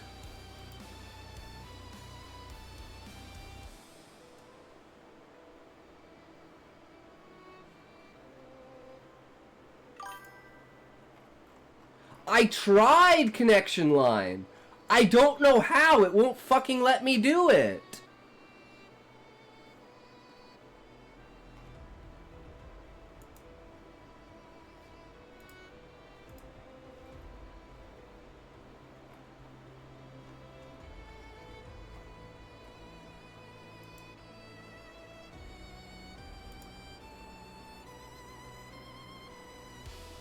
But how do I follow your story?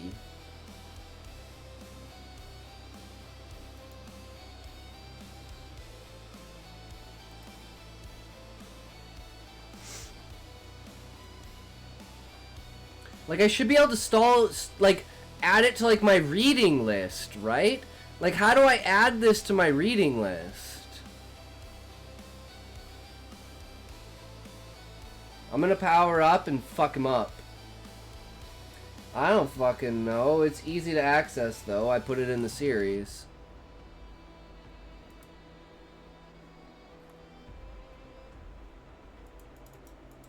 Because, like, I want to, like, follow it, right? But I'm like, where's... Then there's this star here, but this doesn't do anything. My library. Add. I don't... So I have to, like, take this name?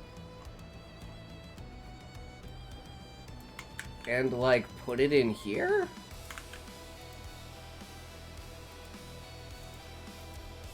God, that's so why can't you just click the star? Every site on the entirety of the internet, you click the star and it automatically fucking... I don't understand. The site is so retarded. Why the fuck wouldn't you just click the star and it would favorite it? That makes absolutely no sense. You're blocking chat, can't see. Okay, it's gone. Wait, ads were blocking chat? How were ads blocking chat? Hate when that happens. I don't understand how ads could block chat. Below my library it says a talks reading list. Everyone thrust into a talk. Fucking hell, my nose is pissing me off.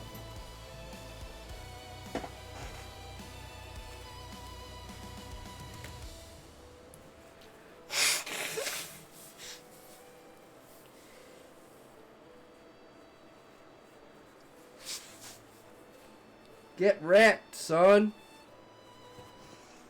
Alright, Chapter 4, Uncovered. 4.0.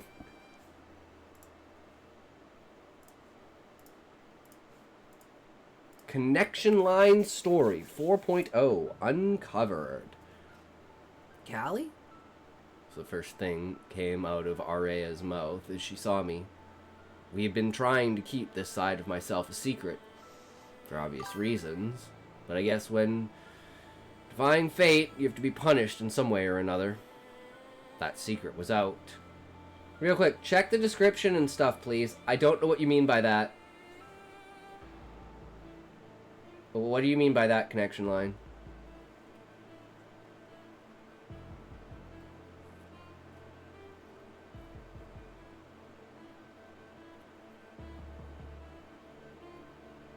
Remember on the story page?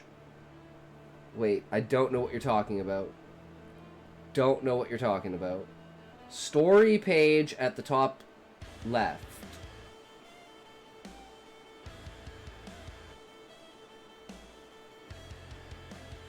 Queen, where are you? I don't...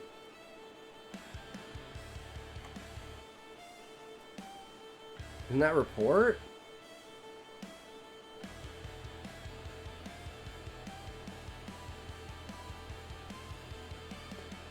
I don't know. I gotta eat my food.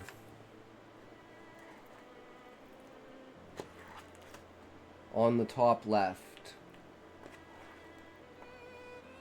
I don't know what you mean by the top left. There's nothing in the top left.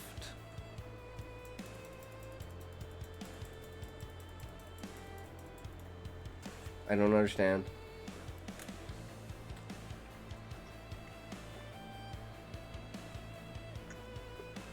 I got pizza, so... Like above that?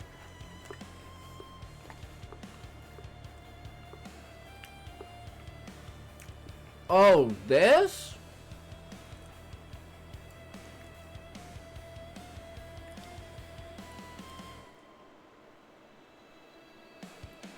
Hey, hello, Scotty. Hey, Sussy today. How's it going? How are you today?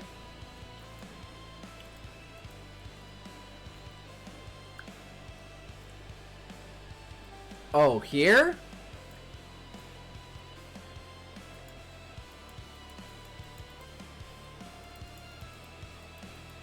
I'm just tired.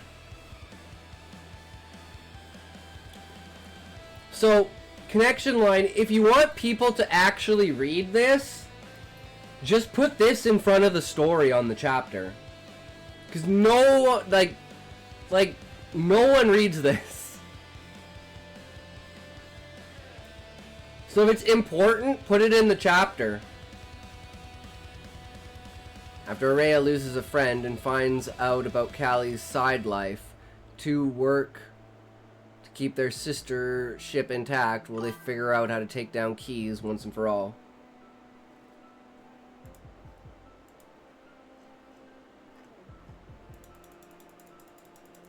I don't understand. Why is this website so fucking retarded? Just make things easy. There's something there, let me fucking click on it.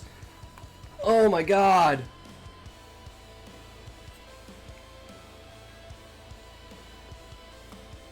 This is a shittily designed site. You're the retarded. Scroll up.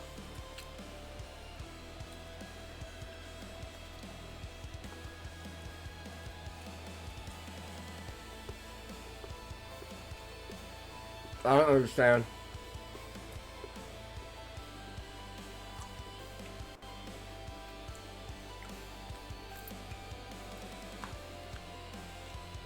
Orange.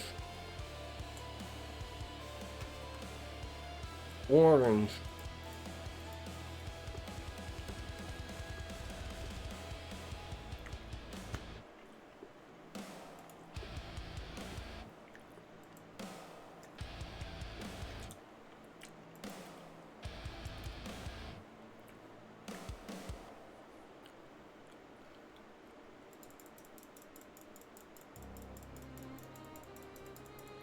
Let me slam my head on door hinge. Talks boomer. I don't know. I don't know. I don't know what to do. I think because character mode is too fucking hard. We go back to the goat story.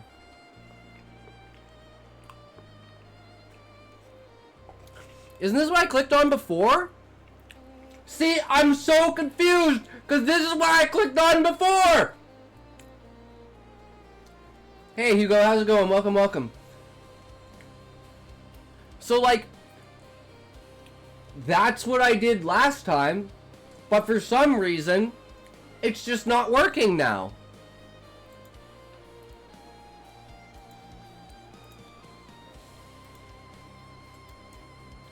Infinite dance, true. Recently, like in the last 3 hours. Yeah, it's like I can click on this one, but I can't click on this. Like, what the fuck?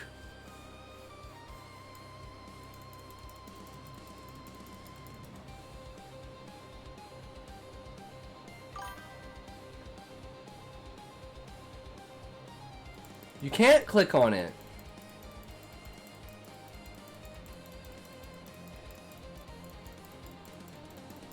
Why even have this here if you can't fucking click on it? And why would you have it so you had to scroll down to find the table of contents? Like, this should be right here.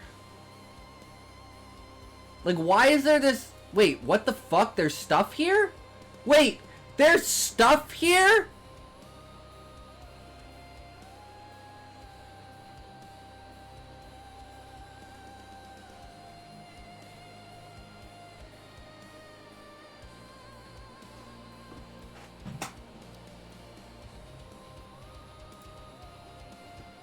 So I was right. Just the website's absolutely fucked. Because I swear that's what I did before. I swear that's what I've done every single time. And now it's just not there anymore. What a fucking joke. I mean, it's the website's fault. It taught me how to use the website by doing that. And then all I'm doing is just repeating it, and it's like, no, that's not how it works. And I'm like, well, what do you mean that's not how it works? That's how I've always used the website. Oh my god, oh my god, oh my god. Kill me fucking now.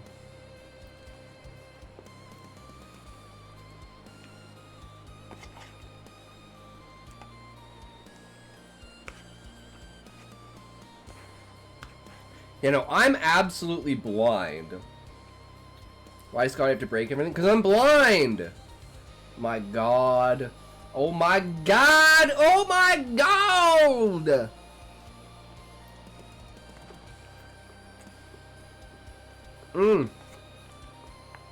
Guys, I saw this thing today. I wonder if I liked it. I probably didn't because I'm retarded. I see all these good things and I never like them. Oh, yeah, no, here it is. I wonder why atheists never attack any other gods, only Christ. It's just like poor fucking Jesus from the fucking thing. I was like, you know what? That's true. Atheists only ever attack the Christian God. Because only Christians are atheists. Guys, I think I'm starting to see a fucking pattern here. Sickness won't break my bones, but your dick truly cracks me.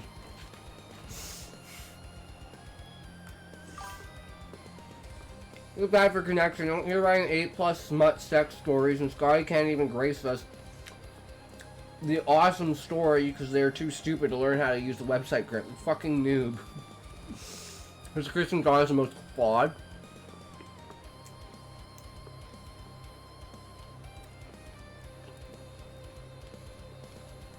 Literally, how do you know? Did you read ahead?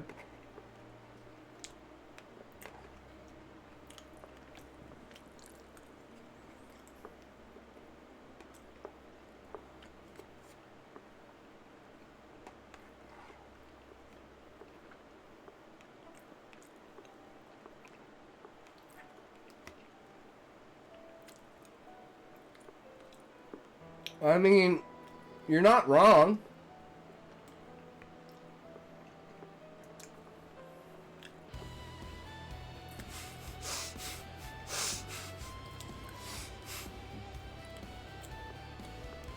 Fucking grease guy, you got food in your mouth. You slut. I mean, what? No implies smut here. Star flavoring. It's that's big and plump and round.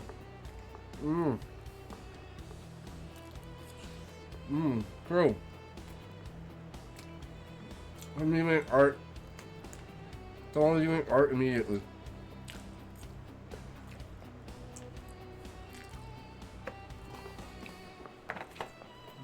Fucking noob. I don't even have a donation button to throw money at them. God. Wait, I don't have a donation button? I had a rich guy buy me pizza for 2 weeks straight cause he wanted to see me get fat. Take my money and fuck off.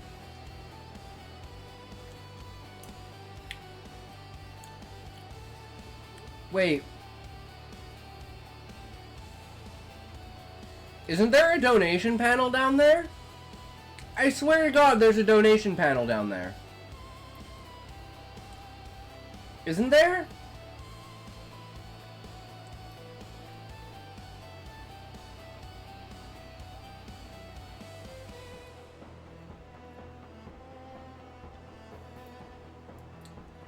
Huh, there's supposed to be one for... Huh. There's supposed to be one for, Stream Elements.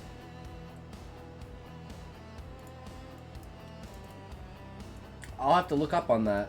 Because you can donate through Stream Elements. This chapter is called Keys to the Kingdom due to the main company center read around it being named Keys. Am I goated for this or should I kill myself? Kill yourself. I mean, what?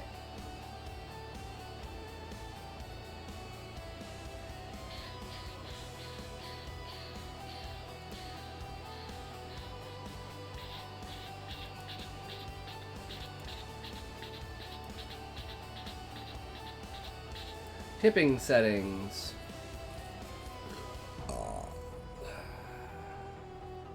Yeah, I don't know. There should be a link to that. I don't know. Fuck it.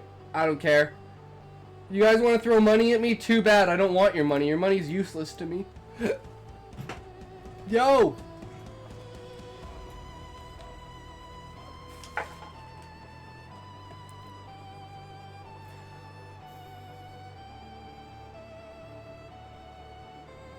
Okay. We can get back to it now. We can get back to it now.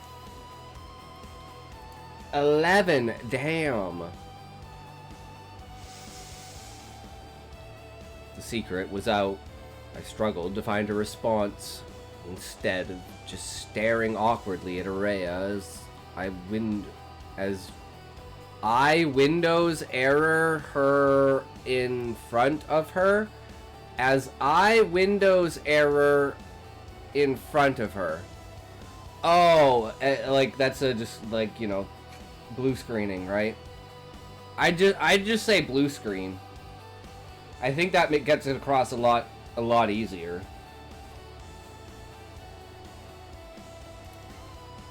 But I see what you mean.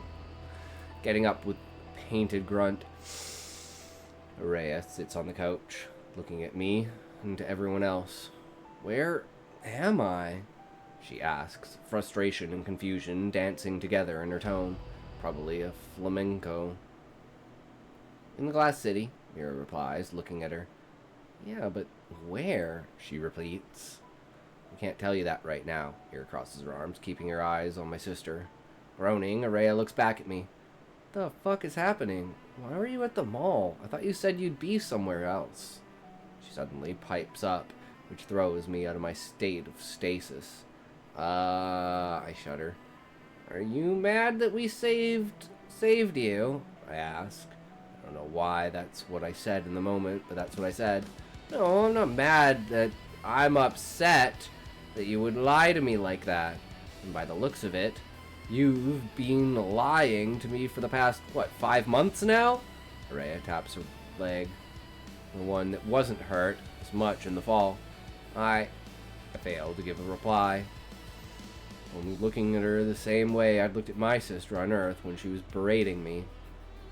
I told her to lie. Milo steps up. Felt like it would have made things easier. Scoffing, Araya goes to stand up, but sits back down after a pained grunt. Oh, and so telling me that you planned to blow up the same station I was in would have been more dangerous than just telling me that the fucking trains were unsafe. You should have listened to me, bitch! You should have listened to me! But no! Maybe now in the future you'll listen to me. I look at her, my brows raised. Huh? Why would you think we blew up the station? I just thought you know, I struggle with my words still.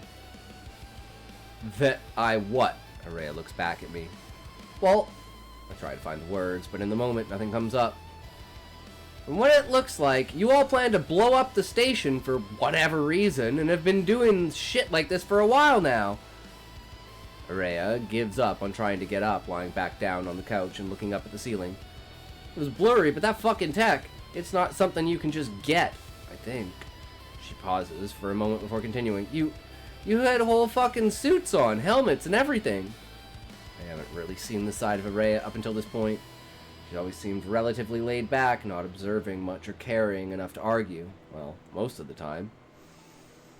I can't blame her, though. I would be in a confused, angry state if I were in her situation. We didn't blow up the station. I looked down, twiddling my fingers. But we did crash the train. What? Araya looks at me, a whole range of emotions showing. We were in danger. Mira pipes up, chiming in. A lot of people were. Well, yeah, because you, Araya goes to reply but gets interrupted. We crashed the train, making sure that nobody got hurt. Mira insists, putting a finger on the table between her and Araya. That explosion wasn't us. She finishes, putting her hand in front of her in a defensive way. Those trains were gonna hurt lots of people. Kill them. I sigh. It's why I told you to get out of there, but I guess they found a way to continue their plan without the trains. I like this because it was like it's building up to this moment of being like them Araya thinking that like they're fucking terrorists and they blew everything up, which is like foreshadowing for like what everyone else is gonna think too. And it's just like this emphasis on this is gonna get blown so far out of proportion, you can't even imagine it. Sound crazy, Araya scoffs. I pause, taking a moment to think about what I'm saying. I guess I did sound crazy. Pretty crazy, actually. Who would actually do that? We didn't even think the trains were gonna explode or anything, just that people would be the victims of further oppression and monitoring. That nightmare wouldn't help either.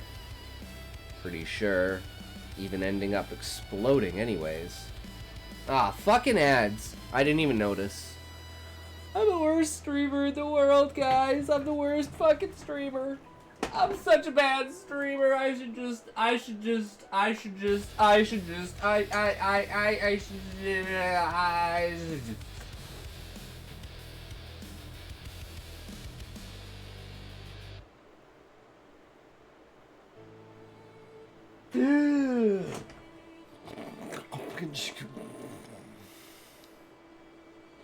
This is why you don't snooze the ads.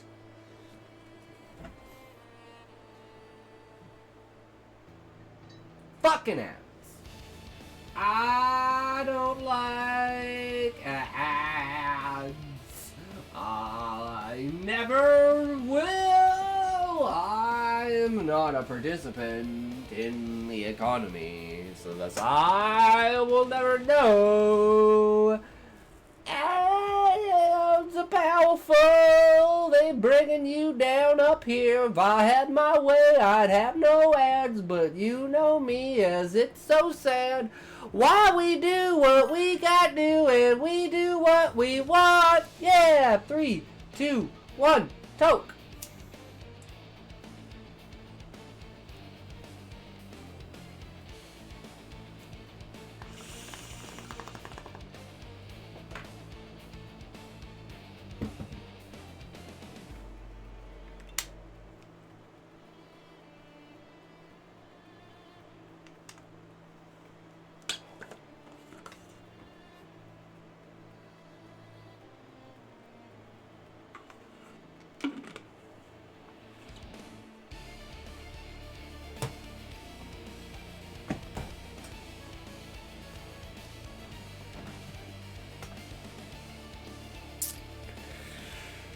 You fucking dare, connection line. Tell me what the fuck to do.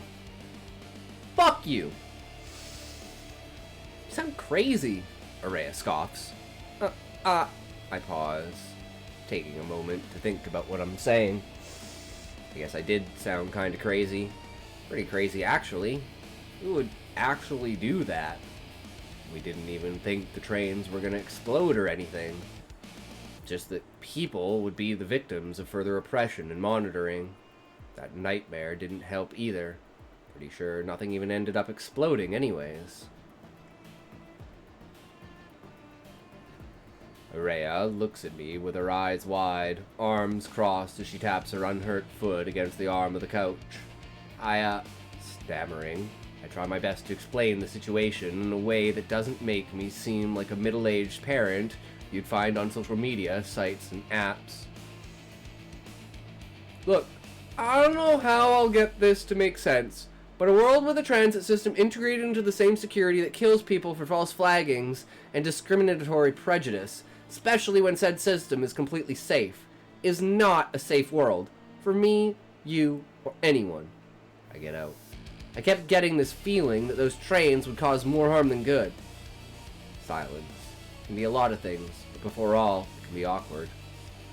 Please, just respond, I thought to myself, but not wanting to outright say it. And to Rhea, I process what I said enough.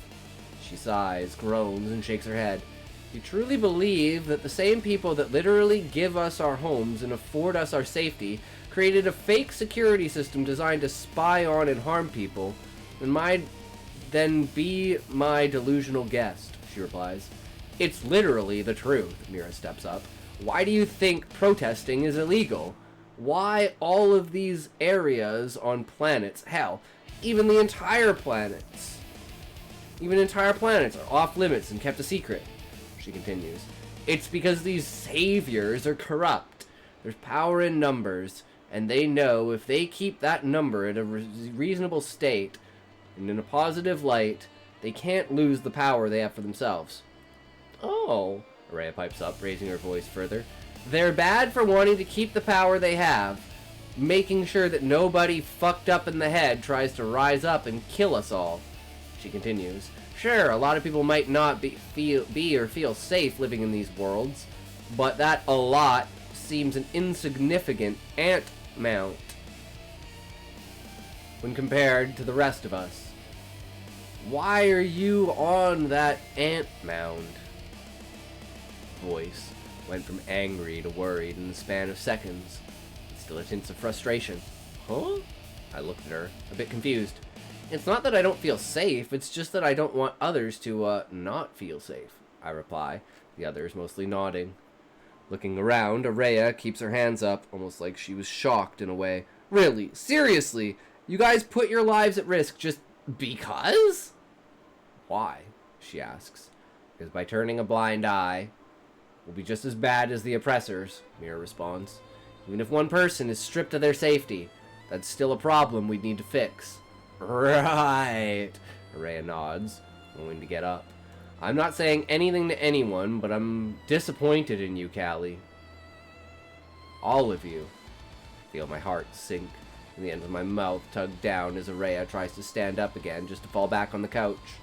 Bree gives her a crutch, which lets her get up and go to leave. And she's distracted when the news broadcast interrupts us all.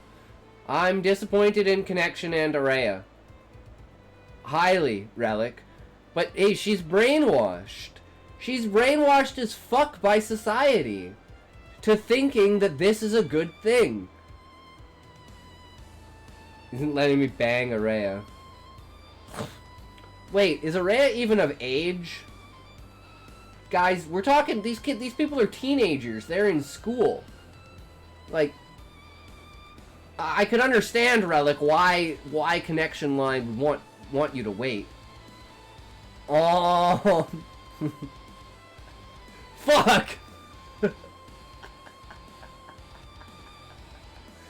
Rhea is 17 and Callie is 16, LMAO. So all you gotta do is go to Spain or Thailand.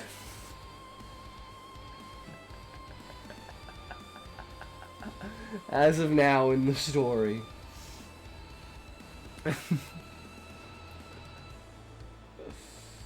Oh, funny. So all he's got to do is wait 2 years. I'm flying the fuck out of here.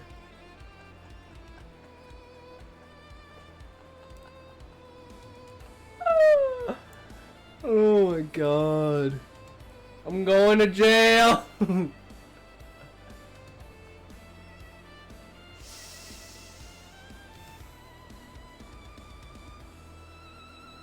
Thank God the jail is fictional. How dare you write characters that are sexualized that are under 18? I didn't write sexualized characters. They're female.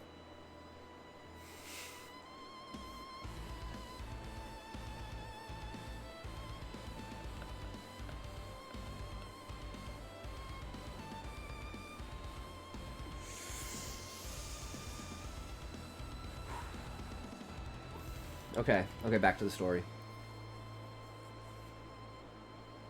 Breaking. Glassplex is being hit by a derailment, which caused a deadly explosion, killing hundreds, news reporter declares, standing outside of the burning Glassplex. Now you gotta bump them up to 21 and in college. Only way to make it right. Yup, true. But then they wouldn't be naive teenagers. That could ruin the theme. I would bump the age up, but we can't ignore the fact that teenagers get horned up from time to time, and if all those teen high school shows can get away with it, then I should be fine. It's true, Connection Line. Look at all the sexuality in, like, teenage shows. Look at, like, Big Mouth, for instance. Like, what the fuck? Sure, it's funny, but it's like, you didn't need to have it be with teens. You could have done something that's, like, undergrads. Right? It's so weird. Yeah. Yeah. Make me a story about my dick, connection line.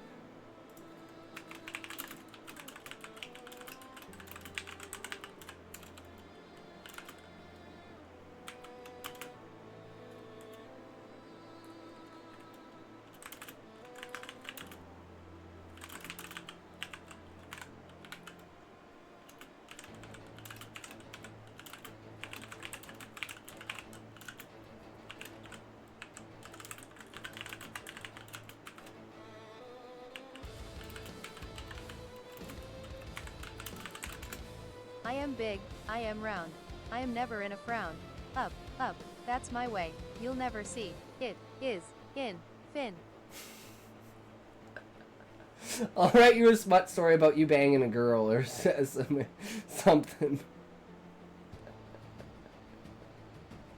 The fuck was that cancer?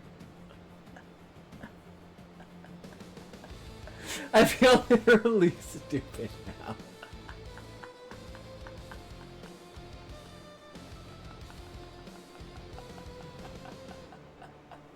Most lewd of movies are always PG-13. Yup. I am tight, I am wet. I am right, you pitch a tent. Fuck me, it is in fin. That's too straightforward, connection line. I like mine, it's more poetic. Mine's way more poetic than yours. In mine, you don't know what's going on.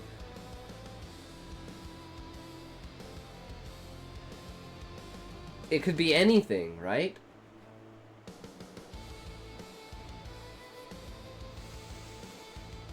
Breaking.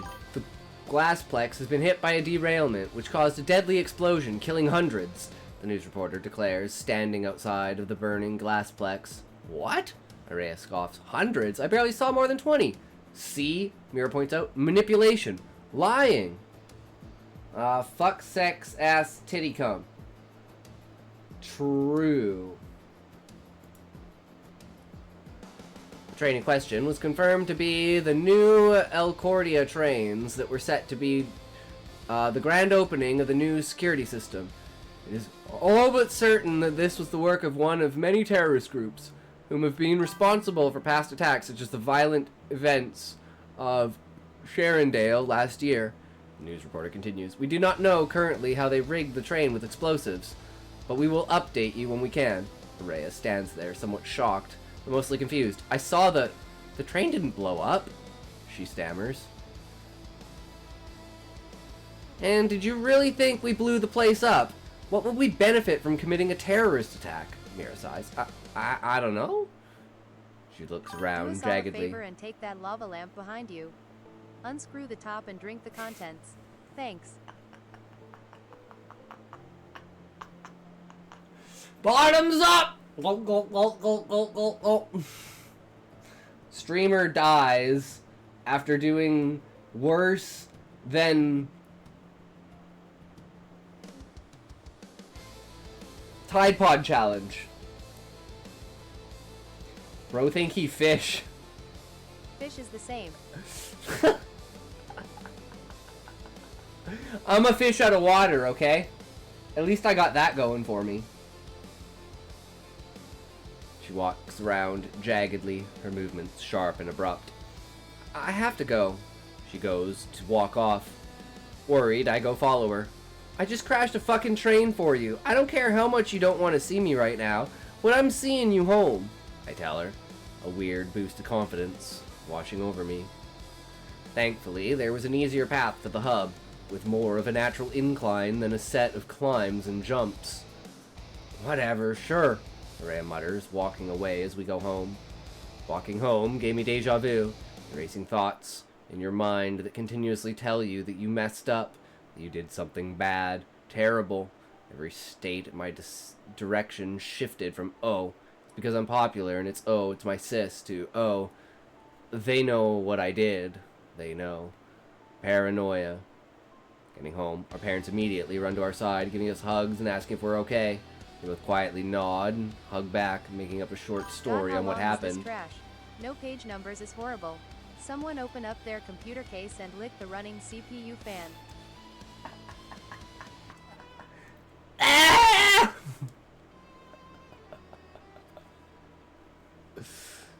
Oh my god. Soon enough, me and Araya go to our separate rooms. First thing I think to do is to text Milo. We did kind of leave out of nowhere. Lying down on my bed, I get my phone out and open the messages app. You have 6 messages. Callie, are you alright? You two just kind of walked off. Sorry about all this. Just stay safe and make sure Araya is alright too. Also, we should lay low for a bit. Talk to you later. Hey, Milo. Yeah, I'm alright. Just wish things went better. I just didn't want Araya to get hurt or anything. Not after everything we did. Yeah, that makes sense. Thought so. Just wanted to clear things up. Milo, that's not how you'd use that phrase. Oh.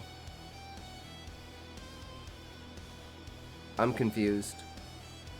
Just wanted to clear things up? That's not how you'd use that phrase. I don't get it.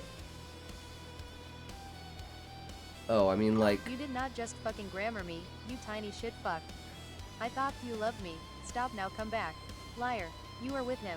You brought him here to kill me. No, force choke.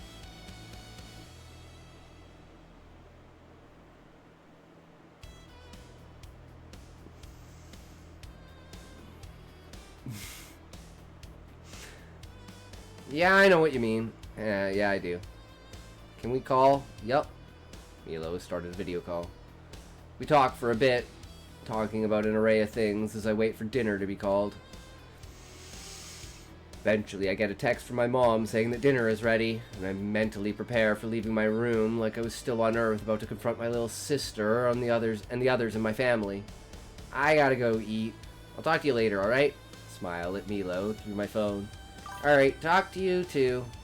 Later, Milo replies. Milo was using it as a literal sense, clearing up the confusion. The phrase is used to act like you're clearing things up after a bad argument. So Callie was like, Milo, that's not... I still don't understand connection line. But that's exactly what they were doing, so I'm super confused. Because they were clearing up the confusion after an argument.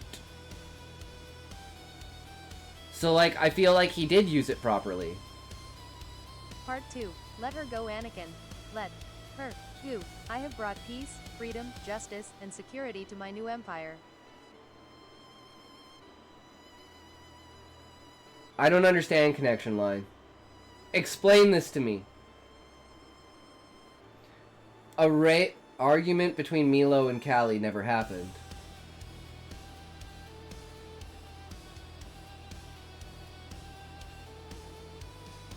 So?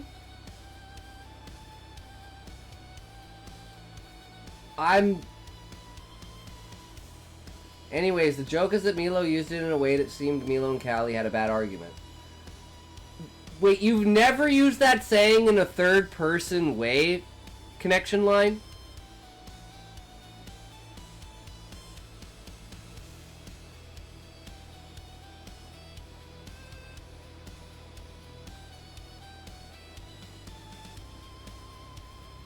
Like...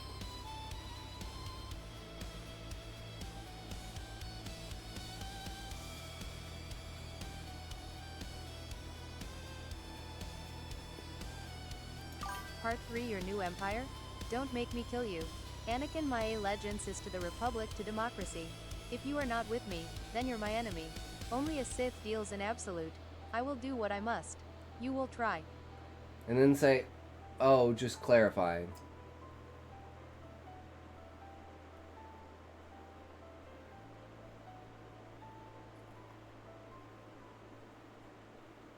Okay, I'm just, like...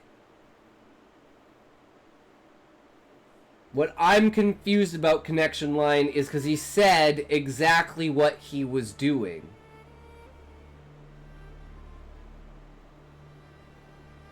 So, like, this just makes me very confused. That it's like, oh, does Callie not, like, what? Because he's clearing up that Callie and Araya are okay. Right?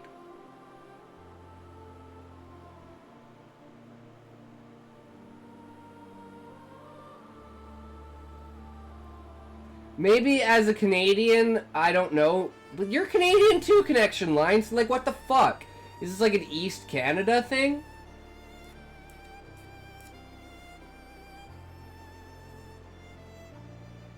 Like, I don't understand how saying clearing something up is saying it in the wrong, using the phrase in the wrong way.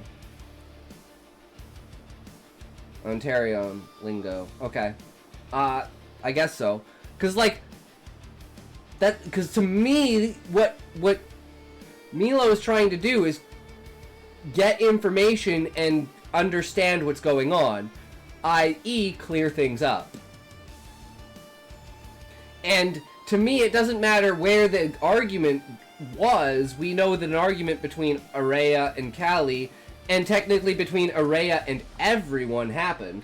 And since Milo's not talking to Araya, it would be like vicariously through... Like, that's how I'm thinking about it. So, like, to me, I was just like, wait, you can use clearing things up in the wrong way? So that just kind of threw me over a loop. For here, we solely used that between two people who were arguing. So you never just kind of go up to someone and be like, yo, can we clear this up?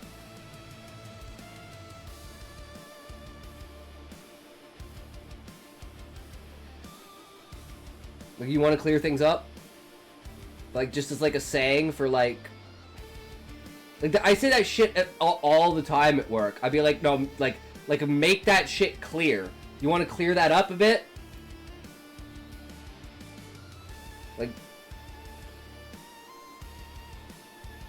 bro, I'm not dating you. Who are you talking to?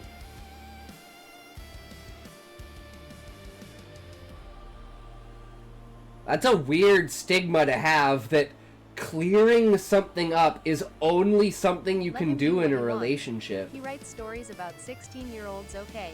Mon's a legend. No, I'm just trying to wrap my head around it, because Relic, does this make sense to you? Like, sorry, to say clearing things up that's just a phrase that people use. It's not connected to specifically only couples say, oh, just wanted to clear things up. Right? Scroll up a little bit, just a few lines.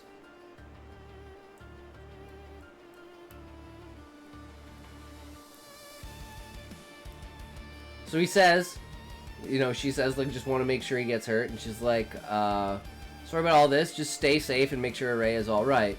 You two just kind of walked off. And he's like, yeah, I just wanted to clear things up. To make sure that Araya and Callie were on the good side. Callie and Milo were on a good side. Because, you know, the last thing Milo wants is Callie to be like, oh, hey, I'm actually on Araya's side, and since she's disappointed in me, I'm not going to be part of the group anymore. So I feel like this clearing things up actually really applies to Callie in the context of, are you still with us?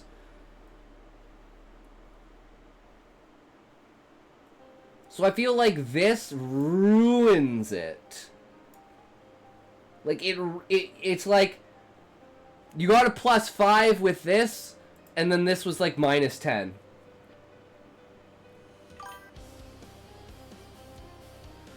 Well, connection line, that's not like, I'm just saying this is me, right?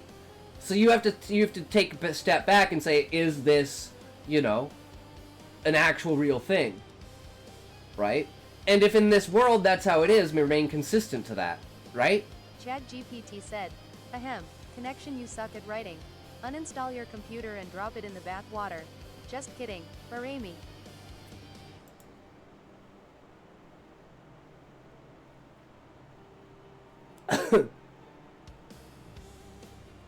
Fish died and took you over. True.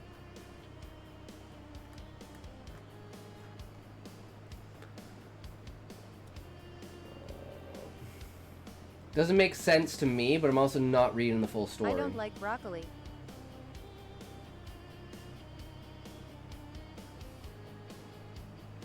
So Relic, just to clarify, when you says it doesn't make sense, are you saying the words clear, just wanted to clear it I up? also want fucking page numbers. Yeah, but what app doesn't have pages?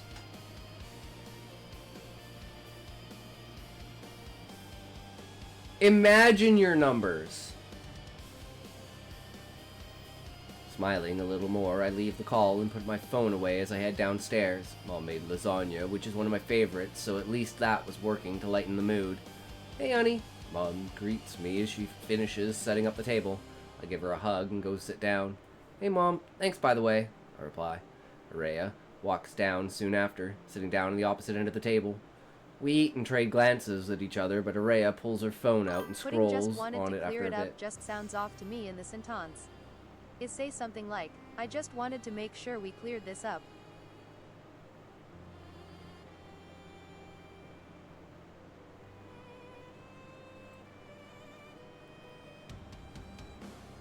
I guess that's just a word choice, right? Of like the dialogue of the character.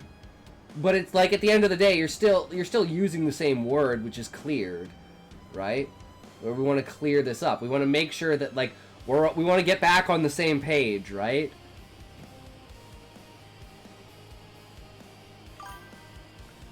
Kinda, yeah. Callie was more saying it didn't make sense the way he put it.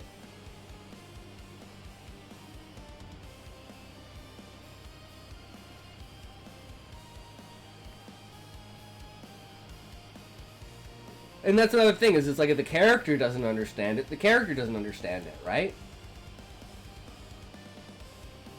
So that's just me being like, I wouldn't be like that, but I'm not that character. But it was something that I was like, well, this is how I feel about it, so it's something I should say, right? And that's why it's like 90% of what I say is like invalid to the story, because it's how I feel, not what the author actually wants to make the story be. Is this some sick, twisted sexual fantasy about Callie and Chad, but you made her into the book so you can control them and make their life a little game for you? You sick fuck. I love it. What's funny is, Connection Line didn't even know Callie. And then it was when I said Callie, it's like, hey, my character's name is Callie. And it's like, yeah, we have two Callies. And Callie is a guy with two L's. But his actual name isn't Callie. I know what his name is. It's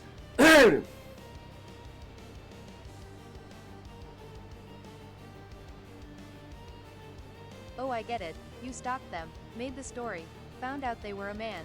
So you switch it to make it what you really want. I got you. I bet it's Jeremy.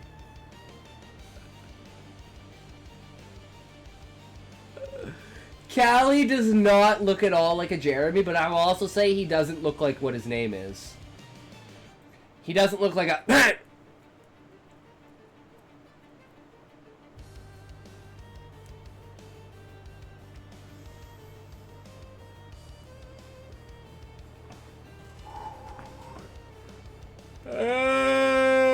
Okay. Spend most of the time at the table thinking about what to do. Wait, Araya sits down soon Touch after, my sitting at sweaty the opposite balls. end. Lick the salt sweat off them and make me feel clean again. My thighs are warm. My thighs are moist. Yes. True. Araya pulls out her phone and scrolls on it for a bit. I spent most of the time at the table thinking about what to say, if I'd even be able to say anything in the first place. How would I say it? Will this blow over? Or is this the end of me having a good sister? Thought about the possibilities of my life here slowly degrading into my life on Earth. The constant hatred I'd get from everyone creeping back to enjoy a distasteful round 2. What if Mira gets upset at me for getting Araya upset? What if Milo then stops talking to me because I'm kicked out of the group? I'd probably also stop hanging out with Lucas at that point, and my family would get upset at me for being such a recluse. My mom will ignore me, and the first time I meet my grandma, she'll scorn me for what she knows. My grandma will.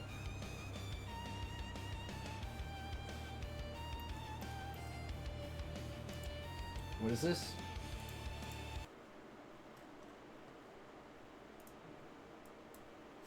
I can just imagine already. Fucking ads. Okay, we'll wait till the ads, till the end of the ads for this. Okay.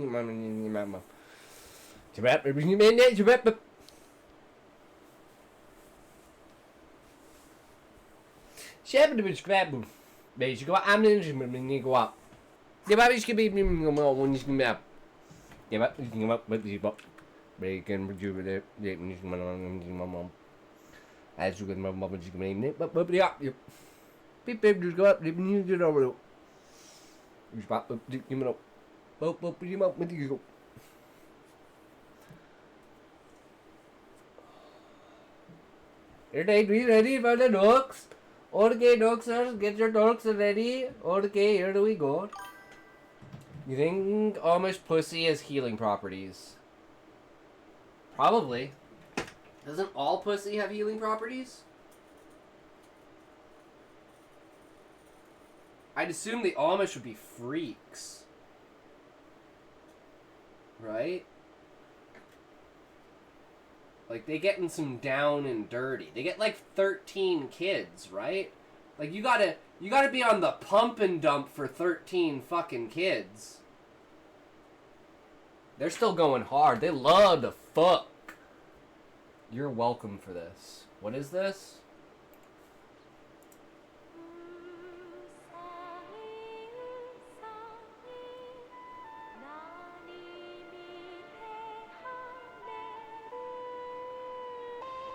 That chinko lame, that chinko bitch, that chinko pussy. We got Henny, we got Saints, we got Cookie. I fuck so much pussy, I might switch the bussy. The bitch is Asian and I call her for some sucky. But this see, aroma, all up on the sofa. If he force me, I'ma send out by the Yoda. Leave him, fuck me, bitch, come over. W pussy X, I can get that boy some closure. I'm talking big brinks, I'm talking big bread. I'm talking big money, dummy on his big head. This pussy lucky, that little bitty don't play with lead. But when I'm rich, spend your... Alright, 3, 2, 1, toe! That phone would have nothing better to do. About BADUSSY while eating a ramen noodle cup. None of you can beat us thugs. Think it's sweet, think it's soft, think it's bread. Told you open up, but I ain't talking about them legs. I don't want no sex, I want to talk. Everybody think it's soft till I let this K pop. Everybody filming me, but I'll show you it's not a prop. That's my whore, she a slut, she a bump. She gon' soak it up and suck it up just like a mop. The bitch ain't got bikini bottoms on, I feel like Bob. You still playing sweet, smell like change. I also found this. I fuck the bitch till she can't walk. Everybody switching on me, so what? His ex taught him Judge me accordingly. tryna get some dirt on me to filter.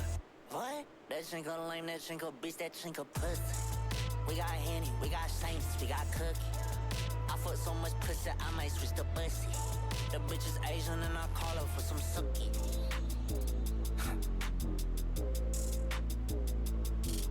Goes back to eating ramen. Alright.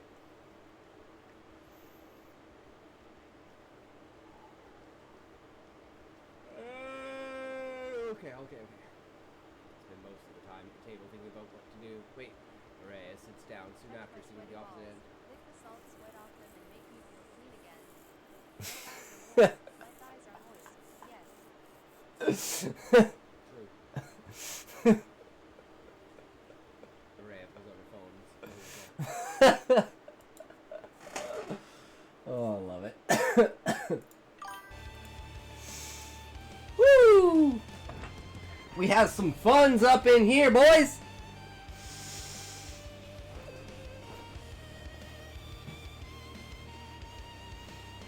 What would he think? Would he be mad, disappointed? I had a second chance, and I blew it all away. I'm just like what they said I am. Worthless, annoying, perfection wasted.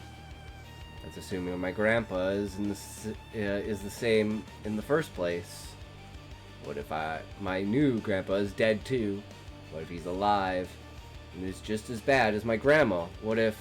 Callie? I hear Araya call out, taking me out of my doom trance. Huh? I look back at her, blinking a few times. You good? She asks. Catches me by surprise, since I was sure she was still fully angry with me. Looking back at her, try booting up my mind as I think about what to respond with for some reason. You were like barely moving. Araya frowns a little. I'm good. No, I nod. You?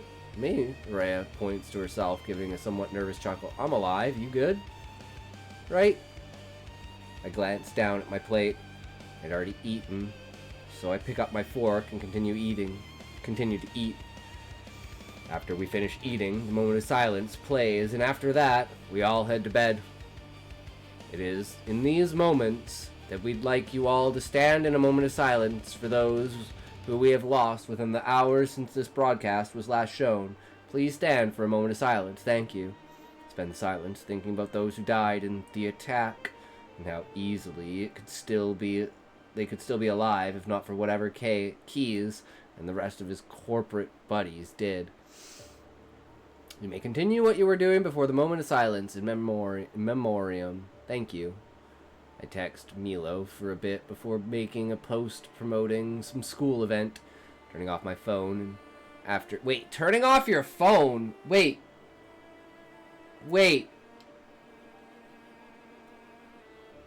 You can turn phones off?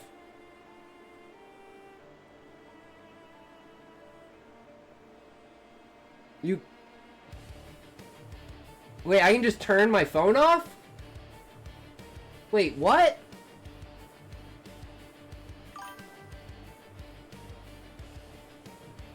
How?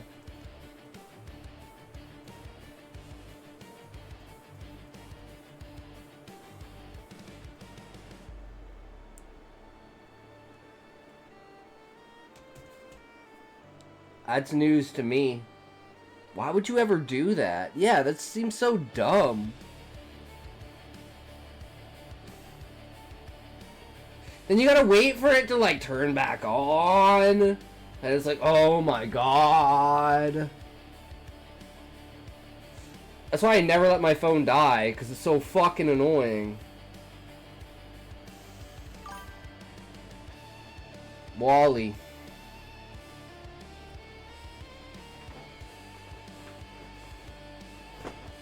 Death by the wall on the death be at, be why the death go back, and be why the death be at.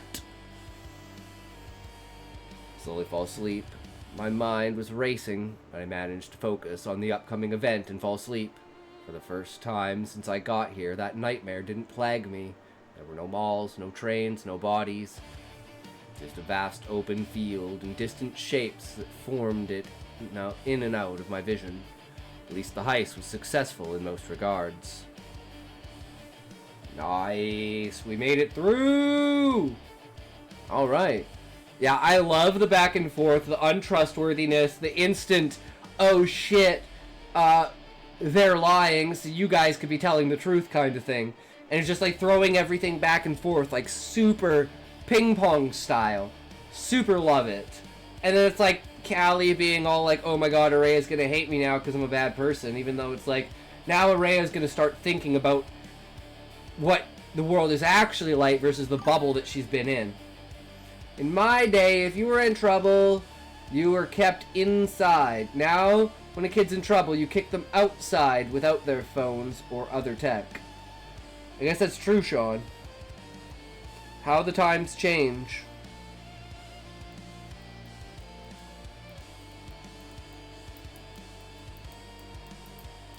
Is it for the better or is it for the worse? Who knows? Kids don't know how to go outside and just play anymore. They think it has to be like gamed or something. It's not like you can just pull a stick off of a tree or pick a stick off the ground and be like, huzzah! Ishi ben Edine for show! Fool, I shall destroy you. And they say, no! You are now my foe! Die at the hand of Edelgath! You are not no dragon, I slay you, foul beast! And then you attack the tree.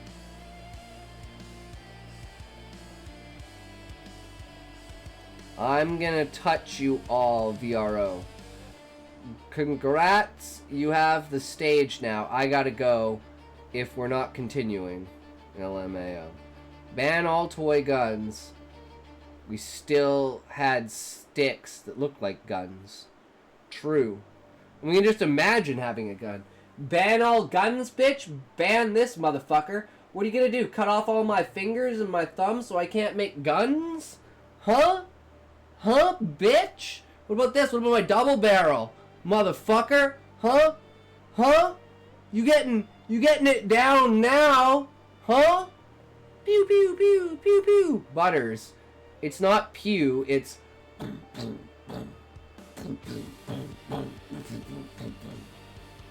pew pew pew. Fuck it, Butters.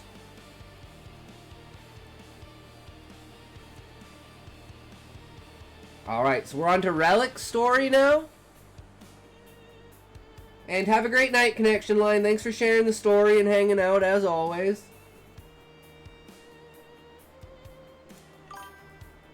Kiss y'all later. True.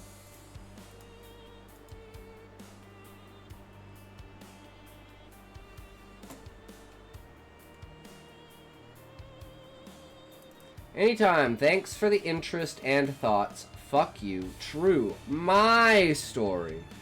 Very true. Chapter 2.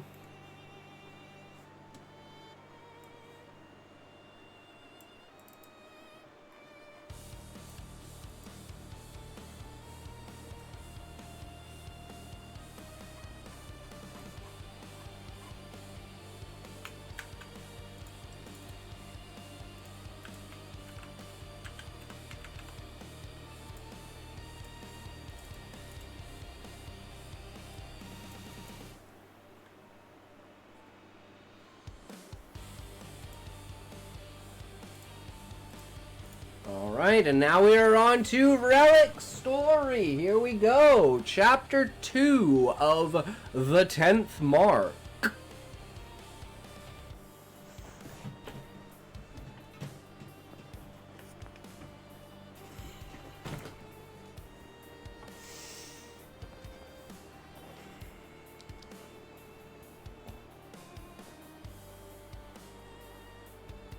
By the time Evelyn unpacked the last box labeled bathroom, the sky had sunk from misty gray to a deep bruising blue.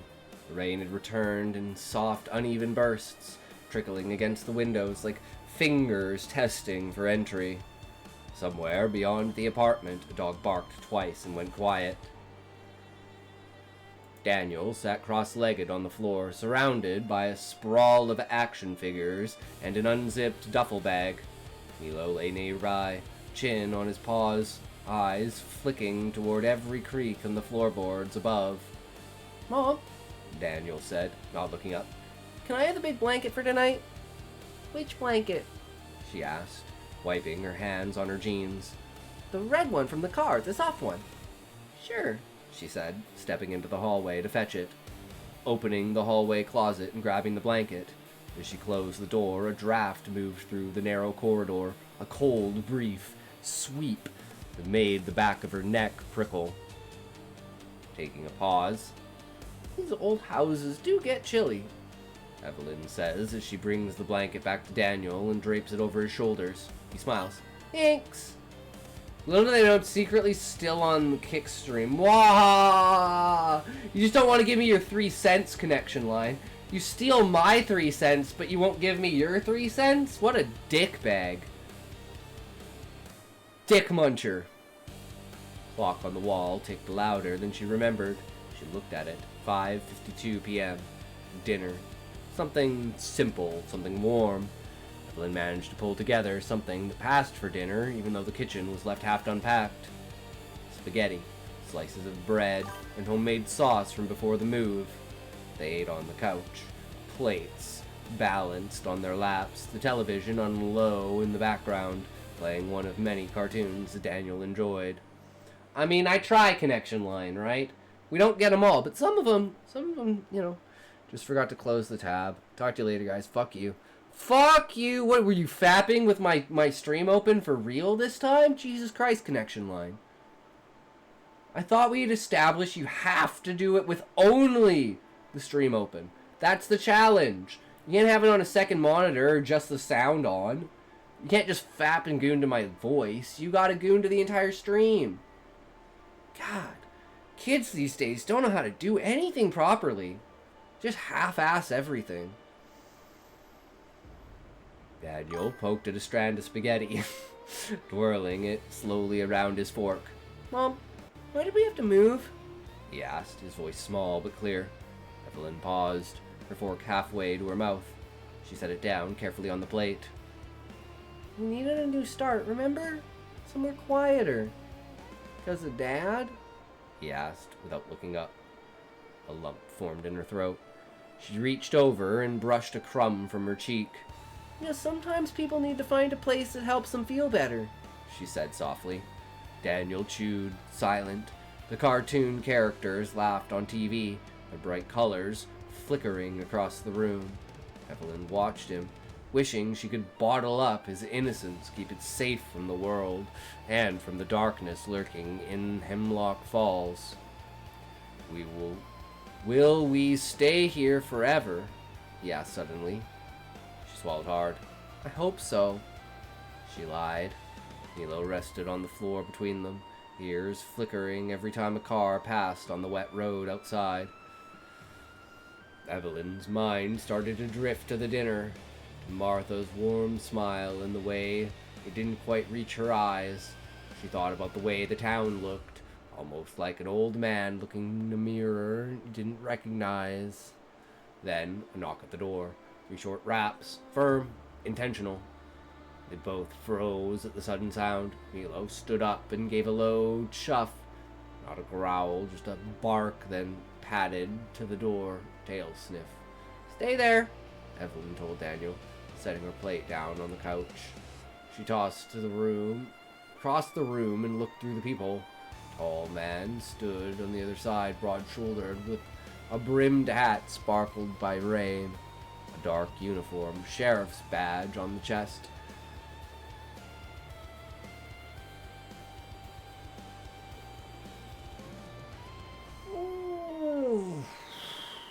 Evelyn opened the door about halfway before asking, Can I help you, Sheriff? The man tipped his hat. Evening, man. Sheriff Pike. Getting tired? Oh, yeah. Oh, yeah. You just moved into Hawthorne Street today, is that right? That's right, Evie said in an unsteady tone while gripping the edge of the door. Just doing my rounds, he said, voice low but not unkind. I like to stop by when someone new comes to town. Most people around here know each other. Just part of the job to say hello. She opened the door wider. You want to come in for a minute? He glanced at the door, then at Milo, who's silently now, staring. Sure, just for a moment. She let him in. Daniel sat up straighter on the couch, eyes wide. Evening, young man, Pike said with a nod. Daniel waved. Hi, mister. Sheriff Pike stepped inside and removed his hat, tucking it under one arm. His hair was graying at the temples, short and combed flat. His eyes moved over the room, once casual but not careless. You settling in all right? He asked Evelyn. As well as anyone can with a carload of boxes and a curious 6-year-old. That's about what I expected, he said with a small smile. I don't mean to intrude, I just thought it was fair to let you know, well, a little about where you are. Evelyn stiffened slightly. Go on. Pike's smile faded. He looked past her toward the window as if considering his words carefully. Hemlock Falls is small, old. Folks here don't like a lot of change. But they're good folk, decent people. He paused. Still, there's been trouble. Evelyn said nothing. Pike cleared his throat. They've been some incidents over the past year. 9 of them, to be exact. All of them died by murder. Daniel froze mid-bite. Evelyn glanced at him, then back at Pike. 9? Sheriff Pike nodded. We don't know who's behind it. No clear motive, no connection between the victims that we've found. The media calls it the Silent Nine. Folks around here don't call it anything. They lower their voices and keep their doors locked. Evelyn's stomach tightened. And you think I came here because of that? Pike's eyes didn't waver. I think people move to places like this for a reason. Fresh starts, maybe. Quiet. Distance. He let that sit a moment, then added, but I also think you ought to know the truth of this place and its happenings. People are nervous, and not everyone welcomes new faces. Daniel set his plate aside. Are we in danger? Sheriff looked at him, then at Evelyn. No. If I thought you were, I wouldn't have waited until dinner, he says, in a reassuring tone. He took a card from his pocket and handed it to Evelyn. If you see anything strange here, anything that doesn't sit right, you call me, day or night. Evelyn took the card, her fingers brushing the edge. Thank you. Pike nodded once more, put his hat back on, and turned toward the door. I'll let you finish with your dinner. Evelyn opened the door for him, and he paused before stepping out. One more thing, he said. The person doing this? They're not loud. They're not messy. They're careful. Intentional. His gaze was steady. You seem like someone who notices things. Just trust what you notice. He steps off the porch and slowly walks back to his patrol car, a 1960s Plymouth Satellite. Right before opening the door, the sheriff turns to give Evelyn one last tip of his hat before starting the vehicle and driving off into the mist. Taillights slowly faded into the distance. The dishes were washed. Daniel was back in his room playing with Milo, and the rain had finally stopped. Evelyn stood on the porch for a long moment, hands in the pockets of her coat, the cool night air settling around her like a second skin. The wind had shifted, pulling the scent of wet pine and damp pavement through the neighborhood. It was quiet. Not city quiet, but rural quiet. That heavy, hollow stillness that made every night, every distant creak and flutter feel important. Stepping off the porch and starting down the sidewalk, arms folded tight across her chest. Short walk, just enough to ease her nerves. The conversation with Sheriff Pike hadn't left her mind. He hadn't been rude, he hadn't been threatening, but something about the way he said, trust what you notice, stuck in her ribs like a dull knife. She moved past darkened houses, each with small curtained windows, like half-lidded eyes. The end of the block, a narrow path led to an empty playground. Swings were still slick with rain, the metal chains catching the faint glow of a street lamp. One swing moved just slightly, creaking in the quiet as though someone had only moments before stepped away. Some houses still had Halloween decorations sagging in the window. Plastic ghosts and paper bats wilting in the moisture. They looked less festive and more tired.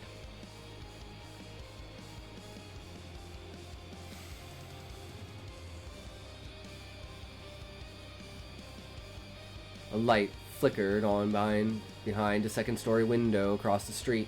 She glanced up instinctively and paused. Figure stood in the window, still, unmoving. She couldn't make out the features, just a silhouette. Curtains barely parted, shape of a man, maybe, watching. Evelyn stood for a moment, too long. Her skin prickled at the back of her neck. The figure didn't wave, didn't turn away, just remained. Evelyn continued walking a bit faster now.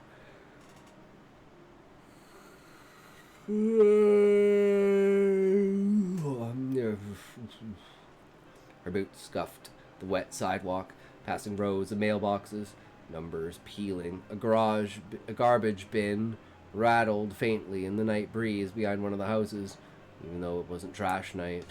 At the end of the block, she turned around. The light in the window was off. Figure was gone. She stood there, heartbeat steady but quick, trying to tell herself it was nothing. Someone is standing up, someone stretching. Someone noticed a stranger walking past their house and simply watching. Small towns were full of watchers. Still, the silence followed her home like a shadow. Evelyn hung her cloak by the door and took off her boots. The apartment was warm and quiet. Daniel's bedroom door was ajar, the light inside still on. Milo lay on the foot of the bed, tail thumping against once as Evelyn peeked in. Daniel was sitting up in bed, knees tucked to his chest, one of his favorite books balanced on his lap. His eyes were slightly crooked, his hair fluttered from sleeplessness and static. The red blanket was bunched at his feet. "Still up?" Evelyn asked softly. Daniel nodded, slowly pulling his blanket up to his chin. "I was waiting." "For what?" replied Evelyn with a slight giggle, acting as if she had no idea what he was talking about. "For the story. You said you'd still read it." She smiled. "So I did." She sat on the edge of the bed and took the book from him. The Wind in the Willows, dog-eared and worn at the spine. She opened the page already marked with a gum wrapper. Daniel leaned his head against her arm as she began to read. It was a golden afternoon, and the river lay dreaming under the sun. Her voice softened as she went on. The words were familiar and comfortable, like slippers worn smooth by years of use. Daniel's eyes drooped steadily as the minutes passed, his breathing slowing, his fingers finally unclenching the edge of the blanket. By the time she closed the book, he was asleep. She tucked the blanket around him and leaned down to kiss his forehead. "Good night, kiddo." She stepped back into the hall, turned off the lights, and pulled the door almost shut behind her. Milo remained curled out just outside, unmoving. Still, she left the hallway in silence and moved into the kitchen, barefoot on cool stone. The overhead light buzzed faintly as she turned it on, casting pale shadows across the walls. The place was clean but old. Everything felt a little too still, like it had been waiting for someone to move back in and disturb the dust. Evelyn opened the cabinet, grabbing a glass, and filled it from the faucet. The water was cold. She leaned against the counter and took a slow sip, then turned to stare out the kitchen window. It was nearly black outside now. The glass only reflected her face at her, thinking about the way Sheriff Pike had stood in that doorway, polite and calm. Person doing this, they're not loud, they're not messy, they're careful, intentional. He said it like the man who'd already rehearsed it too many times, like he hated the truth of it. And when she told him she had nothing, she hadn't come to Hemlock Falls because of the murders, he didn't challenge her. He just gave her a look that said he didn't believe it. Evelyn exhaled and set the glass in the sink. Outside, the trees were nothing but shapes now, tall and swaying behind the reflection of her face in her dark glass.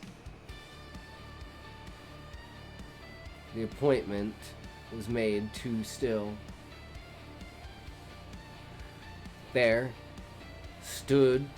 She stood there for another beat, listening to the rain, then reached up, turned off the light, and left the kitchen in silence.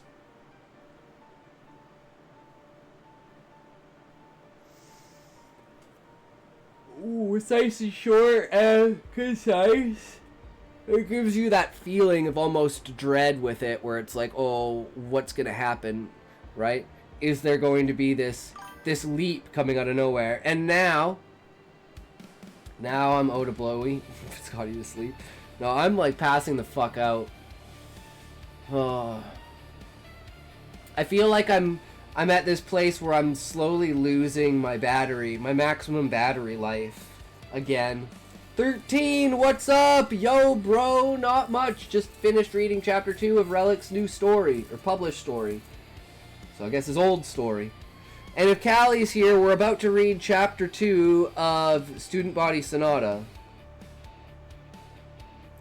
But I don't know if Callie passed out or not.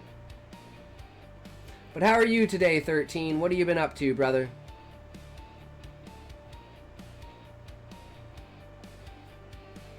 Hey, there you are, Callie. Oh god.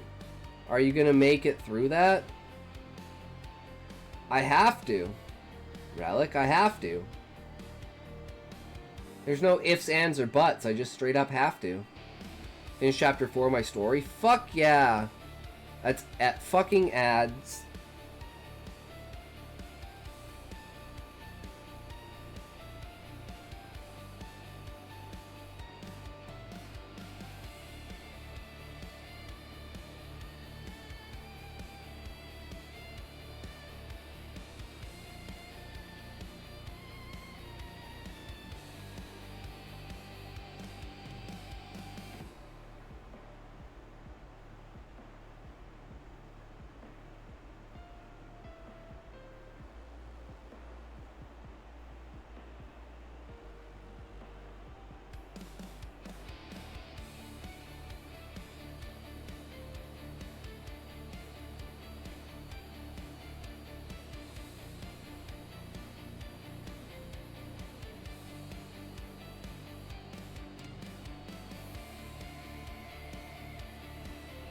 If I was like, you fucked them up, you got me?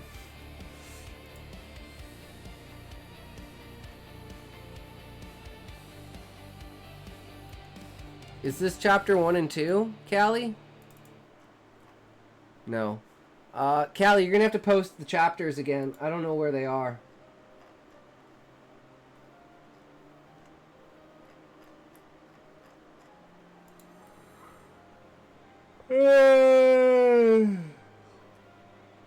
Okay, we're back. But yeah, it feels really personable having the sheriff come in, introducing, like, oh, this town has murders in it. It's like, oh, well, did she know that? She doesn't really seem fazed by it. You are in for it now, sweetheart. Take those sexy glasses off like a good girl. You don't need to see what happens next. Back from ads, hell yeah. So it's like, is she now going to get tied up in this mystery? Is the husband have anything to do with it? How does these murders connect to her, connect to the town, connect to him, right? And you said, like, this is going to be like a cryptid thing, right? Like, this is like a half a cryptid story? Or is it, like, more down to earth, right?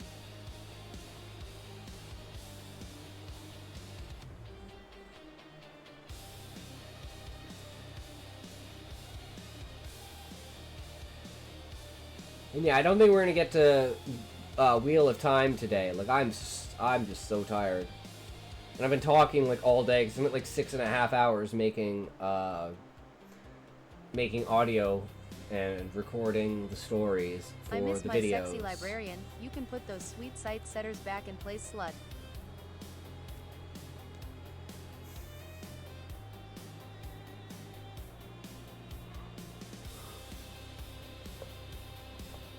But I still need to know more. This book is straight small town serial killer stuff. The book I'm writing is small town American cultish body horror stuff. The book 2 contains the story of the one I'm working on now with cryptid stuff. Okay.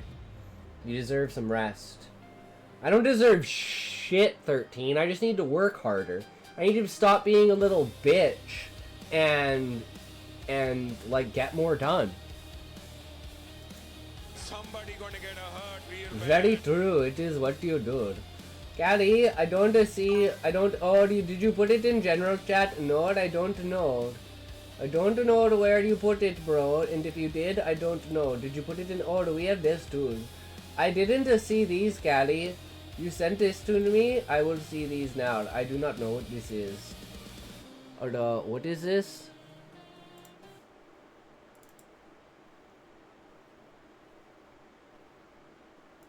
Show me the tit.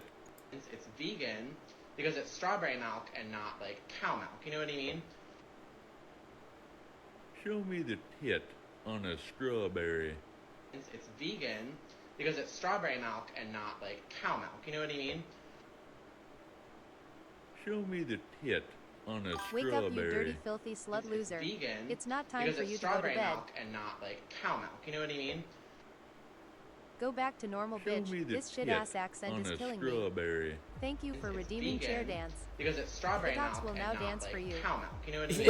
Is this a meme or is this guy really that fucking retarded that he thinks strawberry milk isn't just cow milk flavored with strawberries. Just the way people think chocolate milk comes from brown cows. So, I don't trust people, man. I assume everyone's just trolling on the internet. And if you're really that fucking retarded, I have no hope for humanity. Bitch, it ain't over yet. I think he's really that stupid. I mean, he looks really that stupid. I'm not gonna lie. Dance for me, you petty slut. Dance for your pennies. Pennies, pennies, I'll dance for hay pens, all I need is 7 hay pens, let's go, yeah, here we are, let's do what we need for our hay pens, whoop, whoop, yay, yay, let's go, getting our life, getting stuff done, we don't have to have a job, cause we dance for people naked, I mean, we dance naked for people, I mean, what? No, we don't. That's not a thing. Don't look into that. You don't want to know. Don't support that. I know what you mean. Yes, you don't know. Let's get into it. I don't know what this is. Okay.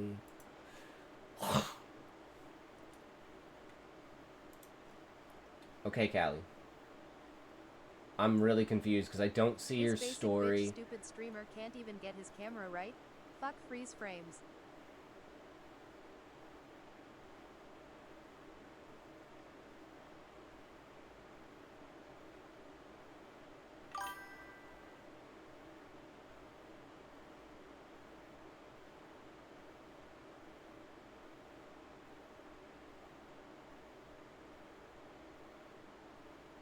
Fucking froze. Walmart connection. Oh, there it goes. That's the face only a mother can love. Well, just chapter 2. All I need is chapter 2. But if you want to put the whole thing up, if you want me to read the whole thing, you might as well put the whole thing up, Callie. And then I can read it.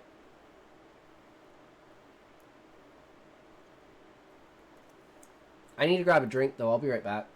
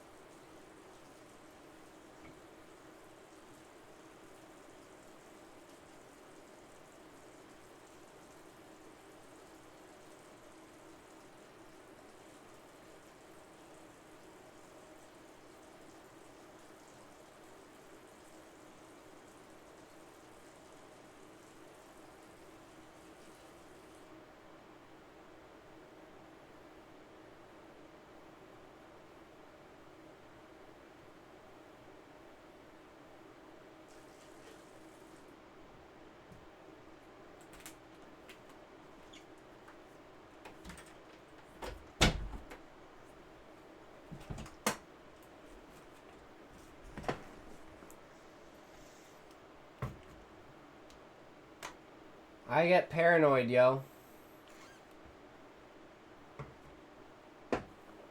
Oh, the people are gonna steal your story, Callie?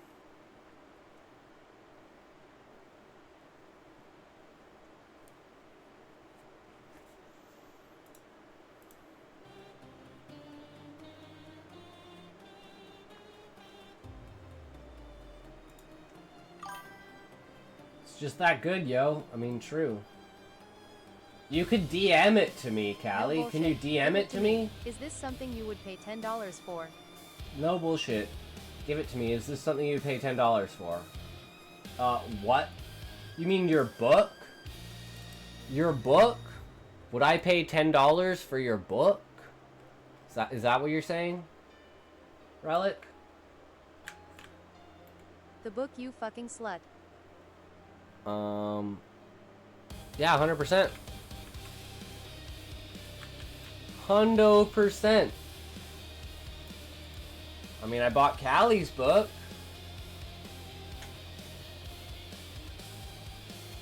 So.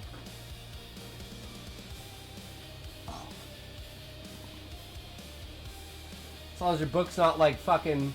the reason I'm not buying Shadow's book is Shadow's book is like $60. I'm not buying a $60 book. That's a lot of fucking money for a book. I'm like $10, $20, yeah, sure, you know. I'm not buying a video game, I'm buying a fucking book. Cool, cough. What's $60? Who he trying to get to buy his book fucking The Rock?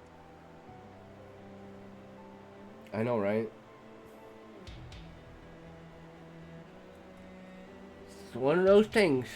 Some people's. Okay. So we got the Callies up in here. Callie, are you ready? Alright, and then after this we're probably gonna call it, because I'm like fucking passing out. I'm not gonna get through reading Eye of the World. I just read way too much today, you know? It's like... It's one thing if I'm doing other things, but if like I spent the entire 6 hours before the stream reading and trying to like maintain this like presence of voice, and then doing that for like the 6 hours during the stream, woo, boy howdy, trying to maintain this voice is not fucking easy. Chapters 3 through 900. Read it all on stream right now. He'll give you love and pets. You slut. You gotta use this.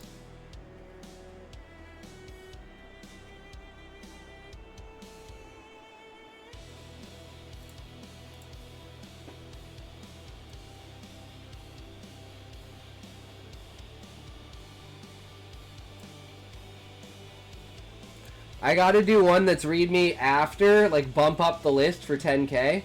Give me the points. Unfortunately, I don't know how to give you actual Twitch points. That's not how that works, right? Unfortunately. But anyways. Let's get into it. Callie's story. Student Body Sonata, the rewrite. Come for you. Okay, I will come for you. True. But I'm not allowed to. So how are we supposed to, like, contrive this into a meaningful situation where I don't come but I do come, right? Oh, I know. Yeah, okay, we can do that, for sure. 100%. Okay, Callie, here we go. Content of the soul is revealed in the manner a person dies. Grandmother was the most impressive person she knew. She played the piano at a level Gawain had never seen. An escape for him. The sound of Bach or a distraction from the sound of brittle bones struggling to move muscles like glass. She played in our large room where the whole town could hear her music from miles away using our Darkwood sound amplifiers. She played to remind everyone of the reason they all used to play, and the reason she wants Gawain to do the same. "I'd like to die listening to you on the piano," said Grandma. She expected too much from him. How could someone so weak make any sounds at all on such a demanding instrument? Because if I die with your sparkle in my eyes, perhaps you too could see that you shine bright. Couldn't play games with the other children without his ankles twisting, his knees collapsing during a game of Outrun. Yeah, I remember this, but damn, this line goes hard, Callie. Woo! Damn!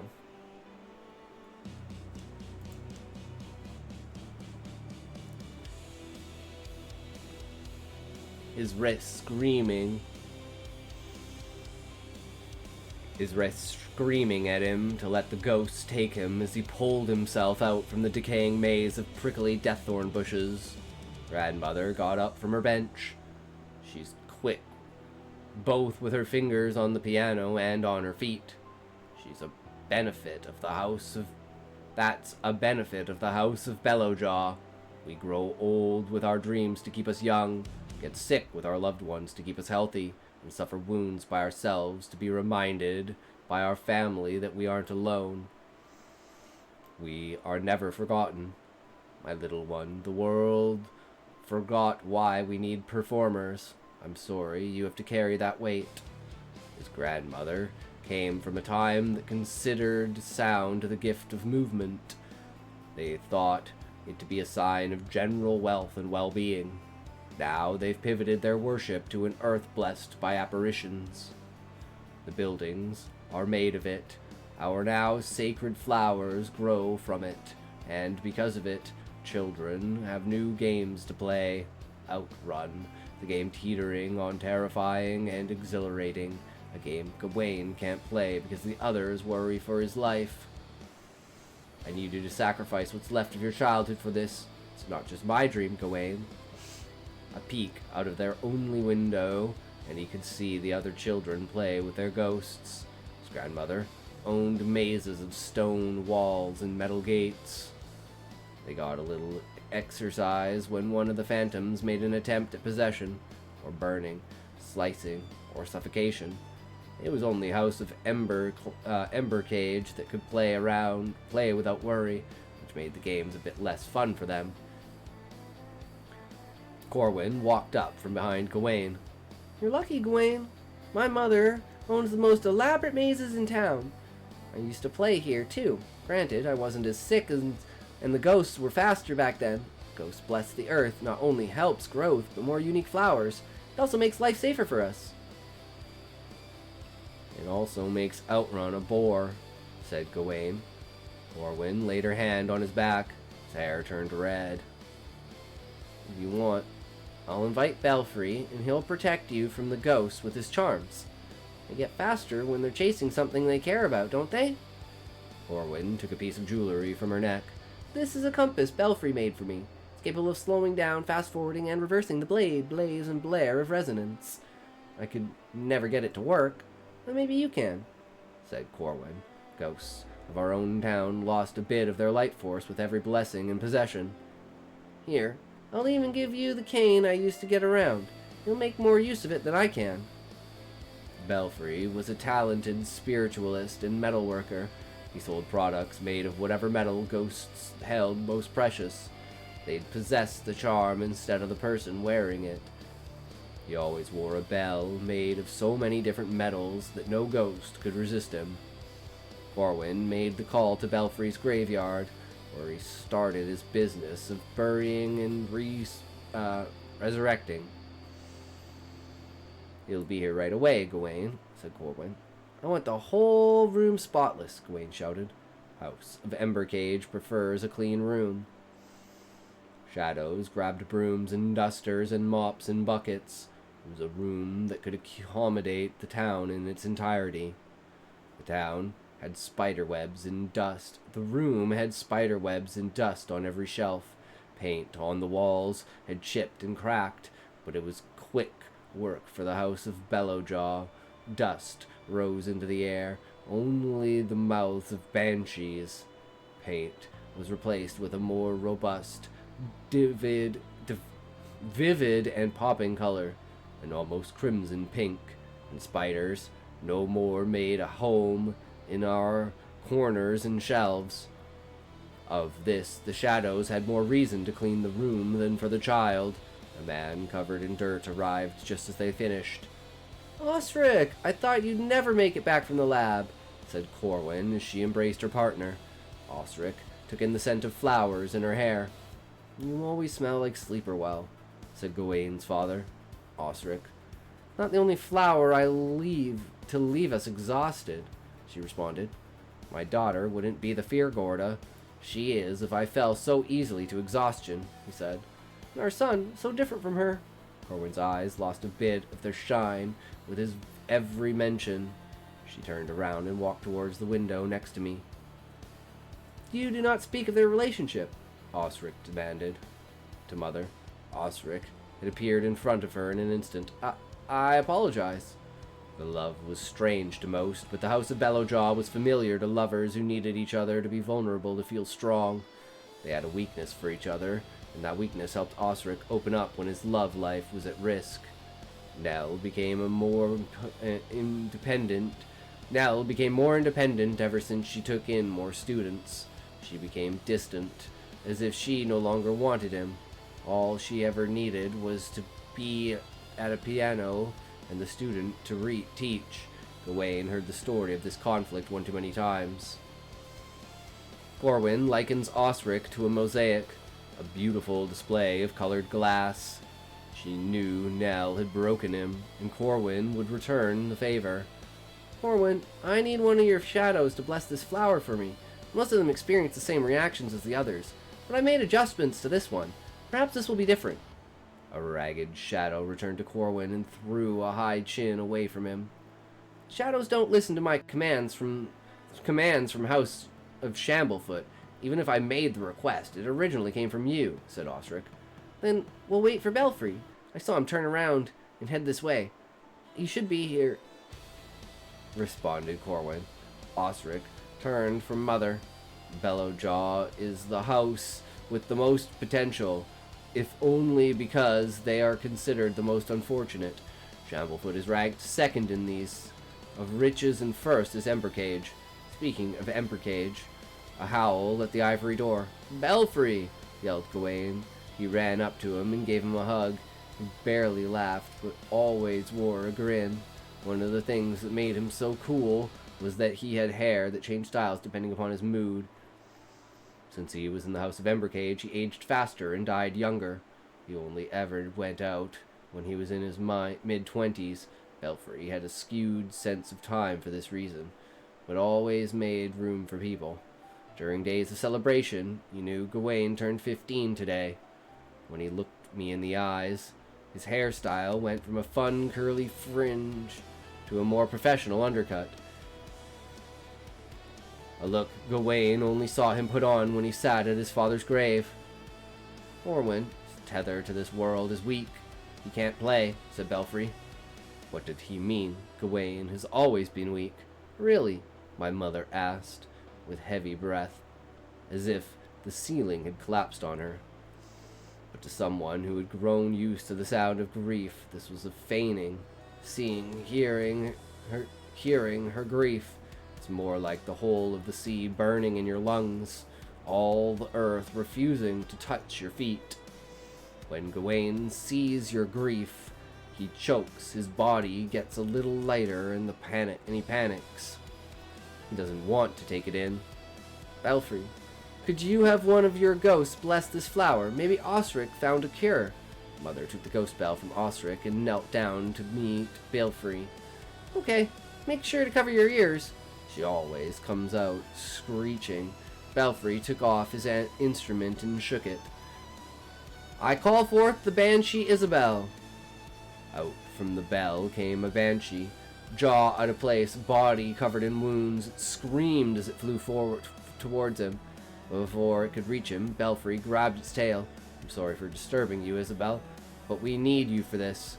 Belfry gave him a strange look, stranger than the wince his face made in reaction to the sound of this ghost screaming.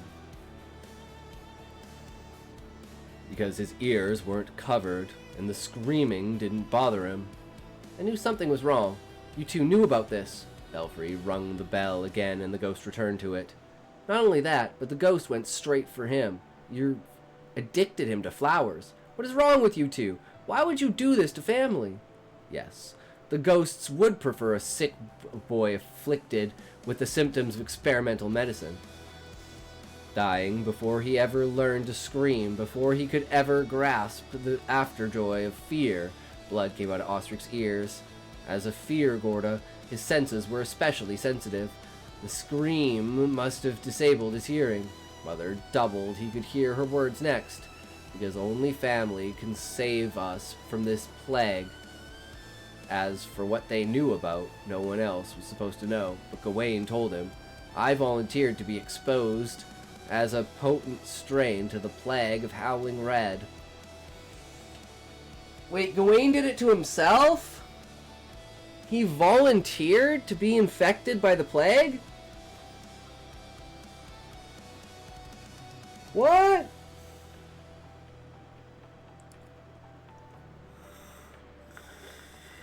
You're blue.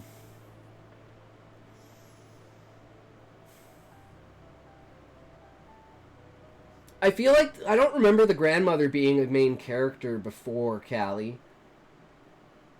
Is this just to add more, like,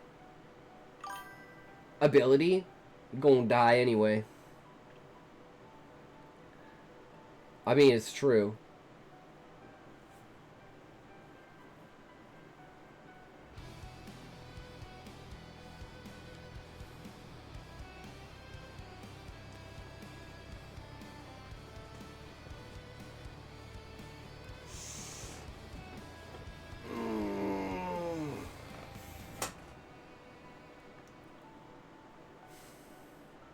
But yeah, like the grandma, I'm angry, I lost my AI girlfriend. That's okay, Callie. The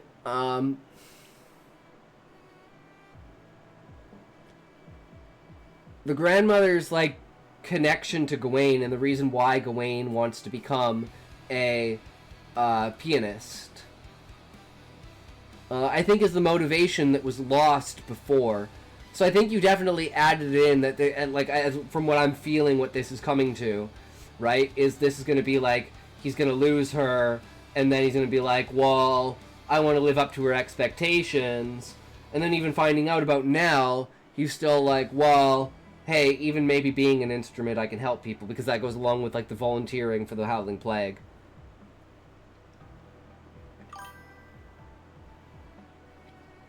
Oh, I added a twist with the grandma and I love it, and I'm not telling you. Awesome, Callie. I'm super excited to see that. So we're going to wait until this ad break goes, and then we're going to raid out on Catfish Hexen, guys. And then I'm going to pass the fuck out.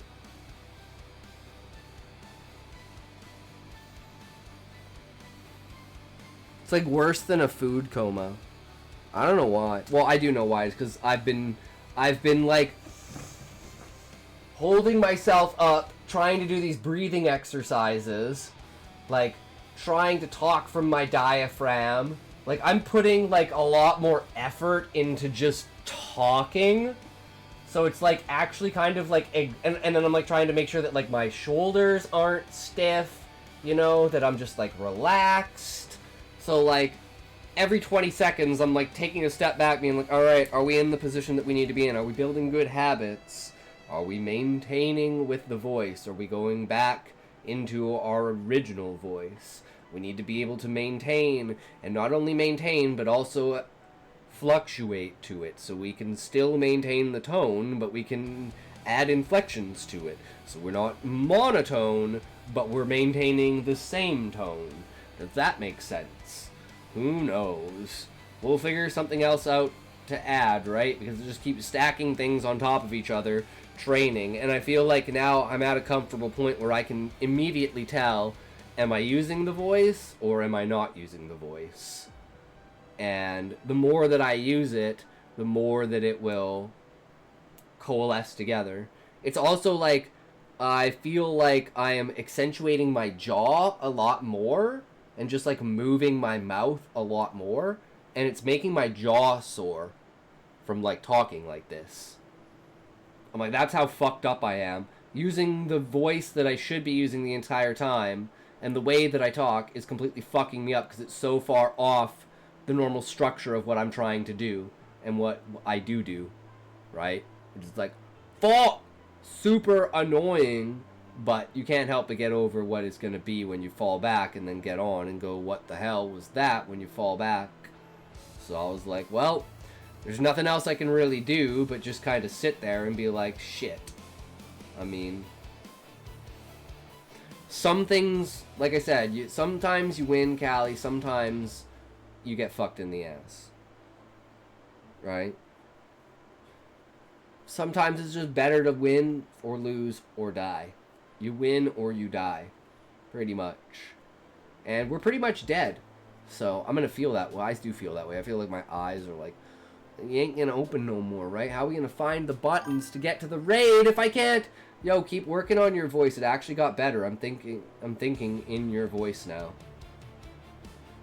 Well, that's good to know, Callie. Because I mean, it'll only get better. Remember, the voice will only get better. We'll come back to it in a year and look at what my voice acting was in a year. And we'll be like, no wonder no one wanted to listen to my fucking voice. It was a shit-ass voice. But now I've got this nice, commanding, over-the-top epicness voice that's not ridiculous. It's more of a, you know, finely tuned and a finely executed branch of language, right? And adding that poetic nature to it to give it that strength of motion, of pressure, of dictation that allows someone to go, I can listen to this guy talk all fucking day. He could talk about anything and I could still hear him talk. And that's where I want to eventually be able to get to, right? And with reading so many words every day and then doing the dialogue on top of the narration voice, it's very much a, do we continue to have this as our natural voice, or is it just the narration voice? And I eventually want it to be just how I talk. But it will take time for that to become a thing.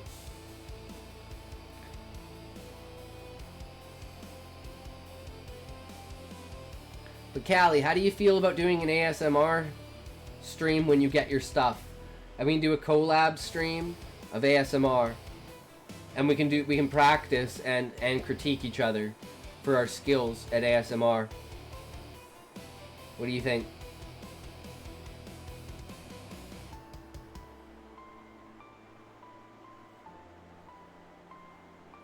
No, let's get like a soundboard of all of the different sounds of everything. That would be good. I could deal with that. I add an ad. I know, I was just talking to myself, Callie.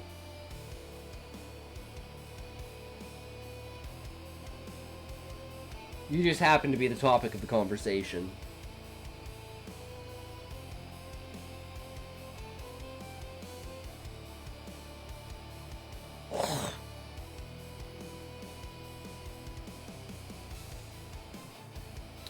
So, do you want to do an ASMR stream tomorrow, Callie? Or when you get your stuff?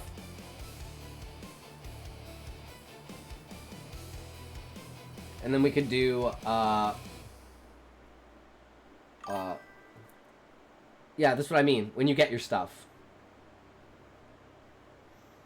And then we can critique each other and practice. And then you can teach me the ways of the ASMR. We have to do it on a makeup day too, Callie. So do you want to actually, yeah, do you want to, because you should get your things by like November 3rd, right? Or December 3rd. That's like a week from now, right? So if we do it on makeup day, that would be absolutely perfect. And we just do an ASMR fucking booba stream. And we do cocksucking. It'll be fantastic.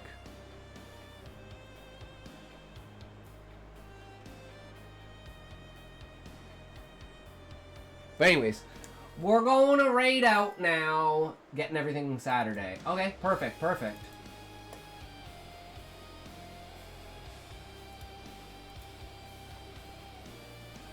And then we'll have the VTuber and the Booba.